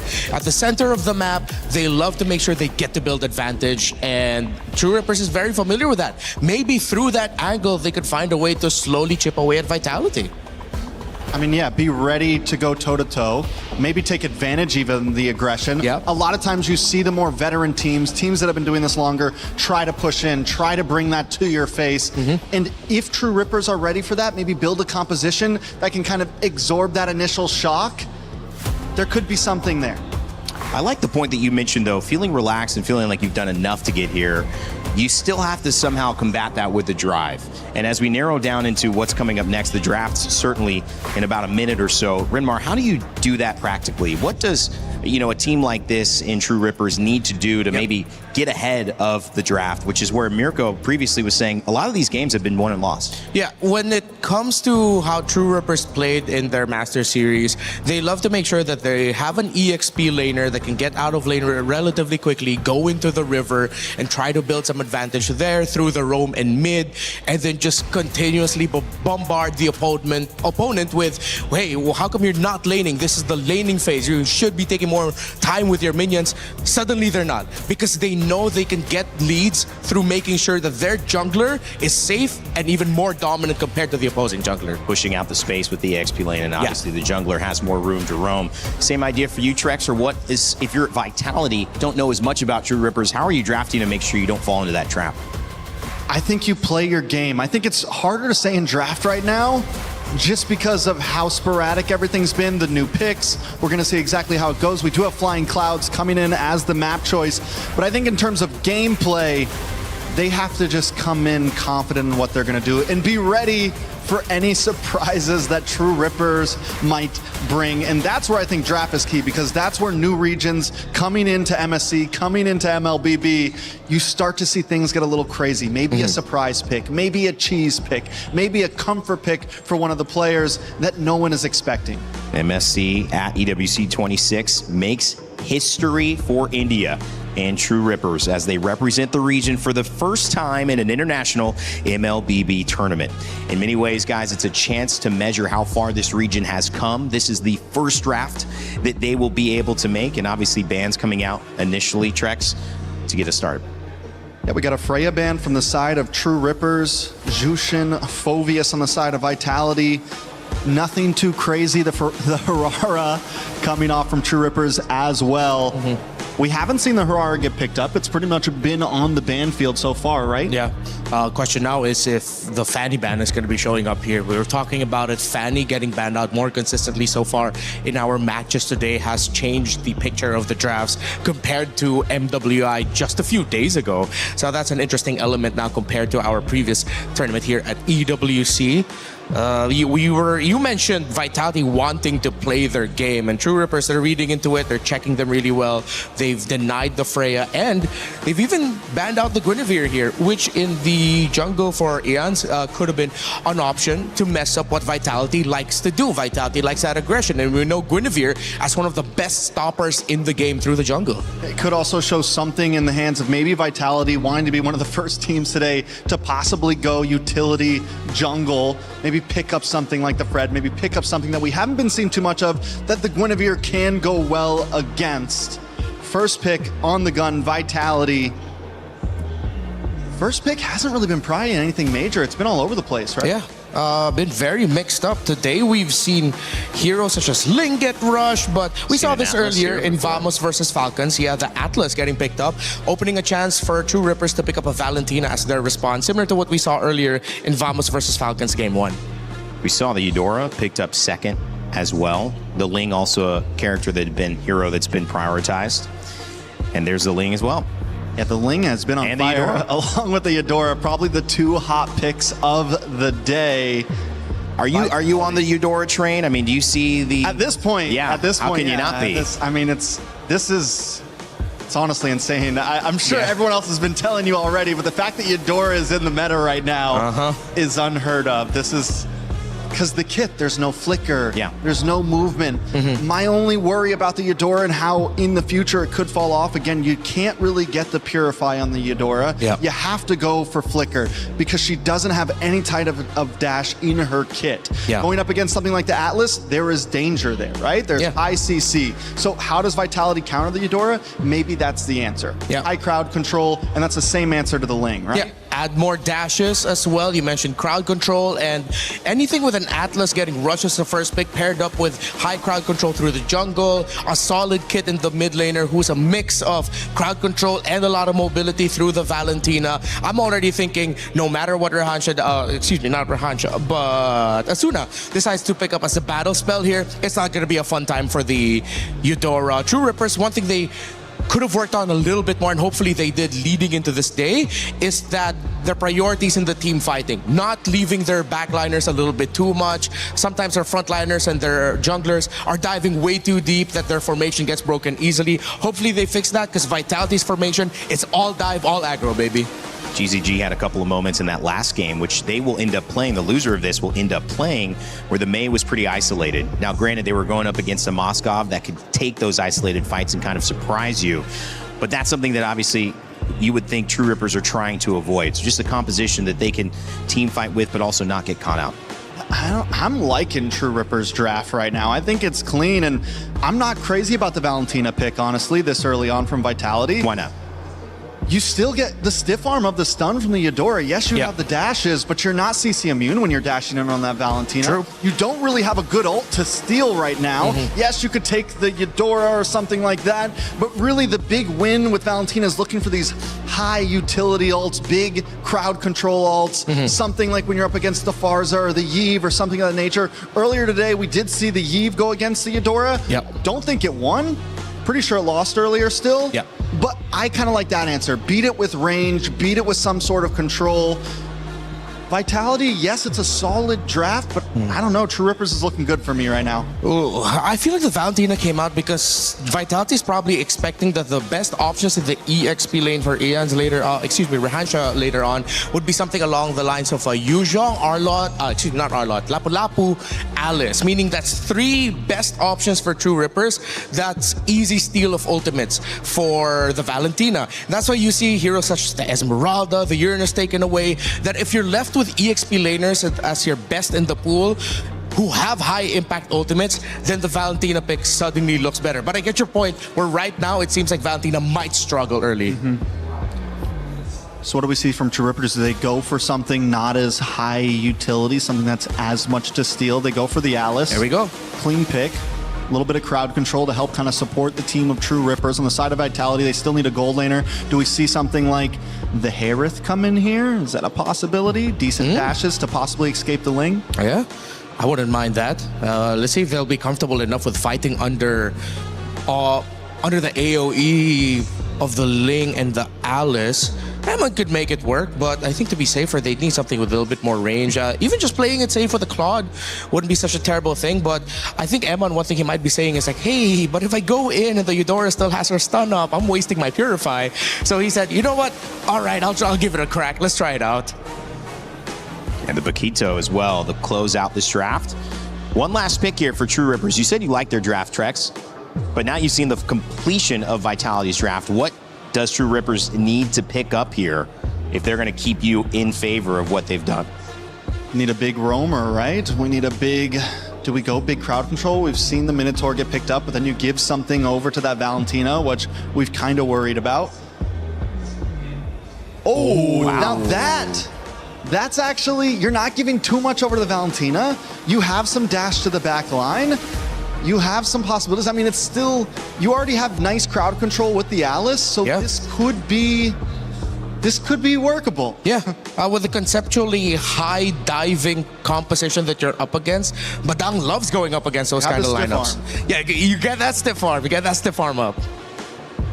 Well, those are the set matchups here so far. And it's 2 drafts that put MPL Indonesia winners up against India's best here in True Rippers. And their first chance at a performance where that trophy in the middle is at stake. $1 million prize pool, but this is just the beginning of that uphill battle. It is going to be True Rippers versus Team Vitality. Let's kick it over to your casters to start game 1. Thank you so much, Terrain Day, and we are officially about to start this debut series from India's finest up against the Indonesian champions, Team Vitality. And it seems like we've solidified the Eudora in the meta so far, at least here in day 1, together with the Ling. That they did. Brigida already an early flicker being burned out by Asuna, but that's fine. You know, that's what you got that for. This is usually what we see in the early game anyway. Some pressure in the mid lane. You want to go ahead and burn out some battle spells, or if you can essentially get a first blood, that'd be great. Let's go ahead and take a look, though, at the emblem setup. So far, again, Ling has been hyper scaling throughout today alone, day 1. Paired up with Eudora, it works so well because you can set things up. But I love the Badang pick. As you can see, even the emblems that is rolling here for Kimmy, like, you've just got good movement speed, good setup potential. Speaking of Kimmy right now, whoa, a little bit too much. Burning his own flicker, first blood to Vitality. I mean, the Badang is a really great pickup if you're just really looking to disrupt, if you want to interrupt whatever engages the opponents might do against you. But in those kinds of scenarios where they're just all going in at the same time, it's tough. Oh! Okay, Jens gets the purple buff. They're going to force this fight, it looks like, anyway. Early on, Kimmy picks up a kill. Some revenge now for True Rippers. They say, get out of my jungle. And the difference is Kimmy's not alone. Yeah, Kimmy's not alone. Kimmy had help there, so with that fist break at least landing and catching multiple opponents, then there was a better punish that you got to see from True Rippers this time around. Handing them over the very slight advantage you're seeing, but that's not a start that you'd want for a Ling jungler, because you really just wanted to interrupt his farming. You don't want him to get those early kills, but now you somehow got him involved in the early skirmishes this game. Oh, okay. Maestro's up to something. Moreno's got his own Tempest Blades. Turtle's going to be up first objective, but I think True Rippers wants to go ahead and just take their time with this. They know positioning is in their favor. You got half health on your jungler. Ians doesn't want to take this fight just yet. They're going to hold this though. True Rippers are at least going to position themselves here, but this is an Akai that we're talking about. An Akai trying to fight the objectives, but there you go. Finn finally shows up. There it is. There's a Throne of Ruin already used. Tempest of Blades comes down too. They'll just go for the fight. Moreno uses his own, and now Niall will lock down in there. Emon comes through with a Blazing Duet. Couple bodies dropping over here into this fight, but the fight for the turtle looks like it's going to go over to Vitality. That was too much crowd control from Team Vitality, and we were just highlighting the impact of an Akai in the objective fight. Oh, wait! He's 1 HP. Oh, Moreno's around the corner, goes in with the flicker to capitalize another kill. That's a massive win you get to see from Team Vitality, taking the objective and multiple kills across the board against True Rippers. Asuna will be here though. I don't think they will get to find any trades from this rotation that you're seeing. But Vitality are just so quick to convert. They're just so proactive across the map, winning it out. And now you see how much gold they've secured for Eman, which you would assume is not going to be the best possible matchup, considering that he is up against the carry, who, by the way, is also a Master Assassin. Yeah, wanted to basically go 1v1 in that lane, try to get the upper hand for Garcia, but you know, this is one of the cases, right? When you build this kind of composition that's supposed to snowball, and especially for your Ling, again, if you get delayed, then the whole team's affected to an extent, right? And you're talking about 2,000 gold lead. It's nothing too crazy. It's still early on in the game. But my main concern here, Brigida, is that next turtle that comes up. True Rippers definitely wants to get in a better position when it comes to actually taking the objective. And it seems like Team Vitality is just willing to go ahead and force a fight, you know, try to get the upper hand in terms of fight. Yeah, because I like that they're confident. They try to position themselves first, but hold on, Garcia's all alone here. Oh, Garcia's got no flicker too. You're just not going to be able to escape this. An easy pickup there as it goes over to Emon, plus the damage on the turret. Asuna too late to the fight. All right, so this time around, going back to what we were talking about, True Rippers, at least they do make some attempts. They try to position themselves early on. They have the slight advantage because, again, they do have their very own sources of crowd control. But the thing is, I feel like Kimmy is starting to become a much vulnerable target for Vitality because they have much more crowd control. Hold on, though, Ganail. Okay, I was going to say, what are they up to? They get the flicker out, though, from Garcia. So again, a battle spell used. It just came off cooldown, and now you're not going to have it. Plus, your tier 1 turret goes down in that gold lane. How much gold has he possibly lost in that moment? And how much has went over to the hands of Eman, who's now 2-0-1 and who took all these energy shields from that turret down bottom? It's Vitality clearly having the advantage here in this upcoming objective. Asuna couldn't even go anywhere close, not even Kimmy, because I feel like they're really playing from behind. And this is an objective that they are going to give up. No trades across the map whatsoever too, so it's as if True Rippers are now forced to play reactive against Team Vitality. Yeah, they kind of have no choice here at this point, Brigida. They gotta either potentially look for an all-out play, but so far it's just been responding to what Team Vitality is doing. Rahansha too, 1v3, gonna get thrown back away from the turret, burns the flicker too, and goes down anyway. That's just how much of a lead Vitality has right now against True Rippers. Oh, I'm not sure why they went back as well. It was possibly trying to take their attention for a much longer time, since True Rippers were trying to look for trades on the other side of the map, but I feel like even then that was a bit too much time because they would have gotten it either way. Oh, Kimmy goes in with a lockdown, but it's Emon. Doesn't even pop the Purify, but now he's going off. Tempest Blade's going to be used. They're going to force the fight anyway, and he'll get out. Purify used. Here's the conceal. Does Vitality choose the fight? No, they're just going to push into the jungle further. That is not the easiest target to catch if you are True Rippers. Going up against or trying to lock down the Claude on a Purify with the BMI, with only just the Badang to rely on for crowd control, because not even Asuna could come close. Garcia! Oh, Garcia. Just not having a good time in this game. A Fatal Links once again. It's Kimmy the target. Emon's in the area, but it's a double for Nile. And this is the thing of Vitality just choosing their targets at leisure. This is the problem for True Rippers. They don't really have an answer to this tempo that's been set by Vitality. Yep, wherever Eman is, that lane is just so active. You draw him a couple moments ago down bottom, and now it's already the tier 1 going down. And you see him up top, and now even that goes down. And Rihansha could barely survive this. Ian goes in though. Goes in, comes Blades, but you want to get out of there. Shogun's right here. He's charged up, goes in with 1-2 punch, and will take out Asuna under it. But can Kimmy get a kill? Convert it over? No, he can't. So it's again just True Rippers scrambling, looking for anything across the map. They're going to lose a tier 1 turret. This turtle, 3 for 3.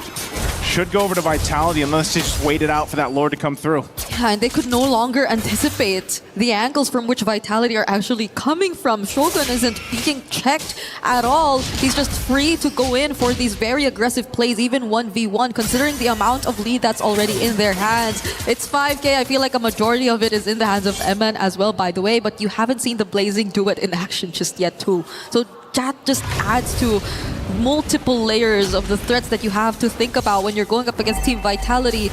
True Rippers, at this point, is it really just counter-engage that they can rely on? Because they have the Badang, they have the Alice, they have set up potential, but their scaling is just mostly gonna take some time. Yeah, Shogun doing what he wants to do here up on this bottom side.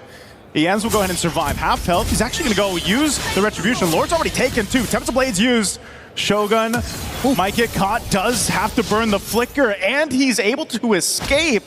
Even with the conceal, here comes the rest of Vitality though to counter punch. There's the lockdown from Nile, their own version of Tempest of Blades, but from Moreno, and fighting under the turret with Emon blazing to it, shooting everywhere he wants to, and now Rahansha as well. They'll clean up.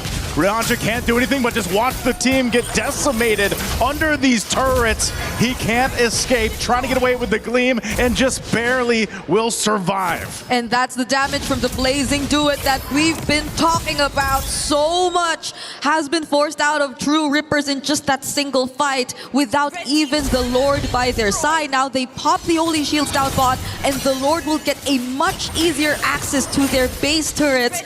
True Rippers, they're falling behind significantly. That 5k gold lead we've been talking about earlier has now doubled the amount, and Finn goes in once again. Devastating here on the defense. Kimmy gone in an instant, as well as their turret. Lord is still up here. Conceal going to be used. Finn off the off angle. Emon's going to jump in with the Blazing Duet, firing off on Garcia and Rehancha. Gleam there, trying to escape. Thrown a Ruin used as well. And now here comes the Tempest of Blades. Can they turn it around? A kill's picked up, but Emon will just fire on the base as Vitality will take game one.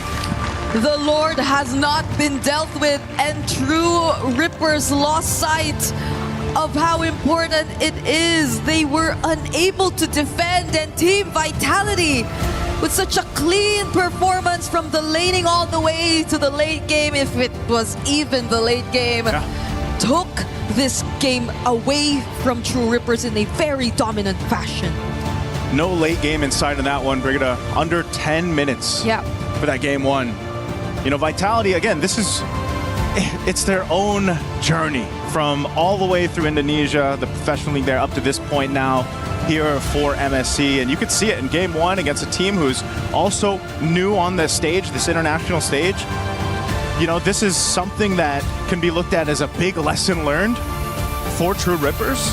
But if you break it down, it's one of the things where there's so many things, so many boxes that True Rippers has to check off here. I mean, from the get-go, as we look at the highlights here from STC, you can see how this all started. There was an attempt off of this of, you know, get up our jungle, but then they kind of lost track of the map and, you know, keeping Garcia basically covered. I mean, Garcia a lot of times didn't have even a chance, you know, to survive in that gold lane. I think this just poses multiple questions for True Rippers in terms of that game and the approach that they really want to go for. The lineup, you could see that they probably want to just go for counter engage or maybe a bit more of the punish quote-unquote attempt when it comes to playing against a team like Team Vitality. There are just so many dives. They have multiple ways to also respond, but at the same time, it came to a point where they were just too behind that they couldn't even respond anymore, and they were just constantly run over by Team Vitality. And there's just so much that we have to talk about in regards to what they have to do to get back in this series. So let's leave it to the panel as we throw it back over together with Rain Day. Thank you so much, Brigida and Naisu. I mean, what do they need to do to get back in this series? My goodness, I might be like, you know, trying to figure out theory of relativity before Einstein took a stab at it, because it could be a little bit of an unsolvable problem right now. The fastest game we have seen so far, true dominance from Team Vitality, and True Rippers just trying to stay engaged, but it was a tempo problem. Yeah, it was a huge gap in experience and skill overall. You saw them, they're great with the counter punch at the start. They were able to punish the aggressive start of Team Vitality, but it was that first turtle that we were talking about behind the scenes where you really saw, it's like, man, if only they just held on to some key skills to wait for Vitality's counter go, maybe that could have been better, but now they just went all in. Yeah, I think what we wanted to see from them was what we saw in that very first counterplay that they had. They kind of let Vitality come to them. They got a quick play against it. There was one other point where they were able to do the same thing when Vitality was up in that top lane and they went for play on the bottom and got a tower. But outside of that, they were just scrambling. It was always chasing after whatever Vitality was doing, following Vitality's tempo instead of setting their own, and falling into just about every trap that Vitality wanted them to. And it's really hard for a team to come into a position like this and try to set the tone, trying to set the stage when you know that the stage has been occupied by teams who have been there, done that, and are on their way to try to repeat. And so you coming in as a newer team and with a big representation of India on your back, how do you have the confidence to do that? And I think we saw in the interview that maybe they didn't right now, but maybe this game will show them that if you don't bring the confidence, it's going to be a fast exit. Yeah, I feel like with them having the thought of, you know, there's no pressure on us, and then trying to find that confidence, it felt like they were overcompensating with just the wrong timing of where they're going in the map or what play that they're trying to make specifically. So pro players in MLBB have already spoken so many times before where because they were at this certain mindset, they didn't realize they were overlooking something. Whether it's when they use their skill or when the opponent has used their skill, they've lost track of that. And I feel like that's sort of what happened with True Rippers. I think there's hesitation there. You're kind of going, yeah, okay. What did happen with True Rippers then? A lot happened. I don't know if they just weren't mentally ready for this game. I think when a game goes like that, when a game ends in under 10 minutes, there's not a whole lot to say. No, there's not. You walked in, you played wrong. I think at this point, we need another game before I can really say maybe they just weren't ready for this.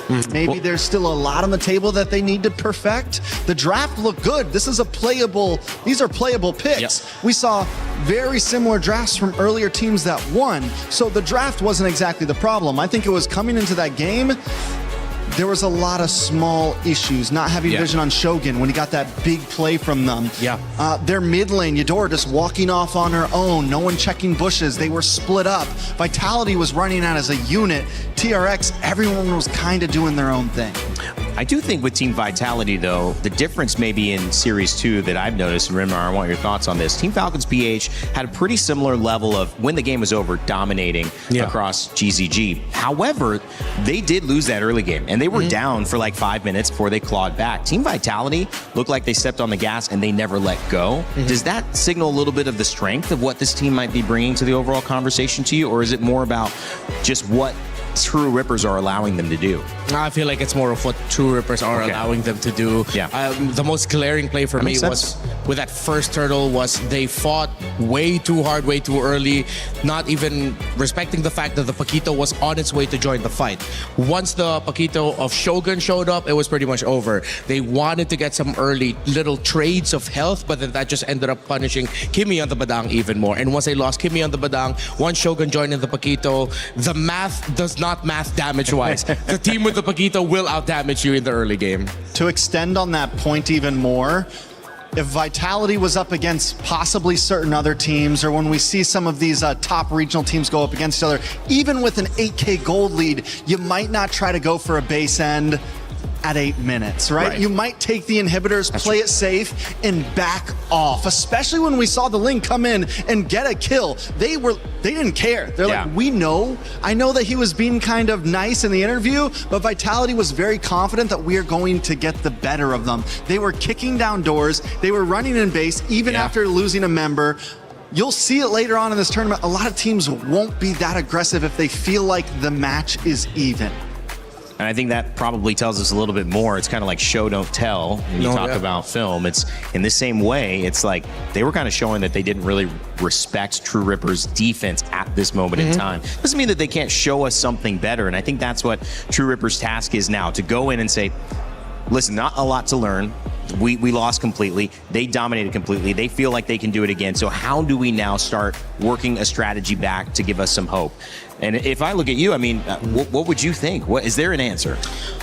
All right. Maybe if I was coaching this team, I'd have to talk to my roamer and mid laner real quick. I'll take a quick talk with Kimi and Asuna. You mentioned a great point earlier where it felt like at times they weren't connected. Like they both wanted to do different things at different times just so that they could regain some sense of control in the map. I think it's best to start there. And then Rahansha, I feel like Rahansha's doing all right. We mentioned the early EXP lane exits to help your side of the river. He was able to achieve that, but it always starts with a roam mid trio. Roam, mid, jungle, how well are they rotating together? We focus on that.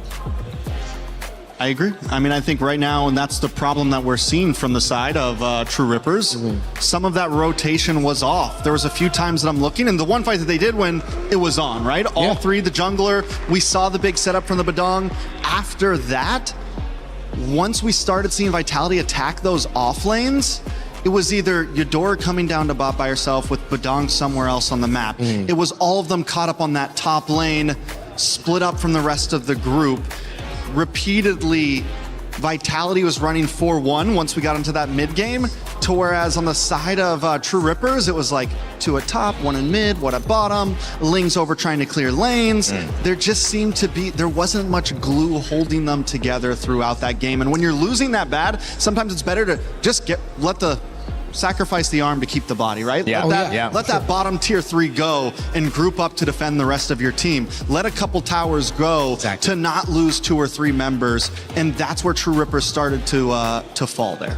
Yeah, you can hope that this is maybe just a feeler game, right? Maybe this is just something they were needing to get out of their system, get the nerves out as well. It is a big deal, and going into this next draft, they can hopefully do something similar, but it also like raises a bigger question for me because we look at like Eudora and Ling coming out. I mean, to the meta for today, you could say perfect 1-2. Yeah. Yet when you get a good draft and you still perform like that, Rinmar, is it more of a conversation like, do we even try to like hit meta that well if we're not comfortable on how we're playing it? Do we try to get more of these comfort picks for us so that we feel good on our heroes? Well, from a coach's perspective, you'd want to be able to tell your players at least one good thing to latch on to. Yeah.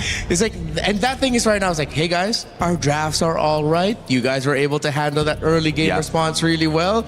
Let's just fix this and this and this. Hey, the 3 of you talk a little bit more. You start from somewhere. Yeah, I mean, in reality, maybe we're being a little harsh on True Rippers, right? It is day 1. I've seen a lot of teams come in day 1, mess up, come back day 2 without all those jitters. This is their first time on a stage like this. This is their first time against a team like this. And yes, you can do well in scrims or you can do bad in scrims, but nothing prepares you for getting on that stage and facing up against a champion of some of the top regions in the world. Because yes, you're right, they had a good draft. And everything we're saying came down to small bad decisions. And one of the big things that small bad decisions comes from is nerves, is pressure, is the comms are off, everyone's shutting down. So I think at this point, the best thing we could say for True Rippers is, just pull it together, guys. Just pull it together. It's a big deal. I mean, you talk about MPL, obviously Indonesia, and winners of that and Team Vitality. But one of the things with regions, especially, and we know this in the Americas, Trex, where you don't have as many representatives, you don't have the highest quality of competition, you have a few stars that maybe make it and you put all your hope on. That is tough for a region to develop because you don't have the same level of day in, day out, high level competitors. Yeah. And so you got to say, yes, we have to look at this maybe through a different lens. Everyone at home still rooting for True Rippers. If you come in, everyone in the crowd waiting to see what's going on. A stare down. I like it. Just saying, I'm not looking away. Neither should you. Man didn't blink. He did not blink. He 1 to him, 0 to the cameraman. Ice cold. Ice cold. What's cooler than being cool? Ice cold. All right. Yeah, True Rippers, I mean, the energy is, we got to do something different. There is not much to talk about for that one. And I think that can be disappointing, but it also can, set up a conversation here. And that's why I try to give you guys the hard questions. I'm not going to take the E equals MC squared. I want you to look at these drafts and say, can you do any better? What can you do? Can you make it difficult for Team Vitality? I was looking at their bans, and honestly, their bans are great. They took out the Freya because of the Phobia's first ban by Vitality. It was the sensible choice to take out the Freya for True Rippers. They banned the Hirara and the Marcel. I wouldn't even hit on the Badang pick because we saw the potential of it. As tricky as it could have been to run, early on we saw that glimpse of, oh, so this is what this lineup could have done. Oh, this is what they look like when they're together. I think one thing that went really well for Vitality is, besides Finn getting his comfort pick in the Atlas, Niall's timing with the Akai on the every heavy spin was great. He wasn't always using it to engage. Most of the times he was using it to play defensively. All right, thanks True Rippers for using all of your skills. Let me punish you with my heavy spin, and then there's no way you can get away. So Vitality did a lot of things right. I think True Rippers maybe came into that game one. You see the Ling get picked up. You see the Eudora. It's an aggressive lineup, right? To whereas Vitality, they took the utility jungle. They took the slight slow play. They had aggressive EXP laners. I think True Rippers maybe came in thinking, maybe we can beat them in the micro. Maybe you come from a region like that, and you see it the same with NA. You see it with a lot of, outer regions in a sense. Great micro. They want to go for those team fights. They want to meet you face to face because that's what we're good at. We're good at brawling. Maybe Vitality needs to take the slower play in game number 2. Look for a more, we can kind of just bounce you off of us in the beginning. We look for our mid to late game. We try to slow things down in that first 4 minutes. I'm all right with that too. There is weirdly enough, there's a certain level of speed in taking it slow sometimes, where you're going nice and it's easy, then suddenly you go in for the surprise, you put the pedal to the metal, next thing you know, your opponents are wondering, wait, you weren't like this for the first 5 minutes, where is this impact suddenly coming from, where is all of this momentum coming from? And teams that aren't used to going up against teams like that will almost always get surprised by it, and similar to what we saw in game number 1, get run over. Dangerous grass, our map choice. It was flying clouds in previous game 1, so we'll have a little bit more cover towards that base and some of the areas on the map to see how that can help either slow it down or speed it up with those surprise moments Renmar was talking about.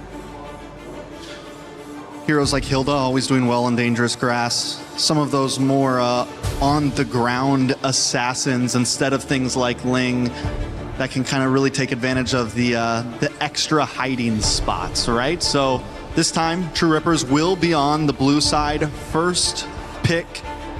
We saw the Atlas get picked first last game. We've seen the Atlas get first picked before. Yeah. It's probably been one of the more popular first picks. You don't reveal your hand too much, and it's just a great roamer right now with the crowd control, the amount of movement it has across the map.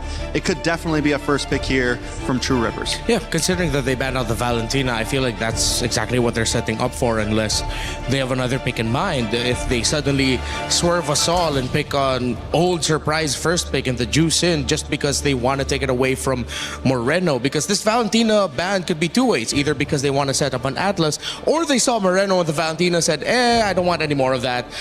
But then are they more into that mindset of taking away some of Moreno's best picks, one of them being the juice in? Hopefully it's not that, and hopefully they're setting up for the Atlas. They ban out the Ling, so Jushin's still open. But with the Ling gone, you do at least take away some of that aggression, but Vitality doesn't need the Ling, honestly. Yeah. They've already shown, we can beat you with the Akai, and we get the swing back. So if they do take the Atlas on the side of True Rippers, Vitality still gets Akai, Jushin, something like that. So Vitality looking good on the swing back with the 2 picks from Red. If it is Akai Jushin and they go Atlas first, what do True Rippers respond to make it difficult for Akai to have the same level of impact they had last game?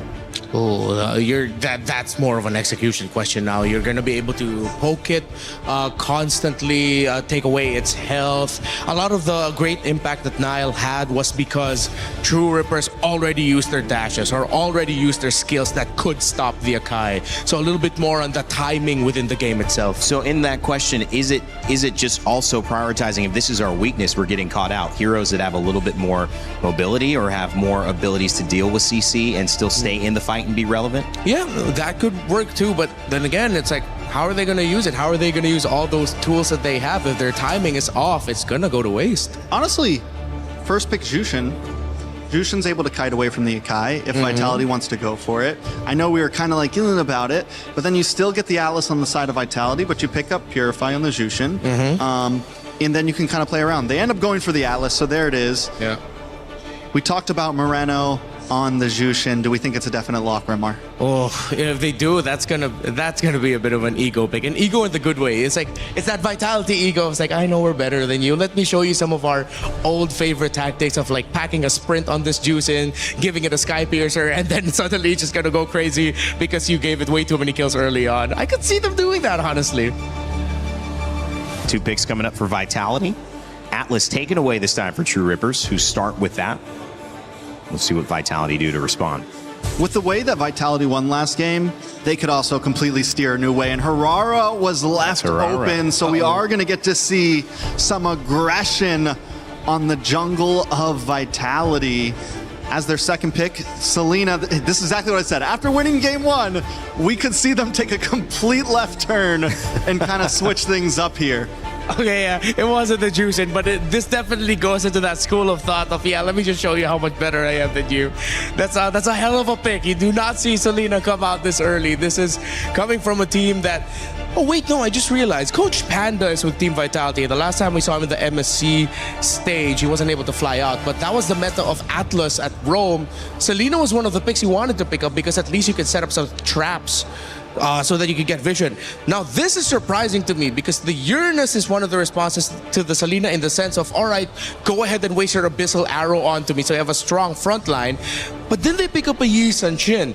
This requires them also getting a strong fighter type in the gold, because if they go double carries, it might be too greedy. Freya's not open. Yeah. They could go for, call me crazy, but they could go for something like a Ruby Gold. You're crazy, but that's good. But honestly, the Harara wants to dash in, the Selena wants to dash in. Something that can stiff arm those heroes that want to get up close and personal. It works great along with the YSS. If you want to see at least a fighter in the gold, something bulky in the gold, it could be an option for sure. Belleric gets picked up by the side of Vitality. This is a roamer we've had our eyes on. Is this a first showing so far today? We haven't seen the Belleric yet, I don't think. So far today, yeah, it's been banned, surprisingly enough, yeah. It's gotten banned out more. Oof. What are they going to pick up at the gold? Actually, that's just my biggest question right now for True Rippers. What are you picking up at the gold lane?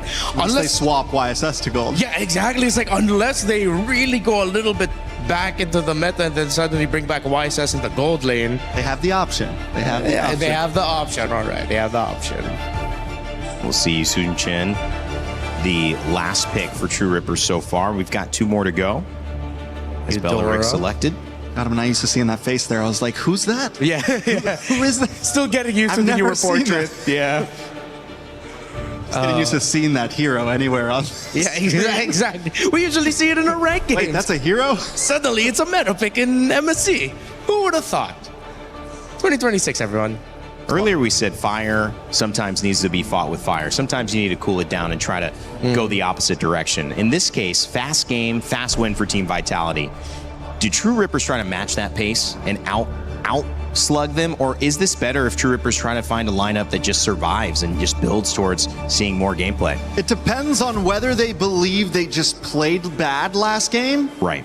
Or if they truly think that Vitality's a little bit better. What do you believe they think? We're going to find out. We'll find out. We don't need to find out for you to believe. I mean, I don't know yet. Do you think they see it as a mismatch? I think they drafted very well last game, right? Like I said, I agree with their draft last game. So coming into game 2, whereas it all nerves last game, right? Yeah. That's tough, man. That's tough. I already said that I think they should slow play this game. I don't think they should come in thinking we can just go all out. You're up against Indonesia, which is known as a brawly region. They're great at micro mechanics. They're great at going toe-to-toe, especially with regions like this. They're kind of the stoppers for other brawly regions. Don't get me wrong, Vitality have great macro, but they are ready to headbutt with you a bit. So I don't know if that's the direction True Rippers should go, but hey, they might take it there. They got a YSS right now, so they kind of have to. Yeah. Renmar? Paris, gold. If they decide to go for like a fighter in the gold lane, they will Give me not a have Ruby the firepower. Ruby gold, and then they're going to turtle it out and just hold the fort down for their YSS. With the Selena around, with the Herrera around, that's going to be a tough ask. Unless True Rippers are going to surprise us with a pick here. But no, they'll play it stable. They'll go for a double carry, a Gord in the mid, greedy lineup, but they have the damage. Maybe that's what they felt. I mean, it seemed like the tempo was they wanted to counter-engage, right? Yeah. So there was a lot of understanding that they were going to brawl. The choke comes out, and we were going to deal with the brawl. Maybe they felt they didn't have enough damage to properly punish the counter-engage from Team Vitality. So a different, but I think clear approach, Renmar, and what True Rippers wants to do in game 2. Yeah, you can see the idea there. It's just with Uranus games, it's always really good or really bad because your EXP laner doesn't have strong crowd control, but the rest of them do. So the crowd control is there somewhat. To an extent, yes, you have some crowd control with the Moskov, but again, like it's more defensive crowd control. And my big worry for True Rippers right now is with how they lacked crowd control last time, they're easily able to get dived on. It's looking very similar. All right, well, game 2, will it spell another sub 10-minute win for Team Vitality, or will True Rippers be able to even up the series? Let's send it over to Naisu and Brigitte for game 2. True Rippers cannot let this end sub 10, and they have to find a way back into the series in order for us to get into a game number 3, but Team Vitality. They just came into this with a Selena mid, very similar to what we've been seeing from their women's division, but also a Belric XP lane. Belric XP, man. I mean, we've been seeing so much of Belric the past few weeks that, you know, it's like, oh yeah, he's gonna go in the XP. There's an arrow landing, Moreno. Okay, Asuna at least holding on to that flicker. Nice little stun with the projectile. Has that damage on Finn too, but will be okay. This is one thing I have to say though too. Yeah, Belric and the XP, he's running the Revitalize. And so, just as the panel mentioned, you know, over in the studio, they said they like to fight. Indonesia loves to fight, and now they can extend them even further. An arrow's gonna land, you're thrown in the air, you have nowhere to go. First blood in the hands of the Maestro. Yep, the Belric and the XP lane, I think we are yet to see a successful game from. But the Selena has been very 50-50. We all know for a fact that it has been.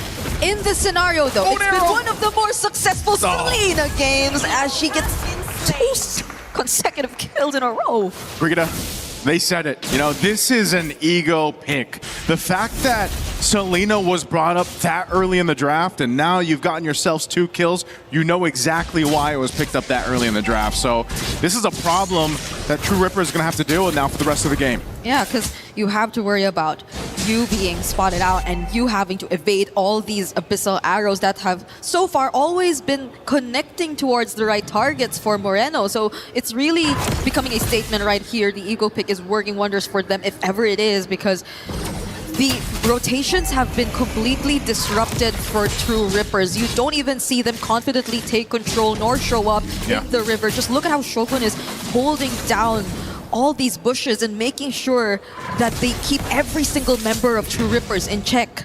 Let's see what happens here. Again, playing on this map too, dangerous grass, extra bushes to work with. They're gonna force out the rest of the members of True Rippers here for this fight. Mountain Shock are gonna be used too. They're gonna come in for the lockdown, and SOD already thrown out. Good kill on Nile. This is what True Rippers need to be able to go ahead and secure themselves an objective. They have all the room to work with right now as EANS will secure the turtle. Fight's gonna break out. There's the Gush. And True Rippers, they've awoken in game 2.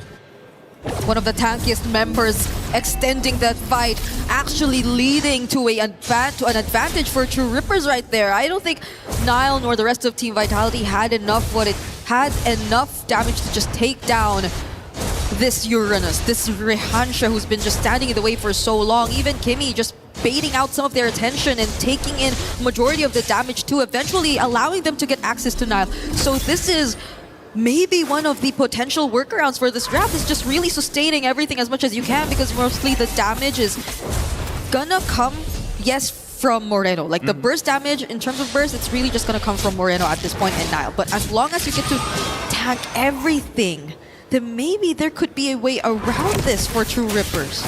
Yeah, that way is their tanky front line. Vision used. There's a whole wombo combo for Finn. Another kill picked up here for True Rippers. True Rippers are starting to be a lot more active than you expected them to be. A really great setup on that Fatal Links, as you've seen, but Rehansha too, the way that he's been moving around, I think it's really big help.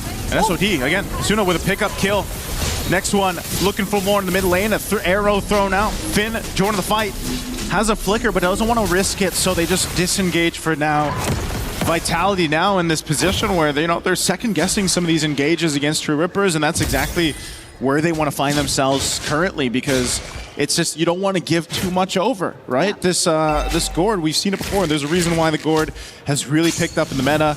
You get a couple kills going on him. That Mystic Gush is a great zoning tool, but it's also obviously a big damage tool. And that's something they have to watch out for, because not only are you working around Abyssal Arrows for Vitality, the potential for a pick-off with a kick from the Cho, but even True Rippers, this composition has its strengths, and one of them is that amount of synergy that comes with the ultimates plus that Gush. Which is really interesting, because it seems like True Rippers are the ones who are going for the more brawly plays and team fights from this point onwards, but they're setting up for this objective. Shogun finally going to be part of this team fight. We haven't seen the Belric just yet. Oh, but Finn misses that flicker! Yep, not the setup they were looking for. Down into the Rapid Dryad to be able to pick up one. Shogun gone. Emon under the Zaman Force. They're still going to be firing off, and if Finn falls again here too. True Rippers fighting Vitality, and Emon trying to get away, but will not be able to escape Rehansha. True Rippers, they found their footing. If you want to fight brawls, if you want to go all out on team fights, then True Rippers are doing exactly just that. They're playing around Ian, they're playing around Asuna. And even if you wanted, or we wanted to point out the fact that maybe this wouldn't be... Oh, hold on. Jans is going to be able to survive just 1 HP. Yeah. He cannot go down like that. Just as True Rippers were already getting the advantage. But going back, this seems to be a very straightforward approach for True Rippers, but it's working out for them really, really well. I guess we're starting to feel the demands of hope. Oh, he's going to go for the kill too. Went in for the kick. Ian's able to get enough health back. And Finn is the one to get punished. A misstep there from Finn.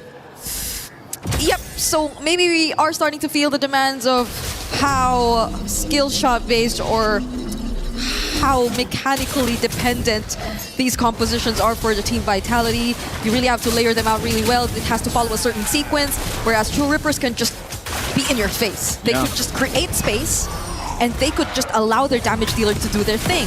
Team vitality seems to be a bit more precise in terms of the teamfight approach. Oh, Emon. He tries to get away, pop the Purify too. An engagement in the mid lane. Zaman Force already dropped down. There's the Gush on Finn, trying to escape. An SOD thrown out as well. The Revitalize, though, helps the fight as they fight back, but Shogun goes down. A arrow thrown out, and now Finn looking for more. They re-engage once more. Nile not able to capitalize on a kill unless he can go back into this fight. He looks for the moment. He goes in under the turret, able to pick up a double kill for Nile. Looking for potentially more. And again, he has the Sky Piercer, so that's 2 stacks. And they've somewhat turned things around here for Team Vitality, at least for now. They're already able to lessen the lead, but Nile is still being chased by Rehansha here. Okay, we'll get the objective, but Rehansha.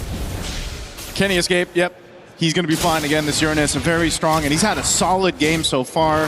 Again, 3-0-4. He is the bulwark for the team currently, but Vitality shows some fight in them. You know, off of that exchange in the mid lane, plus an objective, they slowly make a baby step in the right direction, but still, True Rippers up amidst it all. Nice little Rapid Dryad there, used up.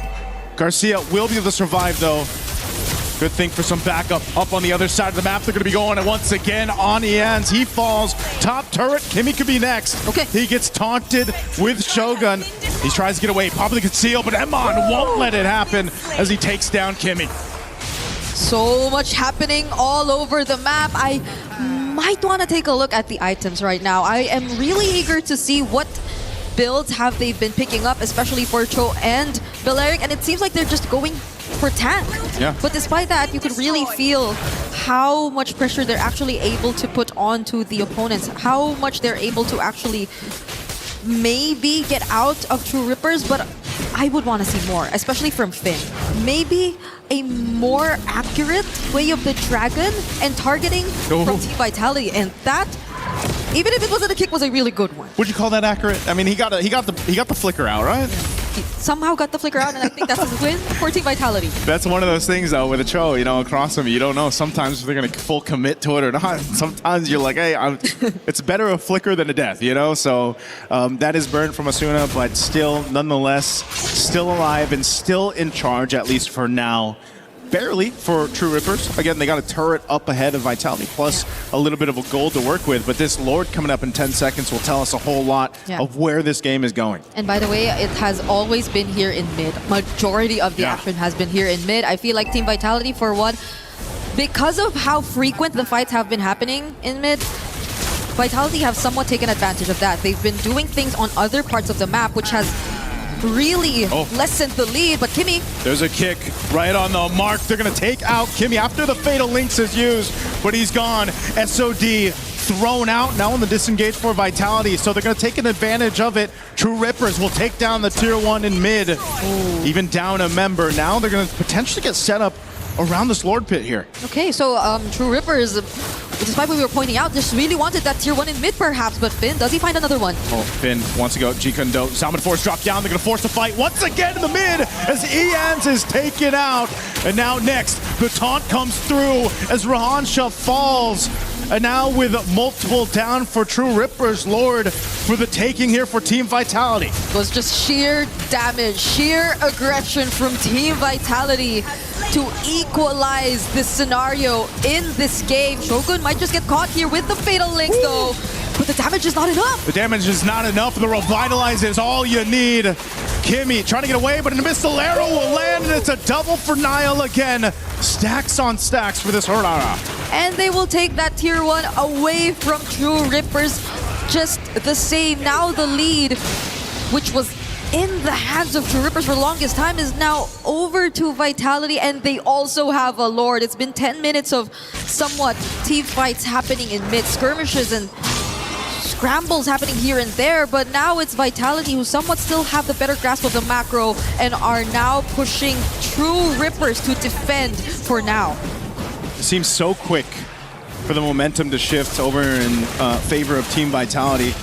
Off of a lot of forced fights or, you know, these skirmishes happening in the mid lane. You can see the stacks here too for Niall. He's got that 44 on the Sky Piercer, and you know that's deadly to deal with because the way that we've seen the Hurrara played is just kind of in and out. You know, you're utilizing the iframes that you have. You have that good amount of damage. You can kind of weave in and out of fights, and now that you have multiple stacks in this way, you're a big threat to the rest of True Rippers. Yeah, at least for True Rippers, they have decent wave clear. They were also able to at least take control of that top lane so they don't feel as much pressure in terms of the synced up waves crashing. But there goes a Mountain Shocker. They have an idea of where Team Vitality currently are, but they're not going to focus on a fight just yet. But there are flickers in Team Vitality's hands, so they might have to watch out for that. Again, a play could be made here by Finn. A BOD was just picked up by Niall as well. Finn right there in the mid. Not sure if he's going to commit to it. Doesn't just yet. Again, Kimmy waiting for that flicker to be available so that he could potentially set something up. I'd love to see this all this time that Garcia has had to go ahead and farm up on the Moskov to go ahead and turn the tide with a great SOD or, you know, some initiation from the fight from True Rippers because they've got that potential. They just got to go ahead and get the upper hand. Let's take a quick look at the items here. Yep.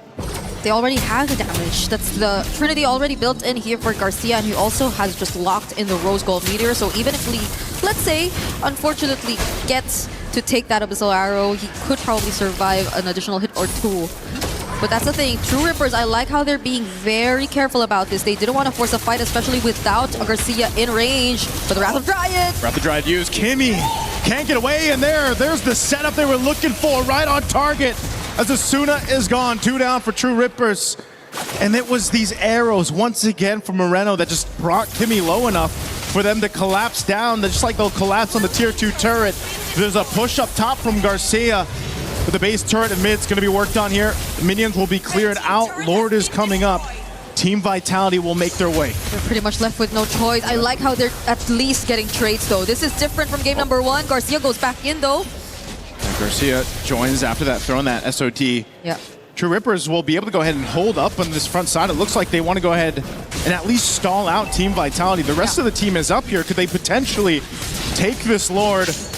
They got to dance around these Abyssal Arrows. Niall joined the fight now too. They're going to be going, looking for a potential fight already for the Lord. Everything already thrown out. Moreno's gone. Lord secured though by Niall. The fight still breaking out. Finn finally goes down. True Rippers trying to win the fight here. They might have lost the Lord, but they can take more with them. They're going to go for Shogun. They get the stun. It's a double for Garcia. And that's when Finn couldn't even land. The stuns wasn't even able to just kick Ian's out of the way to secure the objective. Let's take a look at that replay because I feel like there was a clear attempt, at least from Finn, to just deny the retribution from Ian's here. He was just trying to chase after him and he did not successfully do so. But the knockups, the damage, the splash damage that just came from that team fight, which was a really messy team fight at that.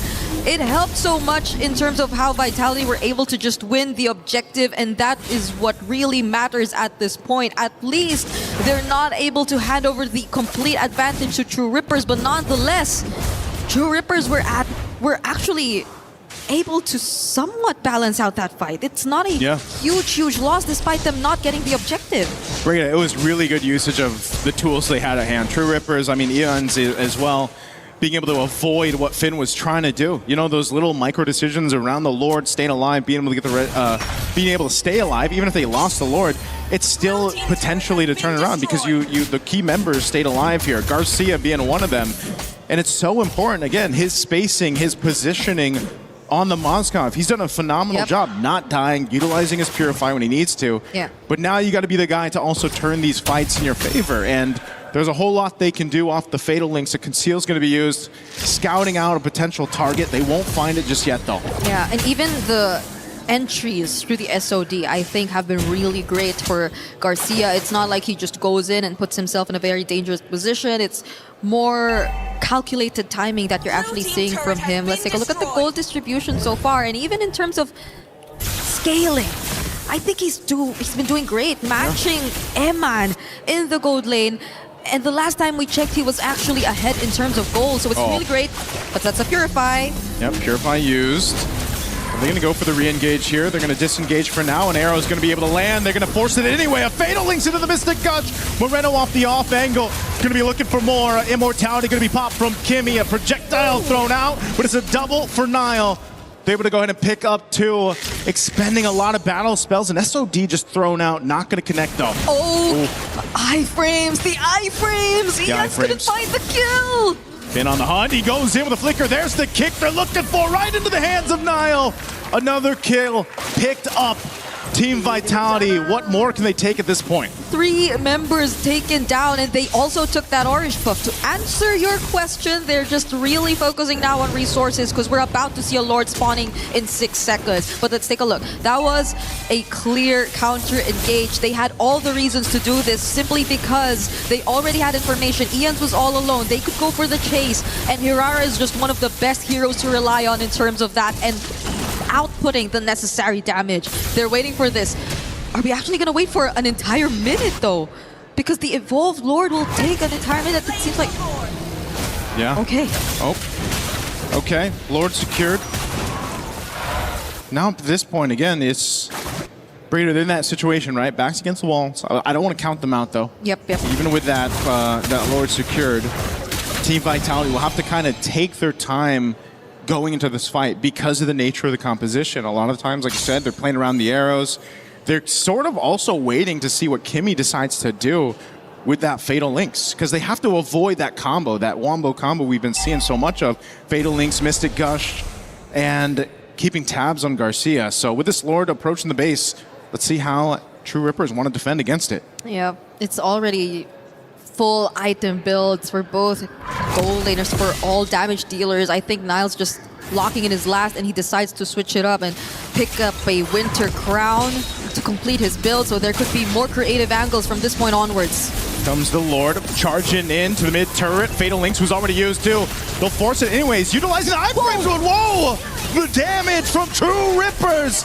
They're going to chase down Nile. He's got an immortality, but he's trying to get away. Good use of the conceal, but an SOD from Garcia will come through, and they still escape, only losing Eman in that fight. It's one base turret down, that mid one barely alive.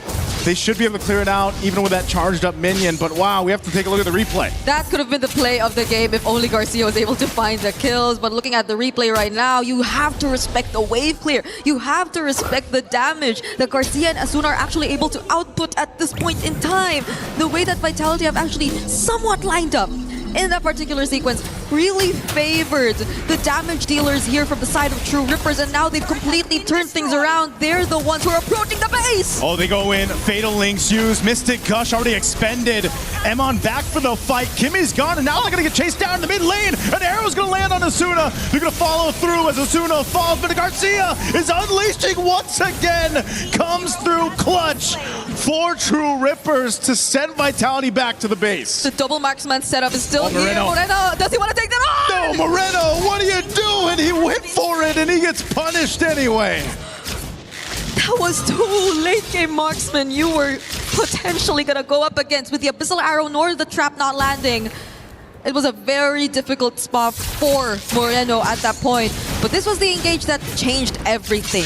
It was that Fatal Links combo, making sure that they found the targets, but I think this was also a sequence of miscalculations from Team Vitality as well. Finn once again did not really land that flicker. At the same time, the entries from Moreno and Nile weren't really in accordance to what they wanted to do, and Okay. Now we see Ian's falling just before the Lord. Yep. That's a solo kill right there. That's unfortunate timing as the Lord is up. This was the replay, so Niall knew where to go, and he can win that fight. You, as the hero, especially with the stacks, you can win that fight. Now this Lord, an evolved, mind you, will go over to Team Vitality because the jungler is not available for True Rippers. So much has been happening here, but it's Team Vitality still being able to take this Lord freely from the hands of True Rippers. So they're just waiting, and they wanted to spawn at a certain moment in time here in this game. As they take away all the remaining buffs from True Rippers, Lians will take some time to get back in this game, but you're looking at an 80 stacks Sky Piercer. You just cannot allow yourself to get too low on HP at this point. Yep, that's big stacks right there for Niall, and this is what, you know, was starting to happen throughout the course of the game, and that's why he's such a threat, because not only do you do that much damage, you know, even on these tankier heroes like this, look at what's going on for Kimmy already. Immortality going to be popped. They're going to force the fight anyway. A Mystic Gush will come down. Shogun's going to be the trade to the 1-for-1. Re-engage, trying to fight this out. So great choice for True Rippers. Now they have to defend, though. They have to be able to go and defend this beefed up Lord. These waves all pushing in on all fronts. Yeah. Only 4 members.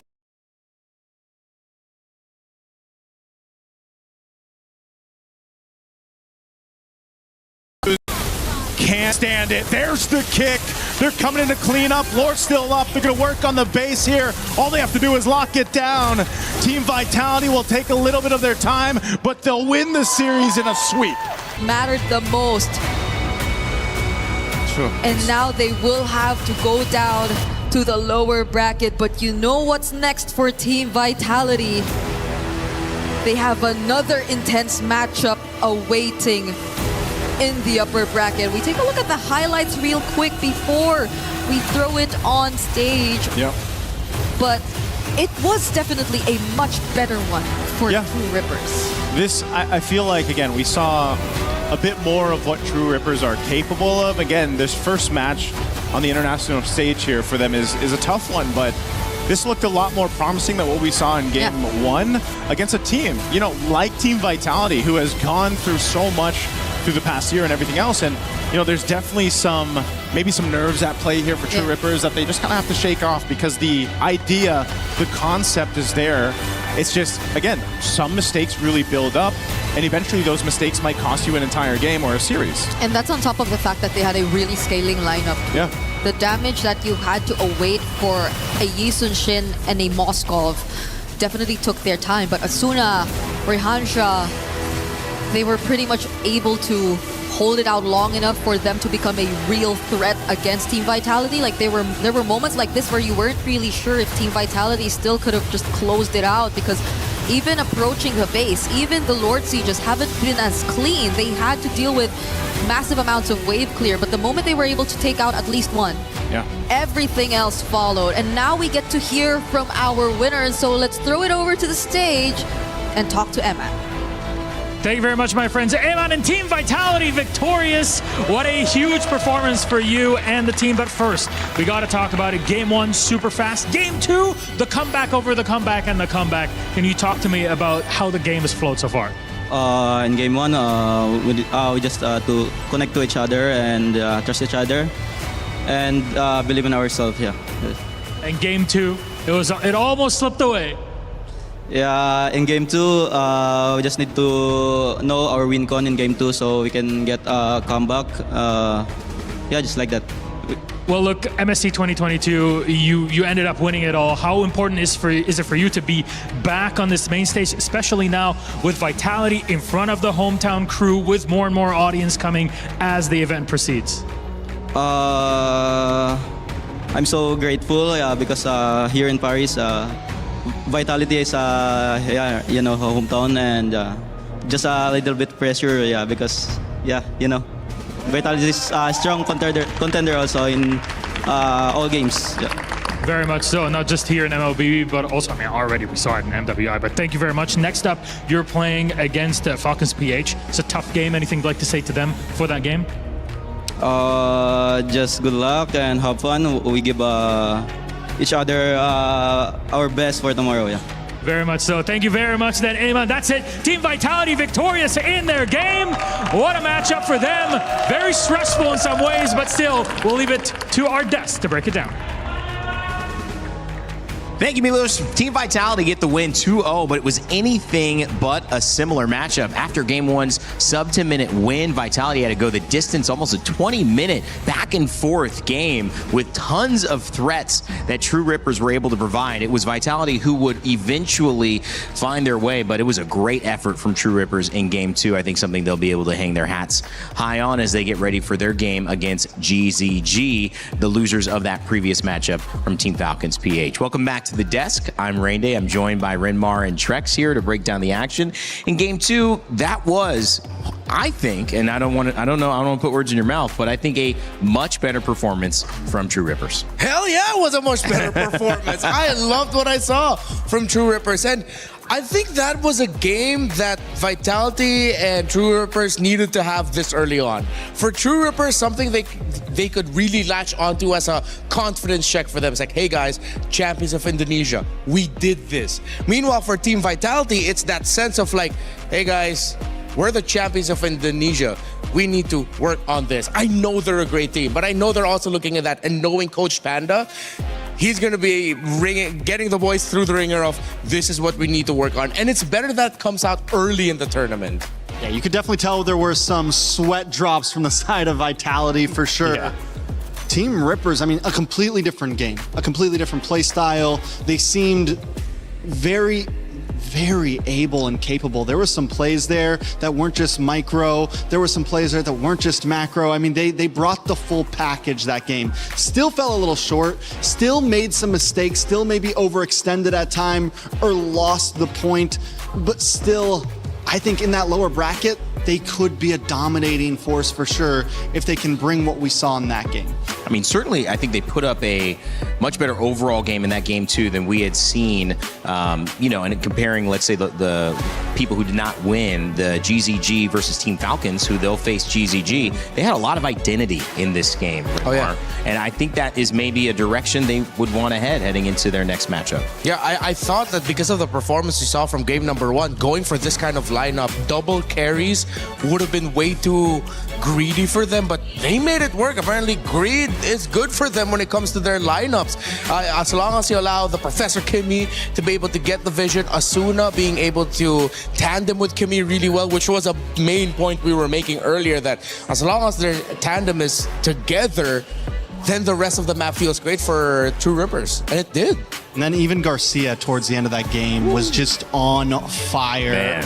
One of the best Moskov performances I've seen in a while. Yeah. And it seemed like every player had a moment. Even the Uranus for Hansa from early to mid was just unkillable for a time. Yeah. So now if they can all just be stars at the same exact time, instead of everyone having their own moment throughout the game, I think they can start putting some wins under their belt. For sure. So I'm excited to see how they play for the rest of these days to come. How did this game evolve the tournament's meta so far? We've seen the Assassin approached as a high priority pick. Yep.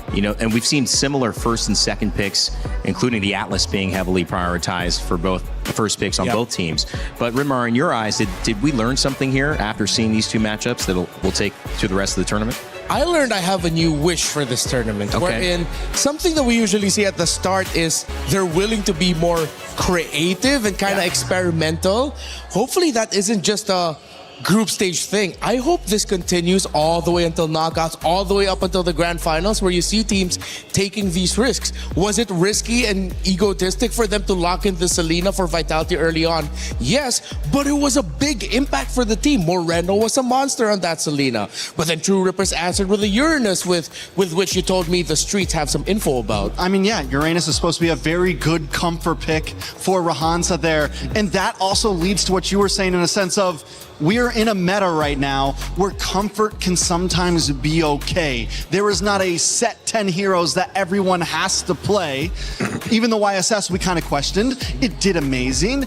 If you're able to pull it off, everything has a counter, right? Everything seems to kind of, you can go tit for tat. You can get a little outside of the box and still pull off wins. We saw it with the Selena there. I mean, overall, I think the meta's in a very good place right now, a place that we haven't seen it in a long time, if not ever. Seeing some more uniqueness on some of the hero picks as well, and seeing some uniqueness now in terms of these new matchups that will force maybe even more decisions from our players to expand their hero pool. As we look at our bracket for this tournament, it's Group A today. Group B will have their matches tomorrow, but as I've said prior, we have Group A and Group B doing their own upper bracket and lower bracket runs. So we'll see elimination matches now coming up for the 3 and soon to be 4 teams that will have lost these initial matchups. We'll then see qualification matches for Team Vitality and Team Falcons PH, Team Vamos, and the winner of our upcoming game, Team Ignite versus Team Spirit. And that will advance somebody to the knockout stage and send someone else into a decider match against either True Rippers and Guangzhou Gaming or Team Falcons MENA versus the winner of Ignite or Team Spirit. True Rippers versus Guangzhou Gaming is going to be a tearjerker because for so long, ever since we saw China come into the scene, we've wanted to see them do amazing things. And now we have this other new region coming into the scene that we're hoping to see do great things. Yeah. And no matter what, one of them are going home. Yeah. That's a tough match to have to watch right there. Yeah, May was one of the first names we saw perform in an international tournament for MLBB coming out of China. And then now he's at the risk of, he cried when he won the qualification tournament because he's been wanting this for so long, to make it into the group stage, not just be stuck in the wild cards, but now instantly at the lower bracket up against a region that's been, again, desiring to be part of this scene for the longest time. It will be a tearjerker in that matchup.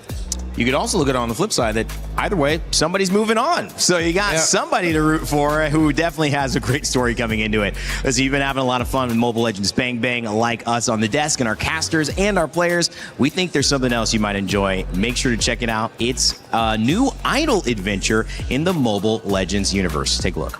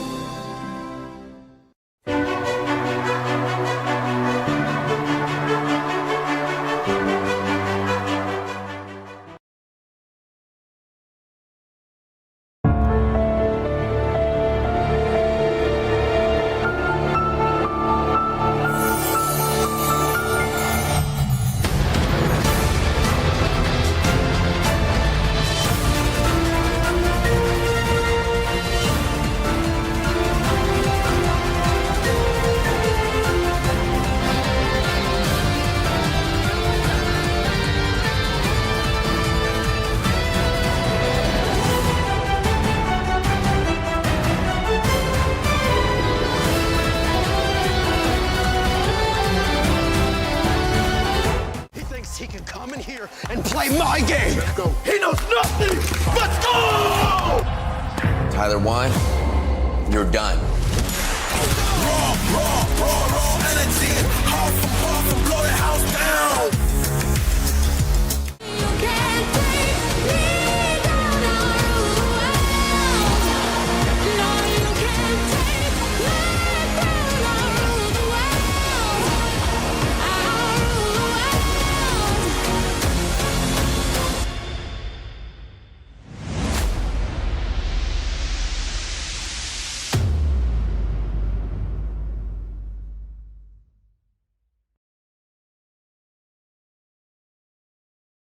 Play is in our DNA.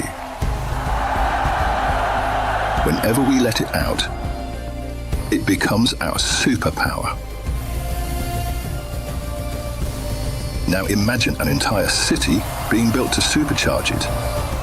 Kadir City, powered by Play. If you enjoy the 16 teams here at MSC battling it out for $1 million prize pool, well, you're going to enjoy ENC, the Esports Nations Cup, where more Mobile Legends Bang Bang alongside 15 other games will take over Riyadh for 4 weeks of competition in search of the ultimate prize. Be ready to witness history there at the Esports Nations Cup. I know it is going to be a blast. We'll have another game that I know of there as well. It's going to be a lot of fun. All right, guys, welcome back here as we kind of get ready to preview our next match set. It is going to be Team Ignite versus Team Spirit. Gentlemen, Renmar, Trex, what do we have to say heading into this? We've obviously seen 3 great games today. We've learned a lot about the meta. What are you hoping to learn here as we head into this last one? Well, for this one, I'm actually hoping for a much closer game. Although Ignite Gaming is newer on the block and Team Spirit as an entire team have a deeper wealth of experience, I want to see these two teams challenge and I want to see them fight. Yeah, I think I'm hoping this can be the one that goes all 3. I think it's very, very possible. Singapore has been known to have some decent showings in MSC in the past. We've seen them be able to pull up and get upsets. Team Spirit, on the other hand, has just been an overall dominant force. Yeah. They've never gotten, grand finals. They've been hunting it for a while, but they have consistently been the gatekeepers to teams that want to get to that top 4. They are consistently a team that is able to keep anyone else at bay because they're going to be the next ones to get to that grand final spot. Talk to me about Zhao Egoist. He had an opportunity to maybe play. Didn't really work. He's under a new jersey from that maybe time to now representing Team Spirit. His potential is off the charts. Yeah, we got to see a glimpse of how he'll play in a big international setting in our last World Championship during M7 when he was finally eligible to play, and he looked great there. There were so many players, pundits, and personalities who looked at him and said, oh, that's the next big thing. That jungler is going to be out of this world once he finally matures into that final form. It's going to take years, but as early as now, the fact that you have a lot of people saying that, it's good for his potential. And this also isn't the first player that Team Spirit has introduced at a young age. 2 years ago it was Hiko, the gold laner. He came in very young and just made a name for himself immediately. We called it Hiko-mania at that point. He was a star gold laner. I feel like some of his last internationals, we didn't see that same exact shine. And I'm hoping we see it again. And maybe we see Zhao Egoist also just pull up at a young age at this international and show off. This is the moment right here, especially for the junglers. Error 404 said it was his time to show what his heroes, can do. And that's exactly what Team Spirit hope for their young star in Zhao Egoist. We actually had a chance to catch up with Team Spirit's Kid Bumba before the match to hear what he had to say.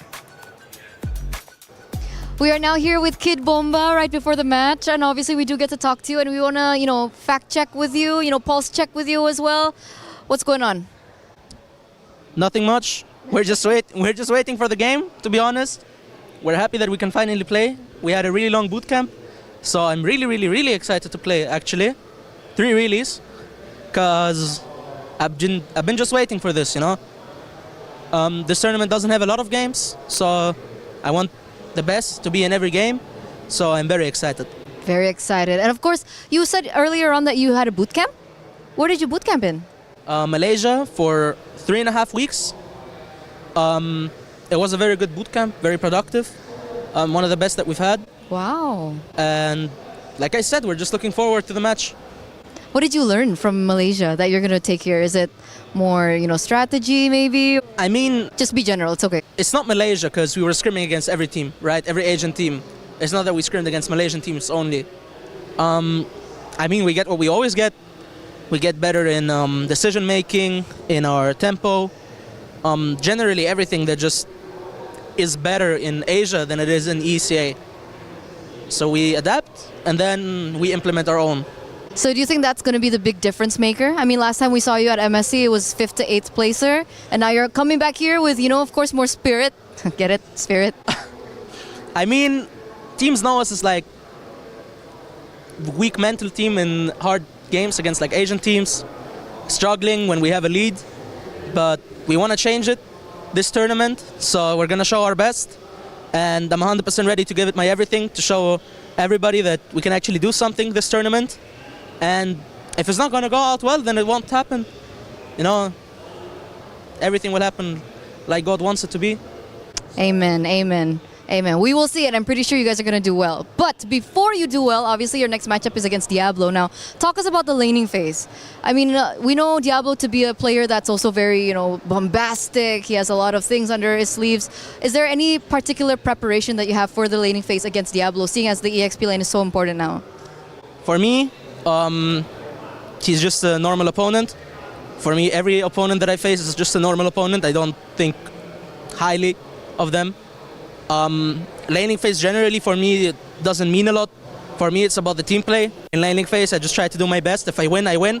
The goal is to always be equal. The goal is not to win for me. And yeah, that's about it. I don't think I'm going to have any problems. Okay, so that's a little bit of insight coming to the XP lane from Kid Bomba's perspective. And into the next match, obviously, we do want to know, maybe do you have a message for Diablo?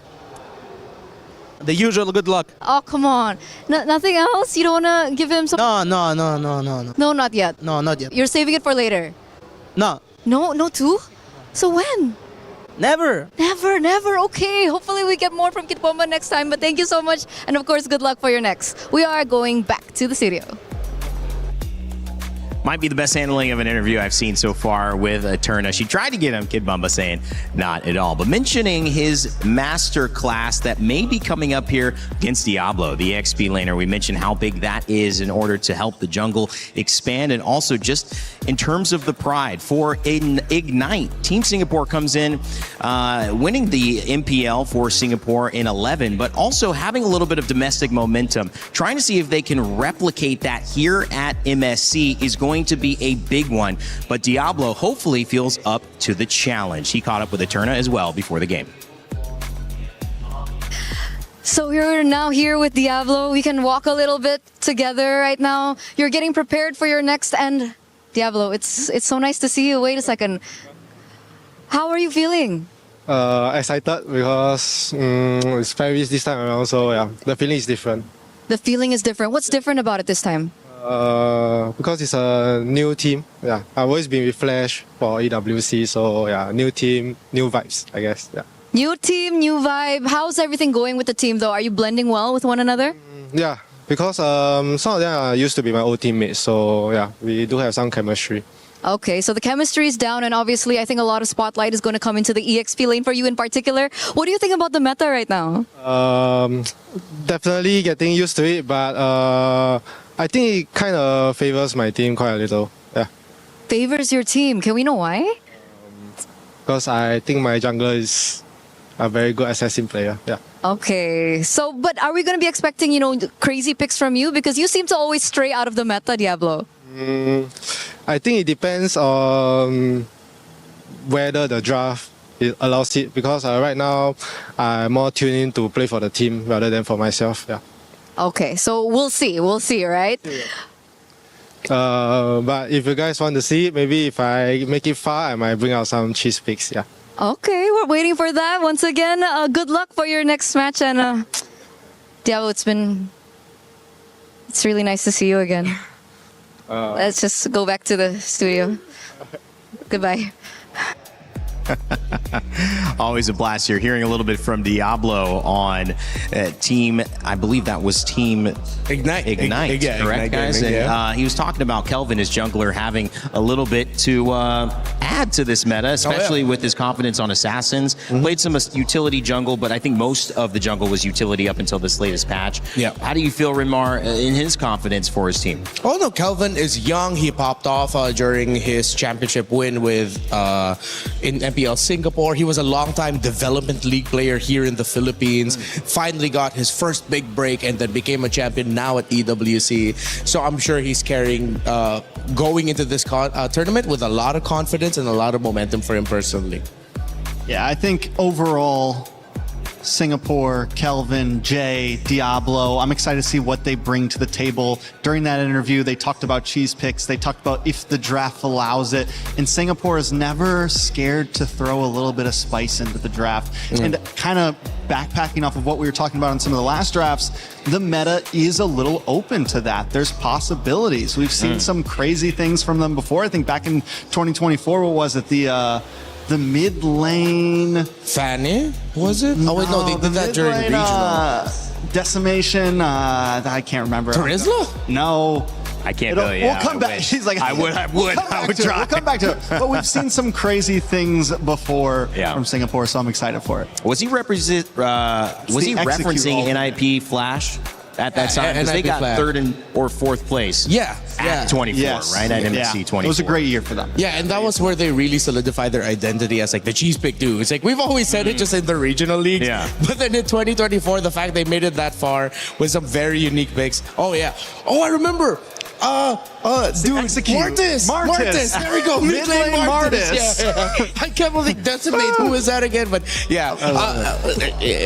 We got there anyways. Hopefully, but again, he's not. He mentioned it himself. He's not with Flash this time around. Right. It's a newer squad. Technically, he's coming in this as the leader of the group, as the guy with all of his wealth of experience. So he has to lead this. Does he want to lead through cheese picks? With what he said, apparently not. He's gonna do it like the good old-fashioned way. And that's sometimes how you have to do it, especially when you go into a tournament where you don't know exactly what to expect. Obviously, some fans yelling in the background. It's excitement time. Our last series of the day is about to begin. If you think you know how it's going to go, make sure to check out the EWC Pick'ems. Go to esportsworldcup.com/play, and you can decide who's going to win this matchup. Let us know if you got it right over our last 3 series. And if you're with the majority here, who have 91% on Team Spirit, only 9% on Ignite Gaming, Trex, you're shaking your head. I think that might be a little much. Let's not completely count out Ignite Gaming. Like I said, this is a time that Singapore has shined before in MSC. Yes, they've had some bad days with their representatives, but we're in groups. This is a time that a lot of times teams like this do show up. Team Spirit has been known sometimes to have rough starts in the beginning. They always make it to top 8. That's almost a guarantee for Team Spirit. But if there's a day that they could come in a little off, today could be the day. Yeah, and they have a good chance to make a comeback. They've shown it in the past. Both of these teams great at making comebacks through lower brackets. Big narrative of the day. Are we learning more about the meta, or are we learning more about how these two teams are showing up with their individual narratives? Because both playing for something, we look at Ignite trying to get back to what Singapore had done a couple of years ago here at MSC. Team Spirit trying to prove that they can compete at these levels as well. Yeah, I feel like this veers away a little bit from the meta discussion. This is going to be a little bit more of a personal story for these two teams as individuals and as an entire group. It's so hard to even honestly talk completely about the meta this early on. In a tournament like this, it'll start off wide and it'll slowly whittle down until we get to that grand finals. And that's when we'll really know, okay, these are prioed. Like, this has to be prioed. Early on, like right now, there's still so many opportunities. Team Spirit, Team Ignite about ready to take the stage as we begin our final series of the day to set up our Group A double elimination bracket. Let's go. My friends, our day is going by so quickly, but still, game 2, or at least match 3 that we had today. Game 1, sub 10-minute. Game 2 goes to 20 minutes. I think even with Vitality's victory, the second one was quite hairy. Oh yeah, definitely. Match 3 was a roller coaster to watch. You know what? They got game 1 in under 10 minutes. That was crazy. We were yelling in the green room. In game 2, ooh, that was very 50-50. But you know what? I think that the last match of the day could all get us at the edge of our seats. Ladies and gentlemen, join me in welcoming Team Spirit. This is a team that is no stranger to the international stages. After a run that was cut short last year, have they done enough for the redemption they are oh so hungry for? Team Spirit are no slouches, I tell you that, fair enough. But I'm telling you, on the other side is a team that has still a lot more to prove in this moment. So let's bring them out. Please join me in welcoming Ignite Gaming. They've set the stage on fire. From community qualifiers to the international stage, their underdog story starts today. Their unpredictabilities help them win upset after the next, no matter their opponent's experience level. I'm telling you, the other side, it's a lot of experience. Yes, but let's not forget some of the players for the side of Ignite Gaming is also no stranger to the international stages. Both teams are looking to prove themselves today, but only one will come out on top. Then, gentlemen, please, you may place your keys. Go ahead, Ignite. Go ahead, Team Spirit. You may go place your keys. Captains, remember, shaking hands before we start off our game because it's all about fair play, right? You want to be very happy and thankful. You're getting to play at this level, and there it is. Gentlemen, we avoided the fist bumps, and we got the handshakes in. Our game is set. We're all ready. Let's send it back to our desk and get this one rolling. Team Spirit ready to go up against Team Ignite. What a game we've got to close out day one here of our group stages. We've got plenty of days. I think it's 9 here with MLBB on the Lenovo Legion Gauntlet. And so the road is truly just beginning. But it all leads to that one trophy in the middle, the MSC champion. Will one of these two teams be lifting it at the end of this competition? Well, today is certainly a way to find out. By the way, just to let you guys know, watching at home, you can get 2 champions in one game. My Champions Pick. That event is now live from now until July 27th. So make sure to scan that QR code and have a chance to get some exclusive MSC skins and pick your dual champions and win 50,000 diamonds. Man. Lots of goodies available for all of us there, and hopefully we get a goodie in this one. As much as Diablo says no cheese picks, if it's not gonna come from him, hopefully it comes out of anyone in this game. Just give us one new one. Or is it too greedy to ask? We've got D-Roth, Brody, Eudora, Ling making a comeback. Just one more and I'm a happy boy.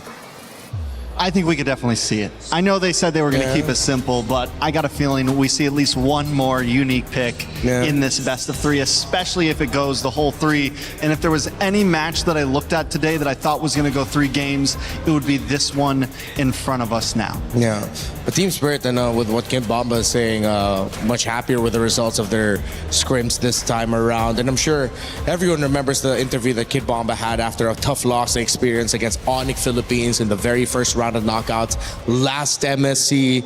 We saw the emotions for Kid Bomba Flow and for Team Spirit as a whole, because for them it felt like they were just repeating the clock again off of their biggest international loss. It's been a year since then. They've won so much more and they've gotten even more wins in big international matches. But I'm pretty sure just ever so slightly that's in the back of the heads of Team Spirit, and they will do everything they can to avoid that. It'll be Flying Cloud for our map reveal coming up in game number 1. Seen a lot of dangerous grass. We've seen a river. We've seen some Flying Cloud as well in our last series. And now it's time to see it again. This is the end of match day 1, and those coming into it, everybody is still alive, win or lose here. But if you lose, not only do you lose the chance to have some momentum, but you get put into an elimination game the next time that you play. If you win, you're in the upper side of the bracket for your group, and you have a chance to lose again or advance straight to the next round. So lots at stake here for both of these teams. 2 contenders, some would say very evenly matched, ready to begin their draft.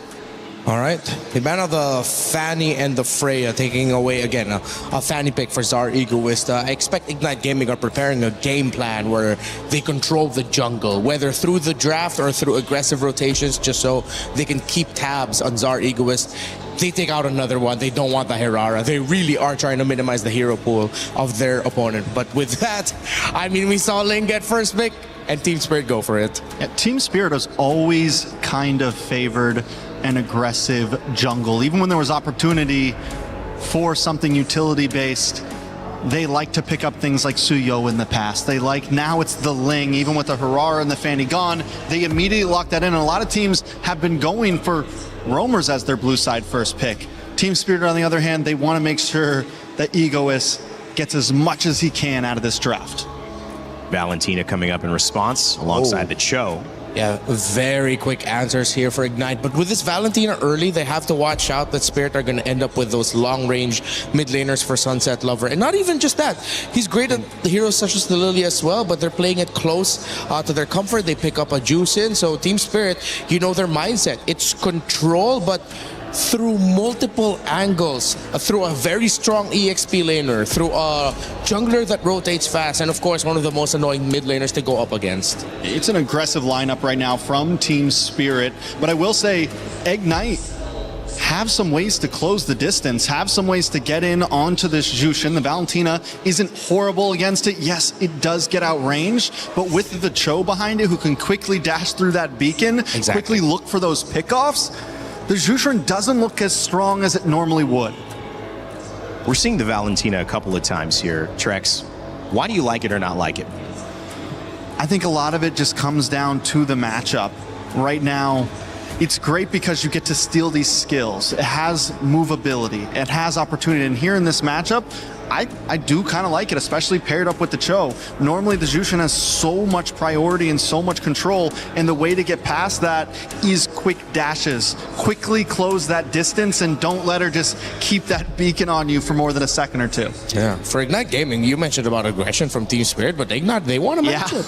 This is going to be ending up as a battle of who gets a better early game. Those little decisions that make the difference between you losing and you winning in the first 3 to 5 minutes of the game. I think we might get our wish that this will be one of the closer, more exciting games, because based on the first 3 picks alone, you're going to see a lot of aggression and a lot of trades. I really hope we don't get that type of game where it's like, oh, this lineup, both of them, they're great for fighting, and then they both just play so defensively, waiting for that turnaround moment. I hope we don't get that. I think a lot of it will come down to what Team Spirit locks into their roam position here. Right now, with the Cho, with the Suyo, Ignite's going to want to play opposite side of the river. They're going to want to look for those pickoffs. We're going to want to see this Cho hanging out on Team Spirit's side of the map. So if Team Spirit can respond to that well and maybe push back and stop that from happening, look for those pickoffs themselves, because you're right, both junglers want to try to get a kill or two in the first 5 to 6 minutes. Yeah. With there being a Cho on the side of Ignite, I would like one more pick with maybe much better burst, something that can really make the most out of the pick-off style of the Cho, but Team Spirit still end up banning the Brody. So that was the pick that I was thinking. Now they might just be stuck with a typical carry Claude trade. I don't see a Harith slotting in here anywhere unless they're really confident. I think we're still going to see the traditional basic attack marksman. I like the Claude here for Ignite. You're able to escape away. You have the BMI with all the dashes already with the Paquito and the Ling. I think carry's a little bit too immobile, a little bit too much of a sitting duck. Oh, yeah. Oh, wait, Moscow's still open. Is Harith also still open? Yeah, Harith is open. Moskov, another decent pick, especially if the Paquito tries to come in. You just kind of stiff arm him away. Yeah. Even make space between itself and the Ling. That's just what I was thinking of, like some instant crowd control. Oh, Uranus is making a comeback. Back at it again. I think this is going to be the Diablo pick. Yeah, definitely the Diablo pick. Diablo. 2 more picks from Team Spirit here. They still need a roamer. They still need a gold laner. What's the big roam pick? Do they go heavy into crowd control here? We've seen Sawo and things like the Grok before. Could be. Oh yeah, Grok, Sawo, then something with like a carry to shred through the Uranus. Because you need more shred here. I mean, you have strong bursts with the Paquito, the Ling, but you can never go wrong with even more basic attack damage, considering there's a lot of mobility on the other side. Oh, they go Esme? Esme gold? So wait a second, fighter off lane? Oh yeah. So an older approach and tactic where they put double fighters and then they're playing their carry solely through the Ling. Their Ling is their basic attack damage hero. Plus the Paquito. Paquito hurts. I mean, they do have a good damage profile even without the marksman because of the Paquito, because of this aggressive EXP laner. Interesting. Maybe Ignite were reading into that considering they picked up the Uranus, but even with all of that, the Uranus is definitely going to feel the hurt here. You got a Claude here, right? Against so many fighters. Yeah, or the Moskov, either of those two. The Claude would be great, again, as you mentioned, because of the mobility. BMI out. They go down the Moskov route here. Interesting choice by Team Spirit. Another unique approach to the meta. It's not cheese picks as we asked, but it's a new element and a new layer to how to play the game. We saw a lot of these. We saw a lot of this over in the Amers Oh, in the aimers, MCT. yeah. We saw a lot of fighter, a lot of, kind of funnel strategy, especially with the ability to have these high damage EXP laners. It's the opportunities there. Once like the Freyas, the Paquitos, things like that, the opportunity is definitely there. Esmeralda versus the Uranus. Diablo and Kid Bomba going up against each other here in what should be a creative and impactful EXP matchup. We'll see who can take game 1 here in our final series of the day. Team Ignite versus Team Spirit. Let's send it over to our casters to kick it off. I did not expect today to be a sweep day, Gideon, and hopefully it's not on this last match today. Hopefully we get 3 games here to round out day 1 of the group stages for MSC. This draft, though, is something we have to always talk about. I mean, today has been it's been a little freaky in the draft, man. I have to admit, it is a little freaky here, but let's see what the adjustments are going to be, right? Double fighters have come into play this time round, and I think that IG has a bit of work to do, right? First off, we're already starting on a different side of the map just in case things go wrong for Moskov. I'm looking at the emblem setup as well, and it looks to be a very, very good spread overall. We're not looking for anybody who's trying to go above and beyond with the Master Assassin on a TS side. Even the fact that we have a gold lane Paquito, man. You know, in the hands of Hiko, again, one of the youngest players before that came through the league, made a big statement on his first international appearance, just a couple years ago. But the thing is, now you have a Paquito in your favor. You're running this kind of double fighter setup for this composition for Team Spirit. And this is what I like about where the meta seems to be going, as Sawa gets kicked around a little bit here by Jay.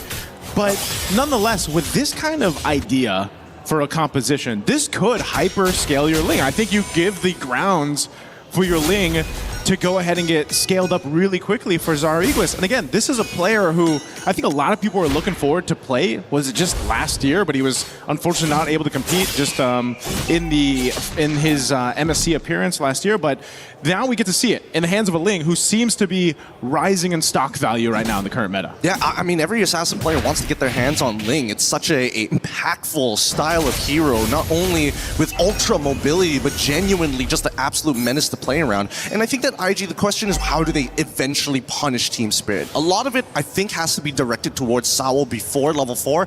After that, we don't really know, right? Somebody on the side of TS has to make that mistake unless IG can force it out of them. And for now, I don't see that happening, considering the double fighters are just good at fighting early, right? You can't win the 2v2 skirmishes anymore. Even the mid lane is a little bit hard to contest as of yet until Roy is able to find a good ult. And even then, there's only one good ult right now. Yeah, you can see that too. Hiko just going to go ahead and cut in that wave again on the Paquito versus that Moscow matchup. It's not the normal, marksman matchup that we usually see. Good little attempt, SOD thrown out towards that purple buff. And now the turtle is up, and this is I feel like the result of just this composition. I mean, no one's committing to the turtle; they just want to make plays elsewhere. Yeah, this is really, really interesting. Holding up the retribution, able to make this invasion happen. And I think if you're in IG's position, if you try to attempt a counter invade instead of taking the turtle, it will be too late, and Sawa will hit level 4. So at that point, you probably don't want to send too many members. Okay, Falling Star Moon does not connect, but that's fine. Jay, good movement for now, as IG's considering how they want to approach this. Diablo's going to open up the map first. He's going to get pulled back, but eventually somebody's going to have to take this neutral objective. This is the slowest first turtle we've had today, man. I mean, they finally go and put pressure on Sunset Lover, but still neither team seems to want to go ahead and secure this. So meanwhile, the FCS doing his thing. He's going to continue to farm up. He's got the SOD available now. So it's just resulted into no one giving it a go just yet. But now this turtle started up by Kelvin. Half health on the turtle. All right, Fallen Star Moon already connects. Is he going to get it? Zariguis is able to steal it away. Minoan Fury has already been unleashed. Jay forced the flicker out of there as Diablo wants to hop over the wall, takes the flicker. However, Zar chases him over, and with the help of Kid Bomba, they secure first blood. Hiko was making his way for that fight too. If they wanted to go and collapse down, if IG didn't disengage the way they did, then that would have been really bad for IG to go in that fight. We're going to look at the replay here brought to us by SDC. Again, this turtle for the taking happens really fast. Good usage there with the retribution from Zara Egoist, and then they get into this fight that just did not favor IG in this, and they really had to burn some battle spells and, of course, their ultimates to try to survive with all they could. But unfortunately, you know, it was Diablo to go down first. I think it's just unfortunate that Kevin just didn't have the Sever at the right time. It got canceled out initially once the Falling Star Moon came through, and when you're in that cooldown without it, it's really difficult to actually contest for the turtle, especially when your opponent is one level ahead. For now, I mean, this is exactly what I expect from a double fighter composition. Like, these people can take damage for days, and Kid Bubba is like, I don't care unless you kick me, and there's Way of the Dragon. It comes to him, and no one Fury flicker forward. With the SOD already connecting, they can't get any more than this. Zawo finally getting punished. There's the Ionic Edge. Collapse on. Backline getting attacked. Blade of Tempest as well. Gets one. Looks for a second. Zariguis can't take any more damage to this, and they back away. Well, I guess at this point you should care a little bit about what could potentially happen, you know, and the kick being one of them from Jay, but it was a good attempt for things to go ahead and start. And yes, TS will go ahead and grab one themselves, but once again, take a look at the replay. There's the kick we were talking about, that Way of the Dragon right on Kid Bomba. And I have to agree with you. Aside from that, this is what the double fighter allows you to do. You get a ton of information for your team because you're usually planning up in that side of the jungle of the opposing team. Now up top, again, CS really comfortably just able to go ahead and farm up. There was some attempt up there, but the rest of the team of IG is there. Conceal's going to be used now. Jay's going to go ahead and spot this out. So, again, this seems to be the case, Gideon, where it's like, if we can conceal, if we can make an attempt, we'll go for it. But right now, it's just kind of waiting here. Oh, in trouble. CS finally goes down here. Tries to make a flicker play. Unfortunately, gets punished significantly for it. That's one of the unfortunate things when you're up against a Ling, you know, and the packed punches of a Paquito coming through too will just bring you down to half health before you know it. Now, Turtle's up. Jay giving some vision as well as Diablo. They got to go ahead and grab that purple buff. But we might just see it once again where IG wants to go ahead and take their time for this turtle, not overly committing just because, again, firepower-wise, they need time to go ahead and build up. Speaking of which, I am interested in the item build in just a second here. Hasclaw done by Zara Egoist. Let's see how this is going to play out. He still has Tempest of Blades, so it's really difficult for him to actually, you know, not miss the retribution. He hits it. Now Kevin is dead. Pretty easy work for Zara Egoist, with the rest of his team covering him. They didn't have to use too many ults, and now they get Diablo, but no one Fury as well. Flicker 4 doesn't catch anybody, and that's a double for Zar.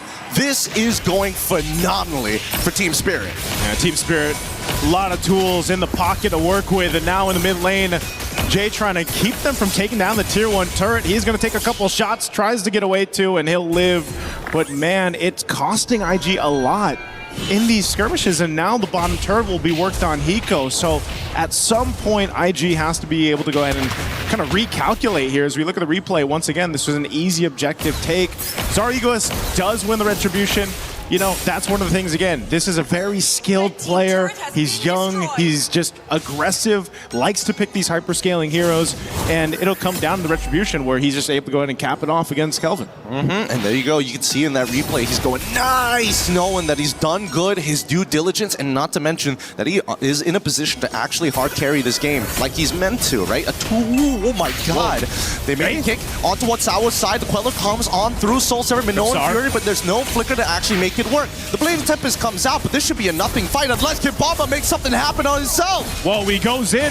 He's going to drag him back. Jay, there's an SOD, though, where they're going to follow through. It connects good, but now they need to maintain the battle lines. If not, things are going to get worse. And Roy, he's thinking about it. He's got that Blade of Tempest, but the problem is, without the Shadow Steps, he can't pick up and actually make full use of it anyways. Now, with that being said, despite everything that has happened, 5-2, it's a 4.4K at 8 minutes. Yeah, and you see 2,000 of that 4K, Gideon, is on the jungle for Team Spirit. Zara Egoist, nearly 2,000 gold ahead right now, and that's why, you know, one of the things they're trying to do is get this point where IG can, you know, even out the jungle a bit, because again, even when it comes down to a level gap, that plays a part. Of course, in the 50-50 for the retribution, it's not much of a 50-50 if you're too far down in this case. So now with this Lord being up, they got to go ahead and get in position. IG has constantly tried to face off against this double fighter lineup, but they're just kind of zoned out from everything. Nice little block there. Sunset Lover. Lord will be secured for Team Spirit. And look at him go. If Zara doesn't get an MVP title for this one, it's a bit tough to complain because, man, he's kind of doing so much, and it's great to see that the rest of his team is able to become that strong foundation for them. No one's really overextending. Nobody's like making too many mistakes. Yeah. And even on the Hiko side, I think he literally is having a gold lane experience as a fighter. Which is weird, right? Because it's like, man, I don't know. I don't know if boxers are used to all this gold that he can work with, you know? And right now with Hiko charged up, he can lead that charge because his kind of a threat, just with the nature of the way Paquito works and how he packs such a punch, is deadly enough where then again, Zara Egoist on the Ling, you have kind of that freedom to just join the fight when everybody is pretty low in terms of health bars. You can go ahead and capitalize some kills. Sunset Lover, I'm surprised the Jushin hasn't been picked up as much, right? Even with her nerf a bit, she's still very valuable. Like this, I mean, you're able to go ahead and drag people back. You get the Ice Queen 1, you slow them down a bit. And now this Lord is going to charge in up the top side. Shields are popped top, mid, and bottom. Oh! What a play coming in from Sunset Lover, taking advantage of the last hit on the stacks of the butterflies. Finds one and pulls him back. They try to get a little bit back. They have to move away. Oh my goodness, that was about to be absolutely nasty had it not been for flickers. Yeah, if they... Either way, as we take a look at the replay here brought to us by STC, look at this move. This is why I was saying the Jushin, man, the value, the utility that she still brings to the table as a hero is insane. So you can force this fight into this. Yes, none of the base turrets went down, but look at the lead that Team Spirit has. Dude, that's such a good idea as well. I was paying attention to the butterfly stacks, but Sunset Lover does not miss a beat here. And as we were mentioning, oh wait, no, this should be a pretty good fight. Sunset Lover finds Jay as Diablo backs their way up, and there's just too much damage to deal with. The lead is so gigantic as we get closer to the GG number of 10K. Did they nerf that right? No. Yeah, that's what I'm thinking about right now. Did it change much? Because, my goodness, it doesn't seem like they're able to get away. Oh, Sunset Lover quite low. Well, I mean, no Fury is good, but now Zara Egoist is basically unstoppable. Everybody doesn't have the base damage to actually deal with him, and now they're going to be taking literally everything away. This is their timer. As long as they don't make a mistake, DS should find an endgame scenario in the next minute or so. Massive lead, 11,000 up plus. Oh my Look lord. At the difference across the economy here for Team Spirit against IG. This is not looking good at all in game one. Again, we're just approaching the 12-minute mark, but it feels like, you know, for IG, they've just been kind of trying to buckle up in this game and taken for a ride. I think IG were not prepared to deal with DS and their double fighter shenanigans here. And not to mention how polished it really is. It makes you wonder, had they just gotten rid of a couple of other picks? Maybe if they got rid of, I want to say Minotaur, but I think the Jushin is a lot worse. Yeah, maybe the Jushin right now, this is... I mean, I'd say, do they want to contest? No, you don't. When you're down this much, just let the Lord go in the hands of TS. Get ready to somehow defend. But the bad part of this is 2 of your base turrets already gone.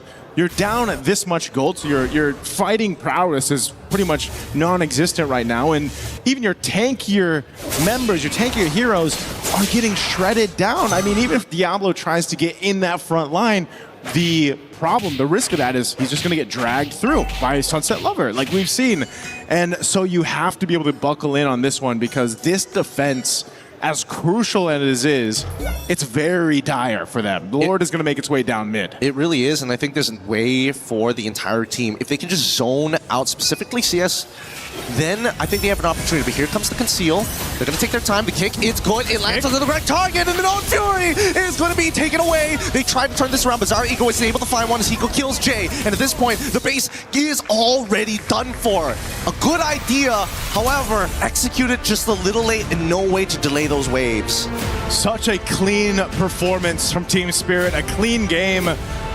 Again, I think a lot of people are wondering, you know, this version of Team Spirit coming through in this MSC 2026 at EWC, man, how would they be? Again, they had a first-round exit in their last international appearance, you know, and this is a different version of that, a more refined version of Team Spirit. Yes, it's only their first game and their first match, but so far, from what we've seen, it is clean. And for a team to bring in this kind of composition, the double fighter, make it work this well, it's kind of scary because, again, what more is up the sleeve? Yeah, it's pretty crazy because there are certain aspects of this particular composition that just work so well against each other. The fact that Sunset Lover and Sawo survived the earlier stages and then suddenly became this massive driving force. No matter what you do, our counter engage will always be better. I will make you run through the mud. I will make you do everything in your power to tax you so you can't get to neutral objectives or any of our quote-unquote backliners.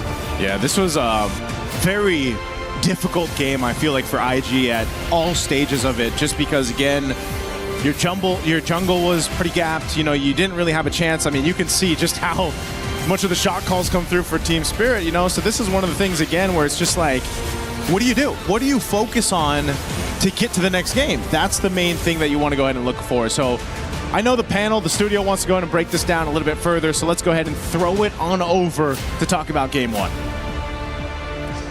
Team Spirit take a convincing victory over Team Ignite, and it was not even close. You saw that just slow tide start to build and build until it was a tidal wave. And Team Spirit, off the rip, looking very good. Rain Day here back on the desk with Renmar and Trex. Guys, we did not have a lot of time to go back into the green room and reset because that game was over in a flash. What went so right for Team Spirit? Well, they picked up a lineup that we didn't expect them to go for, but it was proactive. With all of their picks, it was picks that from no matter where you are in the map, you are making an impact. You're going at it right away. You are making your presence felt. And Ignite weren't ready for it. I have to agree with the sentiment of the casters. They just looked shocked and awed with what they had to deal with. Is it Team Ignite kind of being surprised by how strong Team Spirit was? I think Team Spirit was just such a steady burn that Ignite, maybe even when they wanted to bring the fights, there was always a good answer from Team Spirit. Team Spirit never fully committed in the early game. There was some small skirmishes. I think by second turtle, it was like 3-2, not crazy kill count, but Team Spirit was just steady every single time. They always got the kills in Azar. They always made sure that it mattered, but they never overcommitted exactly. Even when they lost, even when that one play happened in the mid lane and they lost Bomba, the patience from Zar to sit in that bush in the mid, in the river, and wait until they came just far enough to where he could jump into the back line and get a counter kill that was much more valuable than losing Sawo. Overall, Team Spirit was it was a clean game from them.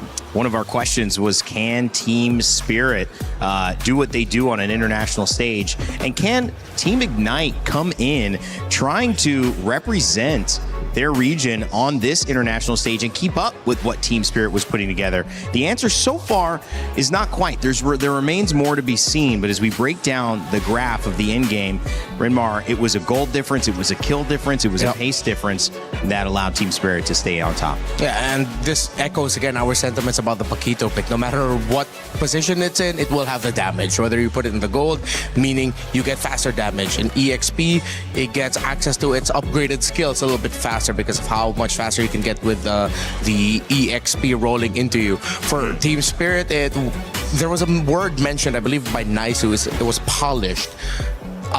Based off of what Kid Bomba said with how their boot camps were like in Malaysia, getting to play on the big Asian server with everyone else, with some of the big top 3 region teams, they really looked like they learned so much from it. They weren't just talking, they really put the action into it. You know, the Paquito and the Ling. We saw the Ling and we talked about Zauer Egoist earlier on. 6-0. I've not seen a game where you can let Ling off the leash and just come back from it. We saw that earlier on in one of our first sets in Team Vamos. They destroyed with the potential of this character. I mean, this seems like something that needs to be limited and addressed somehow in this next matchup. You know, in the past, what it would have been is get into the jungle, slow these assassins down. Picks like Hilda, utility junglers, something that can actually put pressure on someone like that early on, steal purple buffs.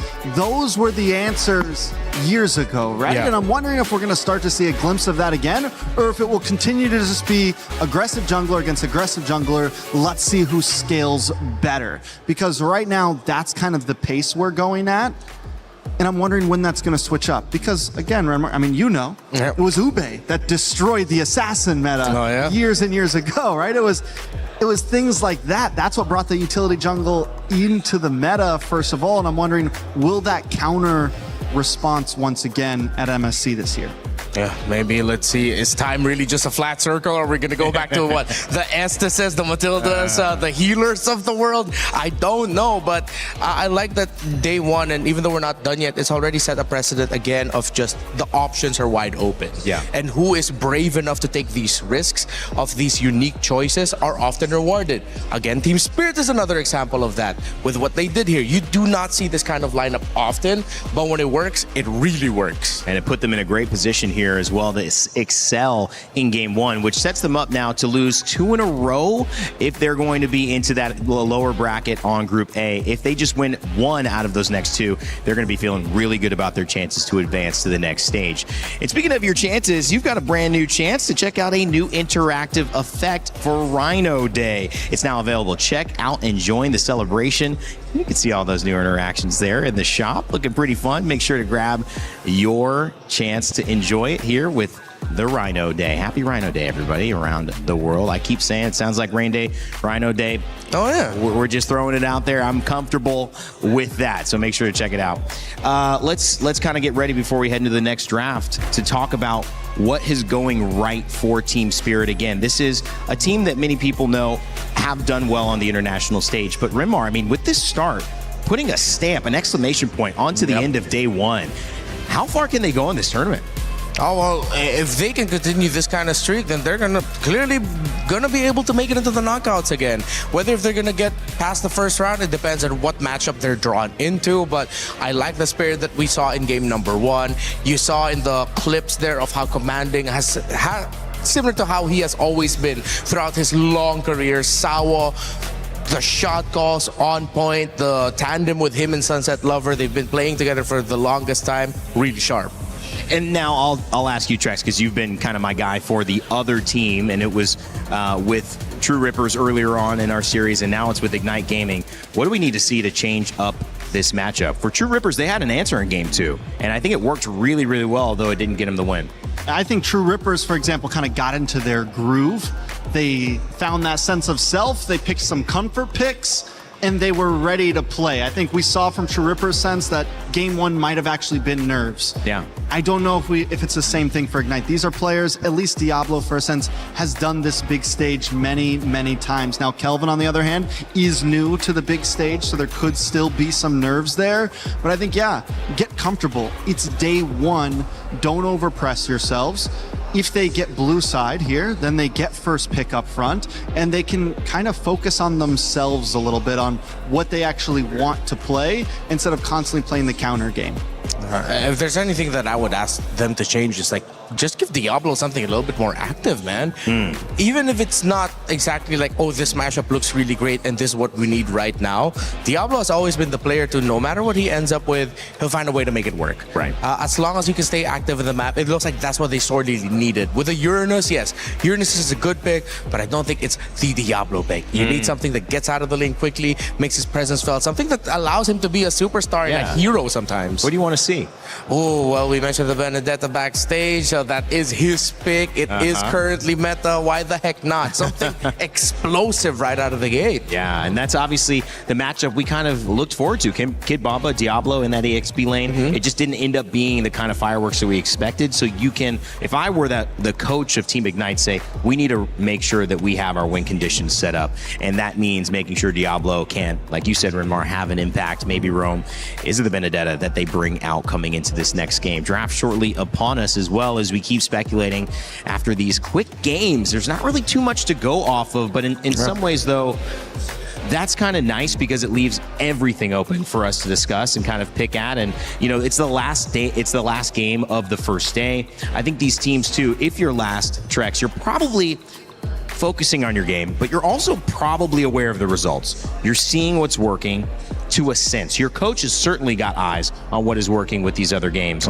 What do you take away, and do you even take away anything from these first 3 matchups against teams that you're going to eventually have to play tomorrow in terms of how they're drafting, to apply it Do you leave it be and say, we're coming in with the strategy that we thought would work, and we're just going to try what we know, and we'll see if it doesn't work or not to get that experience? How do you approach going last at the end of the day and obviously seeing results? I mean, I think it's a little bit of both, right? No matter what, you come into this game with a strategy ready against the team you're about to face, especially with Team Spirit having such a rich history in MLBB. There's a lot of information we already have from them. Now, as far as the games went today, maybe you pull a little something. Was there a good counter pick that we saw today? Was there something that kind of surprised us all today as, ooh, we might be able to use that today? Overall, I don't think, I mean, we saw the Dairoth. It did kind of fall short. We saw a few things come up, a few unique picks. I don't know if there's anything that the coach exactly would take today and be like, oh, we're definitely going to use that for sure. So we'll see exactly how it goes. Yeah, I mean, they just went up against game number 1 Team Spirit, day number 1 Team Spirit, where it was like, hey, we're going to get Hiko Mayon, a fighter, and it's Paquito Gold. You would be thinking that, oh, we're going to be seeing Hito on the traditional marksman. That's what he shined with. Nope, they gave him a guy with boxing gloves and the heaviest fists in the land of Dawn. And it worked out. If they're willing to take those risks, I want to see those risks to come out from Ignite. Just pick up heroes across the board that can have an impact, be aggressive, and make it exciting. Make it a fireworks show. We ended up going back to 2022 where all we got was Esmeralda versus Uranus, and no one enjoyed that back in the days. You know, I think right now Ignite has to think about Team Spirit is no longer a team that you can just bait into the chaos, right? I think even from that interview that we saw with Bomba and him saying, "No, I'm not gonna talk smack to anyone. All I want to do is go even." Maturity, This guy said, "All I want to do is go even in the EXP lane." This is a guy that used to always try to win. This is a guy that, you know, used to always try to like, let's do this, let's play, let's play, let's play. So overall, Team Spirit, and even from that last game we saw, they are a patient team now. They're still gonna look for plays. They're gonna get them when they matter, but they're not exactly. They know they don't have to go brawl with you. They can kind of take it slow, and Ignite might need to be ready for that. You know, they're a team that maybe wants to fight, and they're not going to be able to force it out of Team Spirit here. Another expanding cloud pick up for the map. Ooh, okay. So I think this is where we can really get to see some more aggression again. The Flying Cloud being the last one, we really didn't get to see it. It seemed like Ignite really doubled down on the idea of having a strong EXP lane that you can hold so that you're just going to be fine. But then they ended up going up against the double fighters, meaning that holding against a lineup that likes to hold because they're setting up for a carry that wants to farm fast and be high impact, then you're gonna lose that equation. Even though their picks were all right, it just didn't work out for them. I'm wondering if Ignite bans out the Ling here. You know, earlier you asked me about the Ling. Maybe that's the real answer to it. It might be time to finally put on the ban pool. That would force Team Spirit to either ban out the Freya or the Harara. Yeah.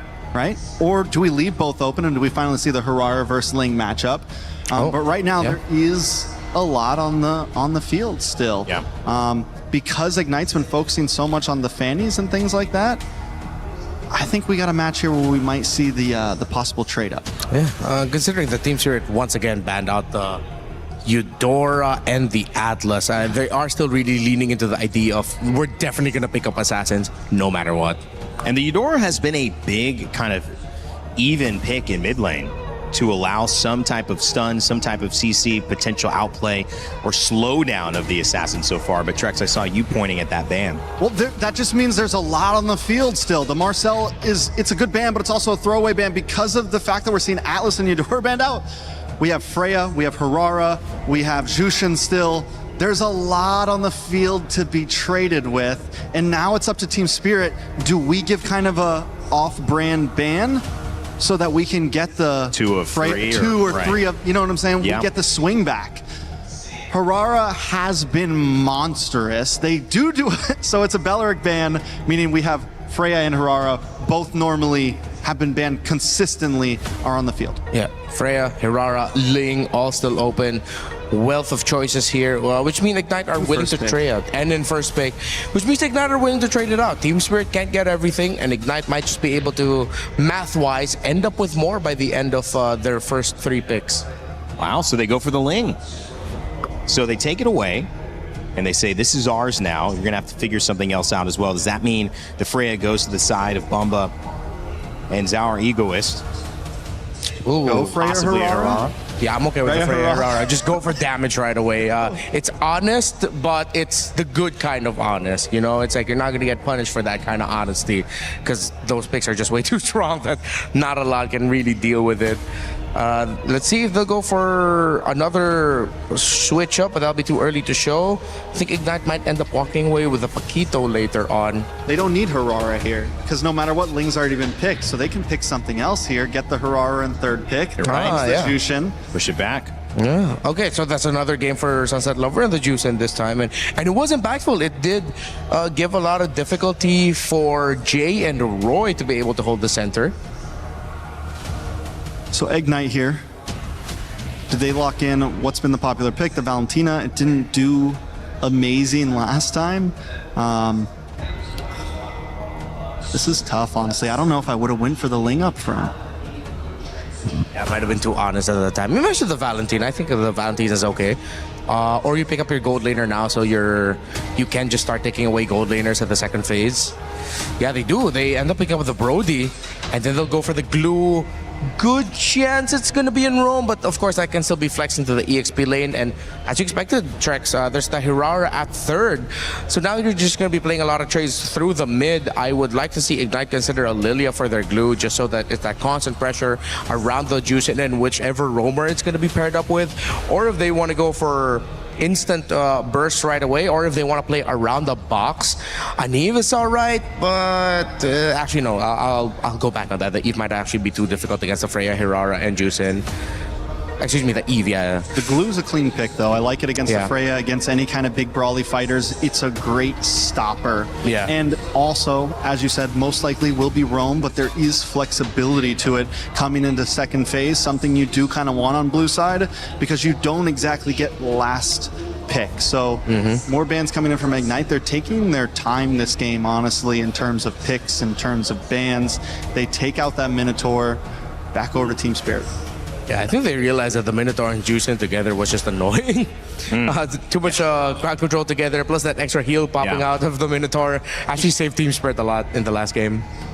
Esmeralda also banned this time around. Stolen is the Ling, so that'll be on the opposite side. And again, some priority for Zushin on both sides, repicked. They pick out the Uranus. Uranus also banned. Which, even though Diablo didn't have the greatest game on it, it can still be a nuisance. And it's still an option, right? Yeah, It just it's limits still his an choices at this point. So on this side, last ban from Ignite, do they continue to home into the roam here? Or do they focus on the gold? You mentioned them possibly taking on any gold laners. We haven't seen any. I think at this point they know that there's not like that one gold laner that just owns the game at this point. So is it really worth? Yeah, you ban out the Harith, they pick out the Moskov. You ban out the Moskov, they get the Harith or the Claude. So you might as well get something that might have a bit more of an input, and they go with the Arlot. Yeah, it looks like they're not going to be playing around the static mid laner. They want to get somewhat close to mid-range, a lot of dive. And the Arlot makes sense as a ban. They're still respecting the possibility that the Freya might go gold, and then you suddenly go get an Arlot EXP. Suddenly, team fighting for a lineup, playing around the Brody looks even more difficult. So they cover their bases and, oh no. Oh, they do not have the damage to deal with this Barras unless they pick a Lunox at mid. Barat's roam, though? It's a Barat's jungle, it So looks like. where's Harara going? Wait, no, you're right. Team Spirit's getting spicy right now. Barat's EXP Freya gold? Yeah, then jungle Hirara, mid Juicin, and then unless Harara goes somewhere crazy. Mathilda unless they Rowe. have- Yeah. It's got to be Harara jungle. So yeah, Barat's EXP. Wow, Kid Bumba with the Freya gold. They're going for the fighter. Yeah, they're going for the bulky offlaners again. They go Mathilda. Just so they get the or no, they still go Cho. Team Spirit, you are you are surprising us in the best way possible. You're packing up picks, and it makes sense. Again, it doesn't have the damage profile early on, and even once it gets later. But let's see if the Lillian Brody might be enough to melt through this overly aggressive, high damage, high crowd control, very tanky frontline. What I love about it is it's showing how much trust they have in their brand new jungler. Picking up these funnel strategies where they know that, listen, we're going to pick this big bulky box and just do your thing, Czar. And right now, the faith that they have in him is showing up.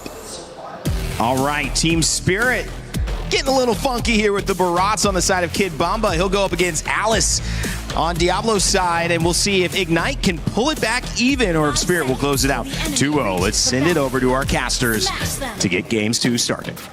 Coach Coldstar and the rest of Team Spirit are cooking in the draft, and this is going to be a big statement if they end up 2-0 with this kind of draft. Gideon, this is so, I want to say, unusual for what we're seeing, but I love to see it, man. The meta is continuing to focus and shift into different ways than what we're used to.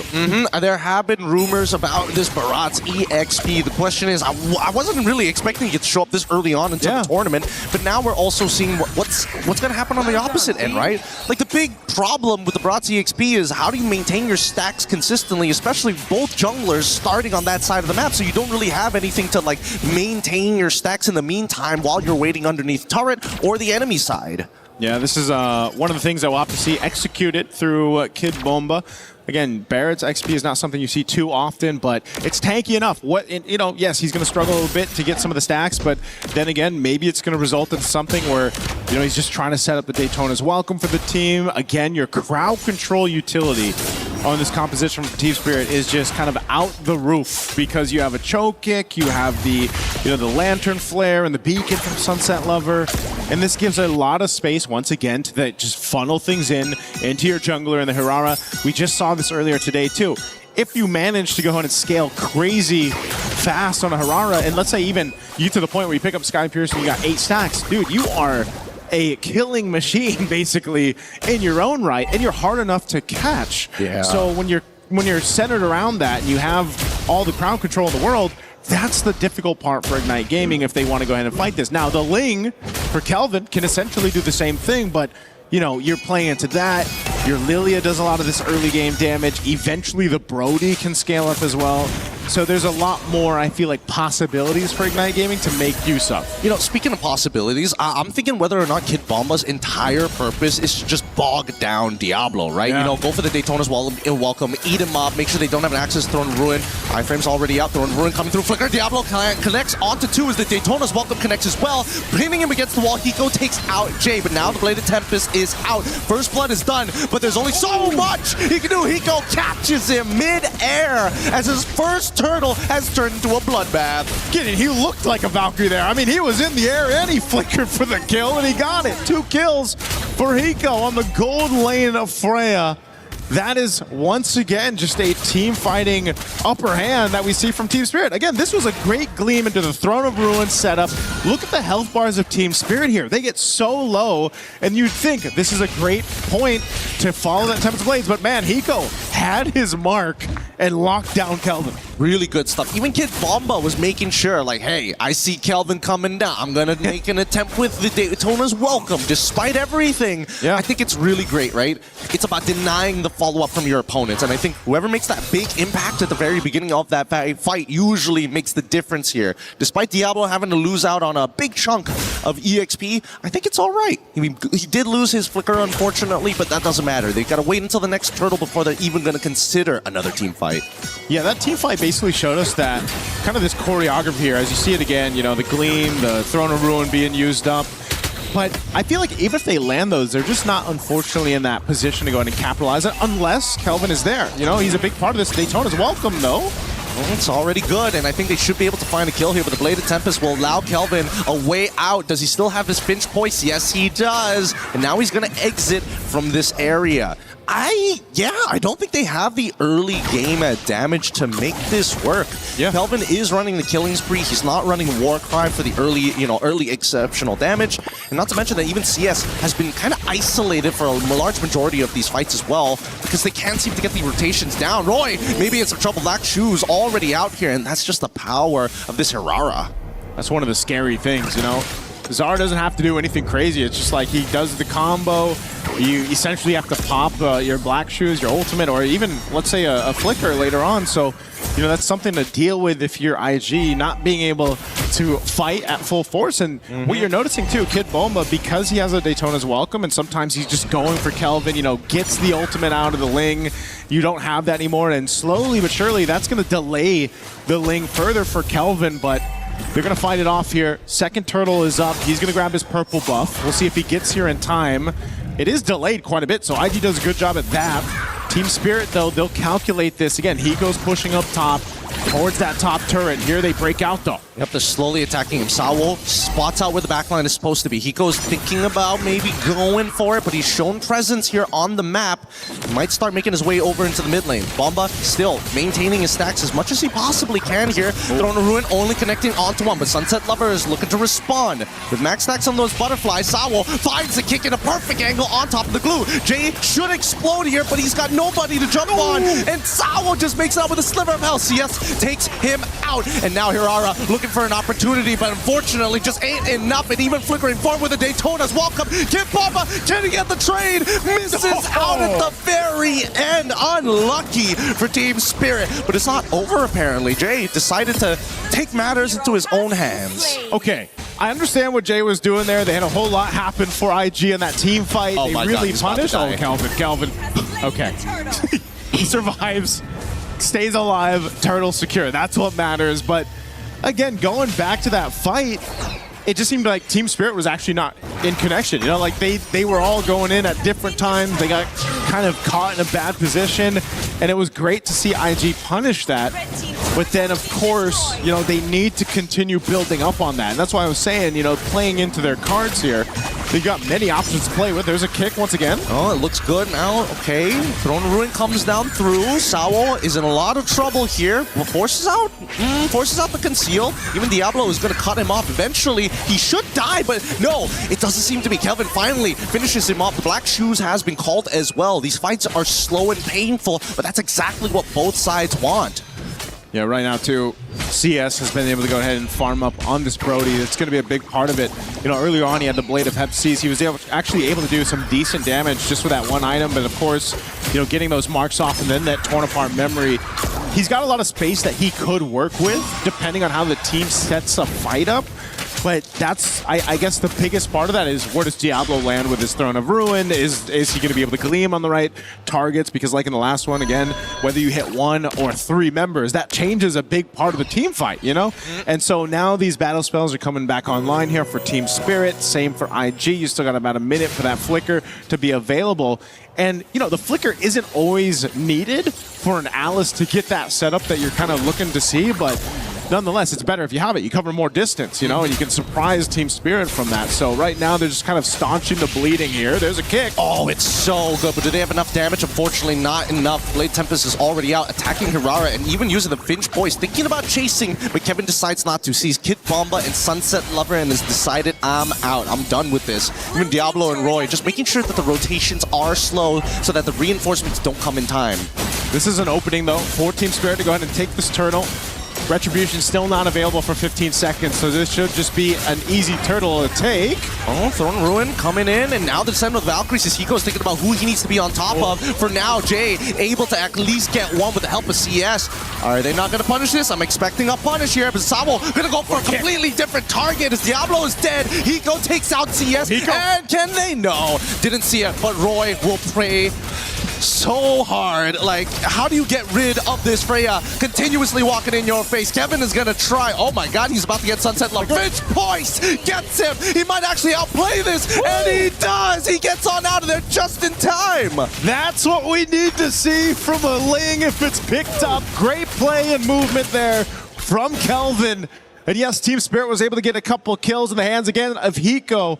But you gotta keep this Ling scaling up. You gotta build that snowball. That was some hot stuff. I mean, he just purchased the Haas Claw, and all of a sudden now he can enter in and out of the fight, especially if the rest of the members of Team Spirit just don't look at him for half a second, right? Because the fight begins, they start this huge engagement right into the center of the turtle pit. The worst part about it is that Zara Egoist didn't take any of that damage. That's why it's so difficult to kind of get past the anchors of Sunset Lover, because even if you do commit, that's a lot of HP to cut through. Yep, looked like there was an initiation here in the mid lane. They're going! And counter initiation even better as they find it. Ignite might have just cracked it open as Team Spirit have already lost 3 of their members in this fight. Mid Tier 1 going to collapse. Wow, that was a big fight. I wonder if we're going to get a chance to go ahead and see how exactly that all started. But again, off of it, Tier 1, Tier 2 falling now in the mid lane. IG, this is the ignition they needed, man. Ignite Gaming finds it. They open up the map a little bit more. 13 seconds away from the Lord. Here's the replay brought to you by STC. This is where it started. Kelvin, again, this damage that he has off of a couple item pickups already showing, and then a good follow through with the Alice from Diablo here to make sure they won that fight in the mid. Now Lord is up. At this stage, unless Zara has a lot of Sky Piercer stacks, it's going to be hard. But here we go. Blade Tempest early on, early retribution. Oh my goodness, thank goodness. They find it. Hiko takes out Roy, and now Roy takes out Kelvin. It's just a chain reaction, but nobody can get on top of this. Brody, and they're able to pull through. He turns it around. Hiko, triple kill. What? Gets, oh man, Zara takes away the potential maniac here. But man, what a full team wipeout. A triple kill for Hiko. He's off to it again here in this iteration of MSC at EWC 2026.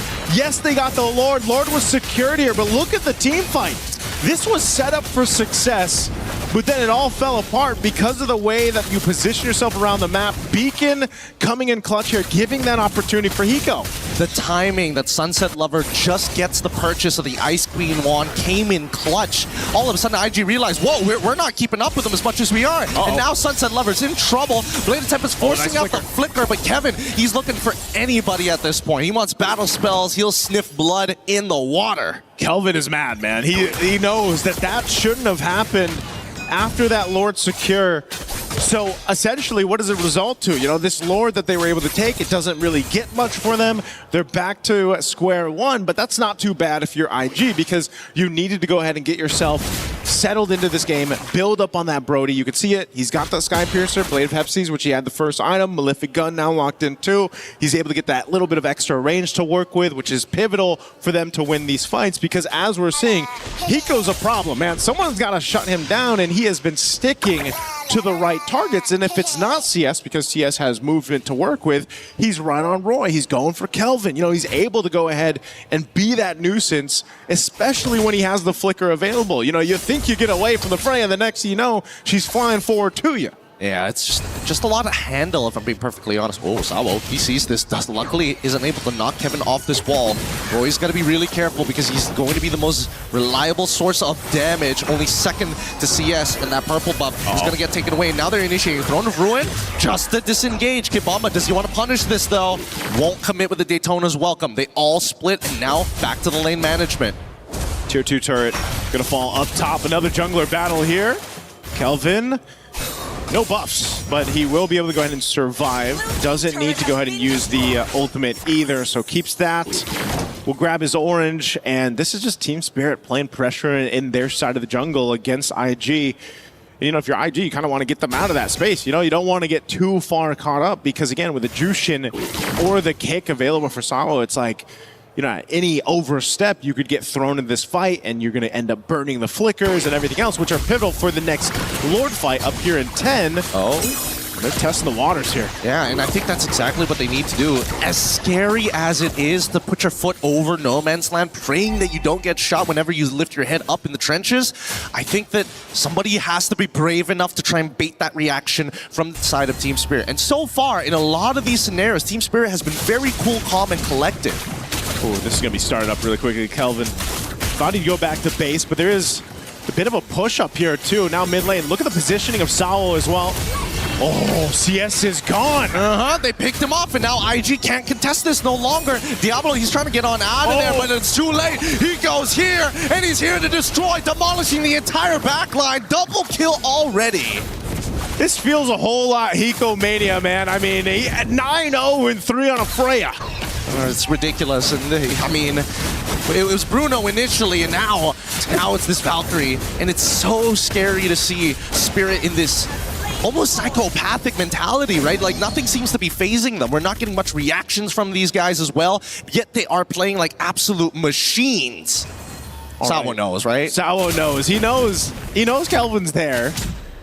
I would assume so, unless, again, buff is not available, so maybe they just think it was stolen and Kelvin is elsewhere. But now they'll start to make a move across the map here. Team Spirit has that advantage. I mean, turret-wise as well, they've opened things up. little bit further. They are going to try to cut that wave up top to keep it from pushing as the Lord makes its way up top side. But Kelvin's still there, so right now he's going to work on it. Again, he should be able to clear this out pretty quickly, but you can see two members, Team Spirit, Saul and Zariguis, they're here. Oh, good Finch Boys coming in from Kelvin. Good reaction time just to buy a little bit of space for the team to just breathe for a moment, look at the map, and now simultaneously these waves are not going to be able to crash in at the same time, but at the very least they can delay it and then hit them one by one, minimize the structural damage overall. Yep. He's going to go ahead and cut that mid-wave again. So good usage. Again, this is what you expect with the Ling.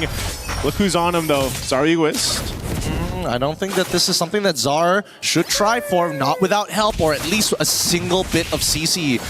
Look at how mobile they are as they're looking to steal away another purple buff. Yeah, this is one of the things, though. They can't really knock down these turrets easily without getting in range. One of the disadvantages of not having that traditional marksman that you're used to seeing. So even with that Lord, they'll do a little bit of damage to the base turret up top, but essentially not able to start taking them down. So IG, they're still okay. I mean, I know this is a 4,000 gold lead for TS, but IG, based on their team composition, might have a chance to go ahead and win a big team fight, play the map. Kelvin is doing exactly what he needs to do on the Ling. He's finding that space. He's buying that time. We're already 16 minutes in, and probably not exactly where Team Spirit was hoping to be. Oh, he just got off the Finch Poise. He's in trouble right now. Gonna get dragged. He's got the Bladed Tempest here, but the question is which direction to go. He tried to outplay it, but unfortunately, it's just too much damage for him to handle. And now the rest of the team might just be in some trouble as the way the Dragon has already been used. They're trying to pull him away, and now they pull him right in front of Roy. He doesn't get it off in time, and the rest of the team is now in some huge trouble as Team Spirit. Oh, they're gonna let Hiko die for this? Nah, they just want to punish Jay. That should be it. That should be an inhibitor turret, unless they can stop this. And they hit it. I mean, what can they do at this point? Under tower, they literally can absorb all the damage. They're gonna chase down Diablo too. They're gonna whittle him down enough. They got a mid-wave push here. TS looking to cap out a game. They're gonna be able, they might actually, no, wait, hold on. Roy, how long until he's come back up? I have no idea. Now, apparently, his Eternal Black Shoes as Diablo get kicks out, and that is going to be it. Look, Kevin, does he have it? Retribution, anybody to try and clear that wave, and manages to do it in time. Oh, Kelvin will keep them in the game for now. IG buying themselves a chance, but the Lord is up, and Team Spirit will make their way forward. Yeah, the purple buff's going to be taken, but based on what we just saw in that team fight, that misplay from IG, Team Spirit will get themselves this Lord and get ready to go ahead and once again get towards the base of IG, capping out potentially this series. Yeah, but now the rest of the team is actually scaled. There's some real damage here from the side of Ignite Gaming. The only problem is whether they can consistently peel Hiko, and that's the big issue. There's so much CC across the board that splits them apart. Here's the good thing. What's the good thing? A lot of the battle spells are down for Team Spirit. Okay, that's not bad. And what we've seen so far for Hiko is he's wanted those flickers to be able to make those plays, right? So there is a chance here for IG to go in and clear this out. Conceal going to be used. Kelvin's going to go do his own thing, cut that wave if he can. This base turret's going to be worked on up top, though. Base is going to be fully exposed. Half health on this Lord. They're on the defense.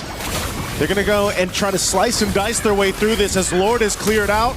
Now Team Spirit, what does Kelvin do here? Do they just want to clear out the waves? Yeah, I don't think they have a real answer to this Lilia just clearing these waves, and not to mention that if they overextend themselves, there's a good chance Diablo will respond in kind. It's going to at least be a Wishing Lantern purchase coming in from Sunset Lover, and I can't think of a way for TS to really like force the end unless IG makes the mistake and accepts the challenge of the fight. Yeah, this has to be one of those cases where that end angle for Team Spirit is they got to get a pick. Oh, House of Blades used. Kelvin's going to be fine. He can just Finch Poise on out. But, you know, essentially when you're waiting for this, you know, 90 seconds for that Lord to be up, this is, again, very similar to what we saw in the previous match where you had 80 stacks on the hero. This one's 77, but nonetheless, still deadly. So dangerous.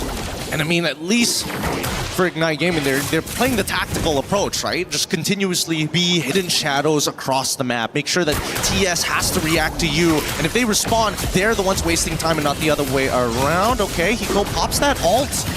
And the flicker as well, leaving Jay all by himself. And now the conceal comes through for the side of Team Spirit. But really, no need to fight here. Just wait for the Lord in 60 seconds. Yeah, interesting that he attempted that. I think that was more of a maybe a limit test type thing, you know, just see what he could end up happening. But he's not going to have the flicker now for this lower take. Oh, I just saw the items, and Jay has been a very naughty boy. He goes for the Genius Wand on top of everything else, and there's only two people that really benefit off of this, which is the Alice alongside with Roy on the Lilia. He just wants to shred that magic defense, man. You know, shred it enough where then maybe the Lilia, maybe you have Diablo contributing to those fights, getting them down. Because, again, what is Jay going to essentially do? He's going to find his target, he's going to stick onto them, whether that brings him back to the team or not. But yeah, maybe if he was a little more durable here, a little tankier, it could help them in the long team fights. But right now, they just don't have much of a choice, Gideon, given how the nature of this game is gone. You're down this much gold, which at a certain point, it doesn't matter so much about the gold difference. It's more so how they're executing things. And this Lord is up, so they want to get in position, it looks like, to actually contest this one. But they're going to have to get here fast if they want to. Already half health on the Lord. Positioning from Sawo through this. Kelvin's going to join it. Where is it? Oh, whoa, wait. Actually, Sunset Lover loses out on his ult and is forced to recall here. IG take the space, and they might be able to steal this Lord away. Kid Bomba looking to take the space back. Sawo, is there going to be a kick? No. They're going to reset it, but now the front root already catching onto 4 targets. They're looking to turn this around as IG needs to start kiting backwards slowly. In Diablo, can he regain composure? But the same Kid Bomba goes down. EXP laners traded. Battle of the XP laners falling on both sides. They got a wave pushing up top and mid. And this is the advantage right now of having the base turrets down. Team Spirit has an angle here to go ahead and start up this Lord once again, even without Kid Bomba. They know that IG has to deal with the waves, but this is an evolved Lord, so it's going to take a little bit longer for them to secure. And the wave clear from IG is great. But half health now, they're back here for it.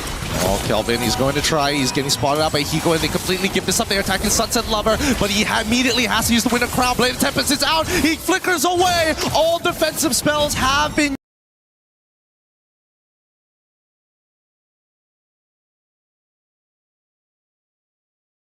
Lord, and Team Spirit shows that experience, that veterancy that they have in this basically evolved type of dance.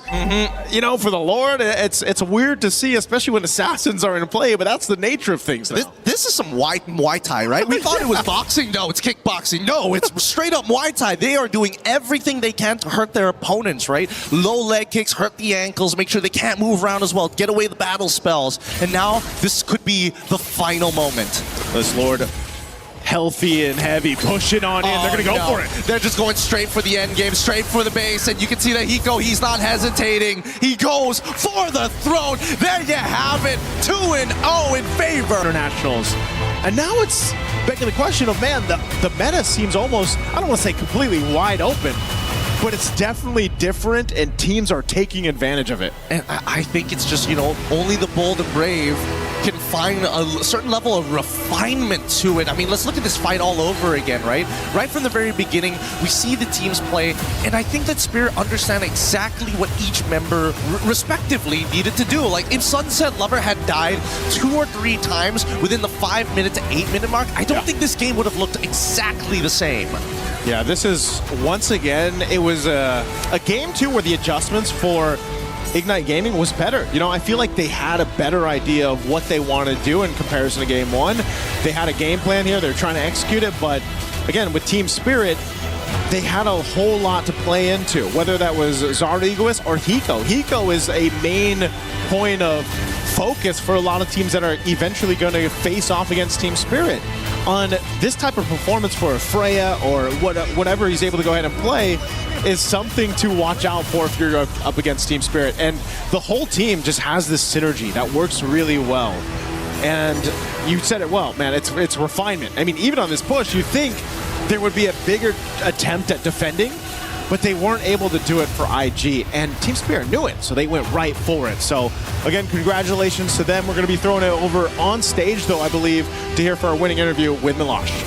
We have the one and only Zar Egoist with us here. Congratulations to him and to Team Spirit. A few questions post-game. Now, how does it feel to finally play at MSC now that you've hit 16 and officially part of competition? Thank you. I don't have any feel. I don't know. I just play this game. I just enjoy, and that's it. Okay, well then about the meta itself, how do you feel it's been developing so far, especially that your Ling in this game was flawless? Еще раз. Как вы считаете, сама мета, как она развивалась? Особенно, что ваш персонаж, Линк, был вообще просто великолепен. I think it's very good meta for me because I like play assassin hero, and yeah. You looked very comfortable. Look, I have to say it. You have Egoist in your name. You're seen as this big prodigy mechanically also that's coming up. Is this how it is in the team, or are you more laid back, everybody's playing together, focused on one goal? Еще раз. Вы такой продиджи, все так видят, что вы так удобно играете, да, вам комфортно. Это ваш общий дух в команде? Вы как вообще ощущаете себя? Да, это общий дух. Yes, this is a general team spirit. General team spirit. It's not Team Zar Egoist. It's the entire squad together. Yeah, of course. Very much so. Thank you very much, Zar. Thank you to you and to Team Spirit. Congratulations. Big story for them. Let's send it back to our desk and wrap it all up. Thank you, Milos. Zar Egoist on the Ling made a big impact, and Team Spirit continued to dominate as they, yes, were your winners, as you guys predicted as well. I think it was 92% or something like that going for Team Spirit heading into this, and yes, you were absolutely correct. But it was a longer game again, and Renmar and Trex joining me back on the desk here to close out the day. I think we've seen two series that were pretty one-sided. However, that second game is given, despite what you guys thought, which is the 9%, which was correct in terms of Ignite Gaming did not have a chance to do it against Team Spirit. We saw improvement. We saw different choices in the draft. We saw ways to elevate and try to go toe-to-toe.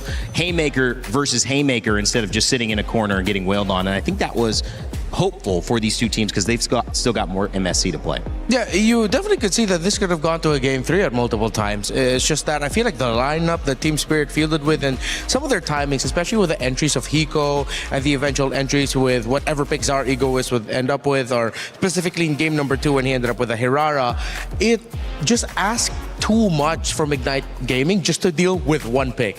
And then when they've rightfully so used everything that they can to take down that one pick giving them problems, there's another. And then suddenly they realize, wait, we can't drag this out for as long as we can when it comes to the team fights. At the end of the day, Team Spirit's team fighting is just deadlier. Yeah, it was a good point. Zari goes earlier on the Ling, now on the Hirara as well. We had Kelvin actually doing a good job of kind of trying to distract in that background for Team Ignite. Wasn't able to do it, Trex, unfortunately enough. It came down to a big Lord push at the end of the game that just allowed Team Spirit to close it out. Yeah, I think it goes back to Team Spirit just being steady these past two games. Whether Ignite gets a small lead, kind of gets the advantage, Team Spirit was able to just push it in. In that second game, we saw it even more of, even if it takes a couple Lords, they took their time with it. They were able to eventually get the upper hand, and we saw Diablo had a good game this time. Kelvin, even with a rough start, ended up coming online in the mid game, but some of those problems was he would get caught off, and Team Steady was always just Team Spirit. Team Steady. Team Steady. Were they Team Steady? They were pretty steady. Looking for those moments where they can get the small advantages and end up getting those big pushes in. Yeah, and again, interesting point. Team Spirit did not run a single marksman this entire series.